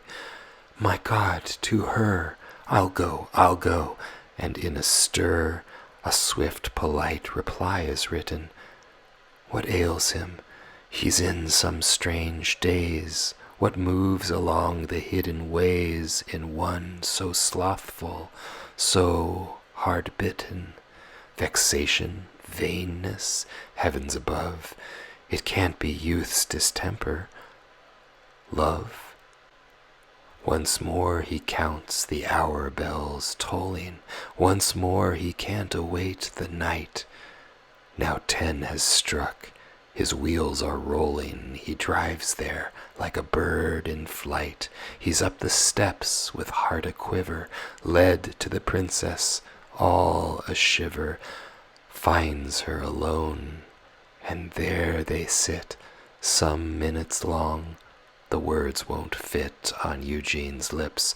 In his dejection, his awkwardness, he's hardly said a single thing to her. His head is lost in obstinate reflection, and obstinate his look.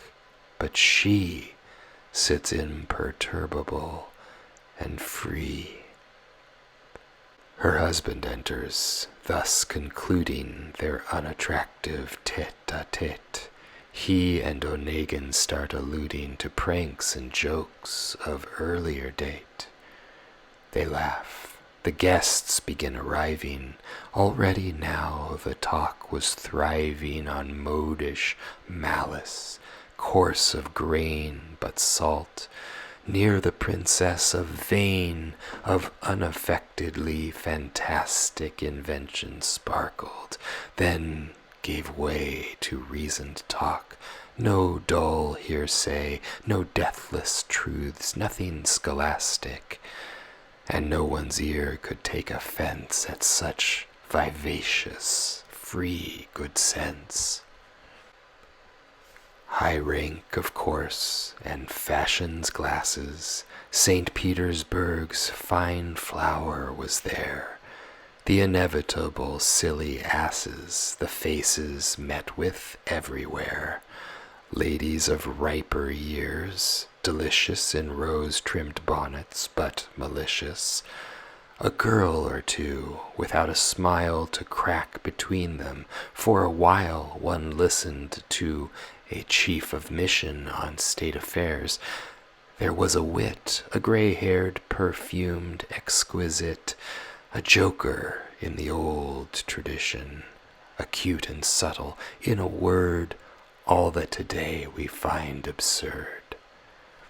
There, with epigrammatic neatness, was one who raged and raged again against the tea's excessive sweetness, the boring wives, the ill-bred men. A novel, vague and superficial, two sisters who'd received the initial, the lies that in the press run rife, the war, the snowfall, and his wife. There was Prolasov, so notorious through baseness of the soul that he, in albums, blunted the censorious cartoonist pencils of Saint Priest. Another of the ball dictators, a fashion plate for illustrators, stood in the door, cherubic, mute, frozen in his tight-fitting suit. A far-flung traveler who was creaking with foppery and too much starch set the guests smiling at his arch-affected pose, and an unspeaking, unanimous exchange of looks entered his sentence in the books. But my Eugene that night directed his gaze at Tatiana alone, not the plain, timorous, dejected, and lovelorn maiden whom he'd known, but the unbending goddess-daughter of Neva's proud imperial water, the imperturbable princess. We all resemble more or less our Mother Eve. We're never falling for what's been given us to take. To his mysterious tree the snake is calling us, forever calling, and once forbidden fruit is seen, no paradise can stay serene. In Tanya, what a transformation! How well she'd studied her new role, how soon the bounds of rank and station had won her loyalty. What soul would have divined the tender, shrinking maiden in this superb, unthinking lawgiver to the modish world? Yet once for him her thoughts had whirled, for him at night, before the indulgence of Morpheus had induced relief. She once had pined in girlish grief, raised a dull eye to moon's refulgence, and dreamt that she with him one day jointly would tread life's humble way. Love tyrannizes all the ages, but youthful virgin hearts derive a blessing from its blasts and rages, like fields in spring when storms arrive. In passion's sluicing rain they freshen, ripen, and find a new expression. The vital force gives them the shoot of sumptuous flowers and luscious fruit. But when a later age has found us, the climacteric of our life How sad the scar of passion's knife, as when chill autumn rains surround us, throw meadows into muddy rout, and strip the forest round about. Alas, Eugene, beyond all query, is deep in love, just like a boy, spends light and darkness in the dreary brooding that is the lover's ploy. Each day, despite the appeals of reason, he drives up in and out of season to her glass porch, pursues her round, close as a shadow on the ground. And bliss for him is when he hotly touches her hand, or throws a fur around her neck, or when for her he goes ahead and parts the motley brigade of liveries in the hall, or else lifts up a fallen shawl. But she refuses to perceive him, even if he drops or pines away. At home she'll equably receive him. In others' houses she may say a word or two, or stare unseen, or simply bow. Within her being coquettishness has got no trace. The grand monde finds it out of place. Meanwhile, Onegin starts to languish. She doesn't see or doesn't mind. Onegin wastes, you'd almost find he's got consumption. In his anguish some vote a doctor for the case. Others prescribe a watering place. But go he won't. For him a letter fixing an early rendezvous with his forefathers would seem better. But she, for women that's not new, remains unmoved. Still he's persistent, active and hopeful and insistent. His illness lends him courage, and to the princess in his weak hand he sends a letter, penned with passion. He deemed in general letters vain, and rightly so, but now his pain had gone in no uncertain fashion past all endurance. You're referred to Eugene's letter, word for word. Onegin's letter to Tatiana. I know it all. My secret ache will anger you in its confession. What scorn I see in the expression that your proud glance is sure to take. What do I want? What am I after, stripping my soul before your eyes? I know to what malicious laughter my declaration may give rise. I noticed once at our chance meeting in you a tender pulse was beating, yet dared not trust what I could see. I gave no rein to sweet affection. What held me was my predilection, my tedious taste for feeling free. And then, to part us in full measure, Liensky, that tragic victim, died. From all sweet things that gave me pleasure, since then I wrenched my heart aside. Freedom and peace in substitution for happiness I sought, and ranged unloved and friendless and estranged. What folly and what retribution!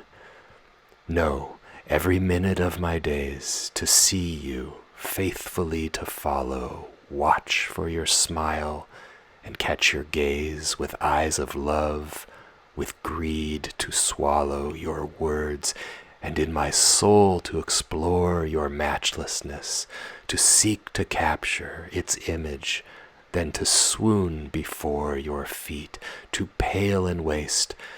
What rapture! But I'm denied this.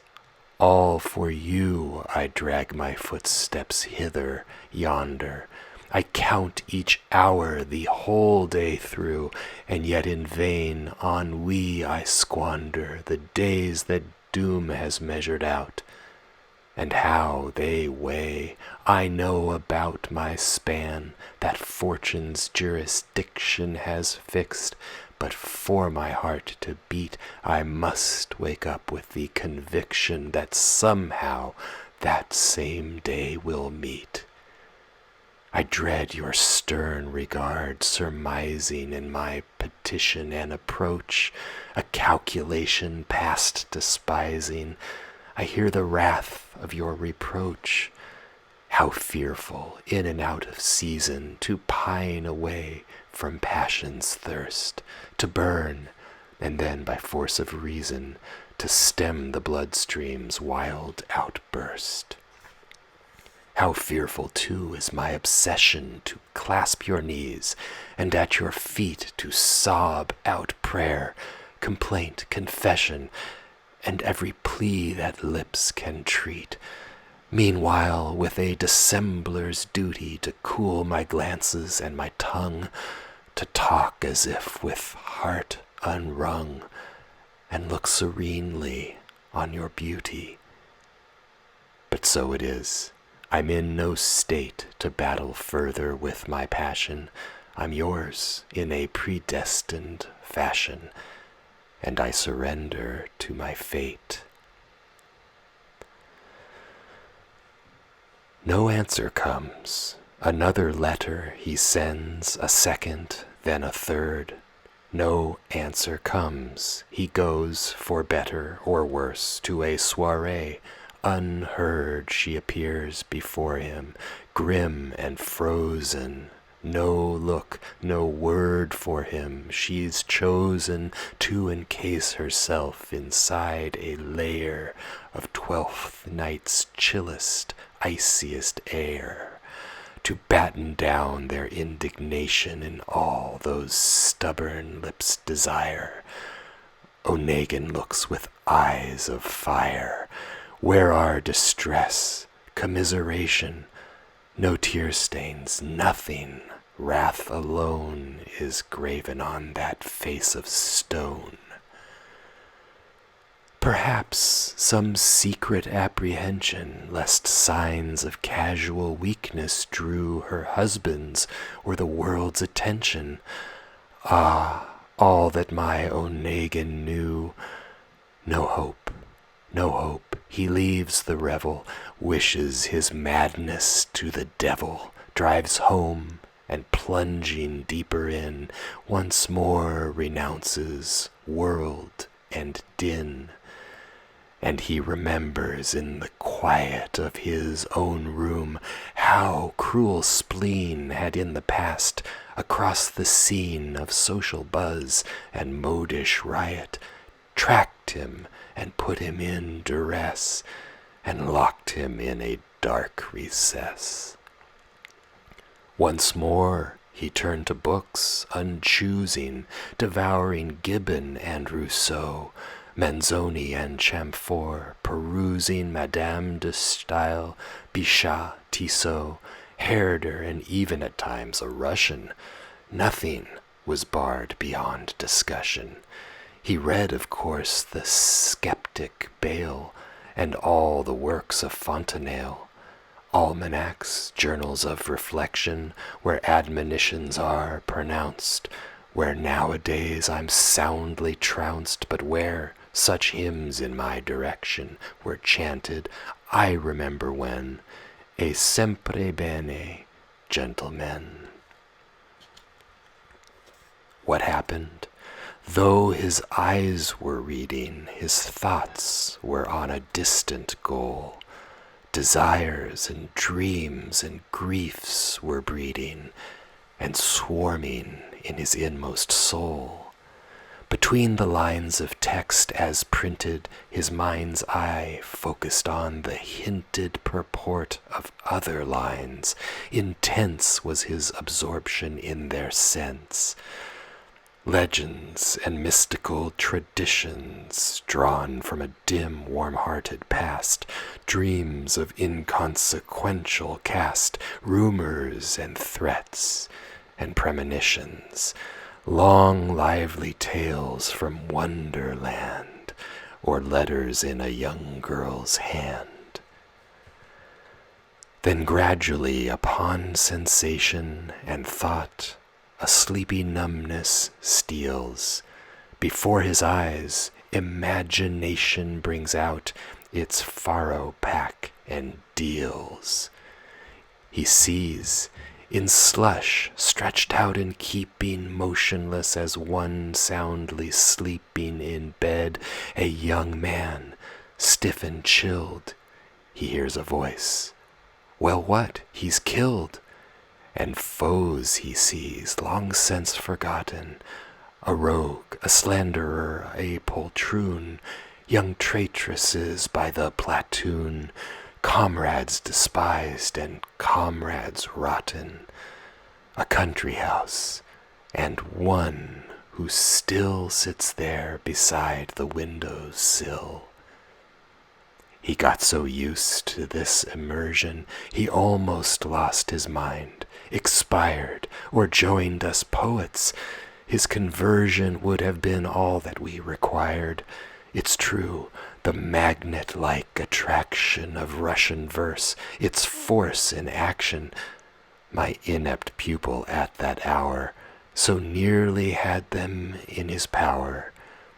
Who could have looked the poet better, as in the nook he'd sit alone by blazing fireplace and intone Idol mio or Benedetta, and on the flames let fall unseen a slipper or a magazine.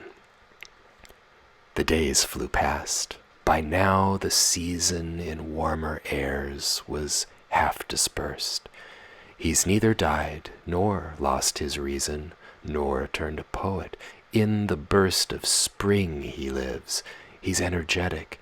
He leaves one morning the hermetic apartment where a double glaze has kept him warm in chimney's blaze, while, marmot-like, he hibernated along the Neva in a sleigh, past ice blocks, blue and squared away. He drives in brilliant sun, striated along the street lies dirty snow, and like an arrow from a bow, over the slush, where is he chasing? You've guessed before it all began. To his Tatiana, yes, he's racing, my strange, incorrigible man. He goes inside, corpse-like of feature, the hall's without a living creature, the big room, further, not a cat. He opens up a door. What's that strikes him with such force and meaning? The princess, sitting peaked and wan, alone with no adornment on, she holds a letter up, and leaning cheek upon hand, she softly cries, in a still stream that never dries. Who in that flash could not have reckoned her full account of voiceless pain? Who in the princess for that second would not have recognized again our former Tanya, an emotion of wild regret and pained devotion through Eugene at her feet? She stirred and looked at him without a word, without surprise or rage, his laden, his humbly suppliant approach, his dull sick look, his dumb reproach. She sees it all, the simple maiden whose heart on dreams was wont to thrive, in her once more has come alive. Tatiana leaves Onegin kneeling, looks at him with a steady gaze, and stays her hand, devoid of feeling, beneath his greedy lips, What daze, what dream accounts for her distraction? A pause of silence and inaction, then quietly at last says she, "Enough, stand up. It's now for me to give you honest explanation, Onegin. Do you recall the day when in the park, in the allée where fate had fixed our confrontation, humbly I heard your lesson out? Today it's turn and turn about. For then, Onegin, I was younger and also prettier, I'll be bound. What's more, I loved you. But my hunger, what was it in your heart it found that could sustain it? Only grimness for you, I think. The humble dimness of lovelorn girls was nothing new. But now, oh God, the thought of you, your icy look, your stern dissuasion freezes my blood. Yet all the same, nothing you did gives cause for blame. You acted well that dread occasion. You took an honorable part. I'm grateful now with all my heart. Then, in the backwoods, far from rumor and empty gossip, you'll allow, I'd nothing to attract your humor. Why, then, do you pursue me now? What cause has won me your attention? Could it not be that by convention I move in the grand monde, that rank and riches, and the wish to thank my husband for his wounds in battle, earn us the favor of the court? That for all this my shame's report would cause widespread remark and tattle, and so in the salons could make a tempting plume for you to take? I weep, in case there still should linger your Tanya's image in your mind.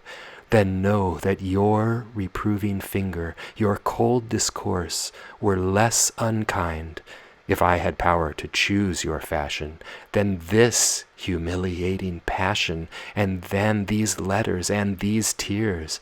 At least you then showed for my years respect and mercy for my dreaming. But now, what brings you to my feet? What trifling could be more complete? What power enslaves you with your seeming advantages of heart and brain to all that's trivial and inane? To me, Onegin, all this glory is tinsel on a life I hate. This modish world, this social story, my house, my evenings, all that state. What's in them? All this loud parading, and all this flashy masquerading, the glare, the fumes in which I live. This very day I'd gladly give for a bookshelf, a neglected garden, a modest home, the place of our first meeting, face to face, and the churchyard where, new erected, a humble cross in woodland gloom stands over my poor nurse's tomb. Bliss was so near, so altogether attainable, but now my lot is firmly cast. I don't know whether I acted thoughtlessly or not. You see, with tears and incantation, mother implored me. My sad station made all fates look the same, and so I married. I beseech you, go. I know your heart. It has a feeling for honor, a straightforward pride. I love you. What's the use to hide behind deceit or double dealing?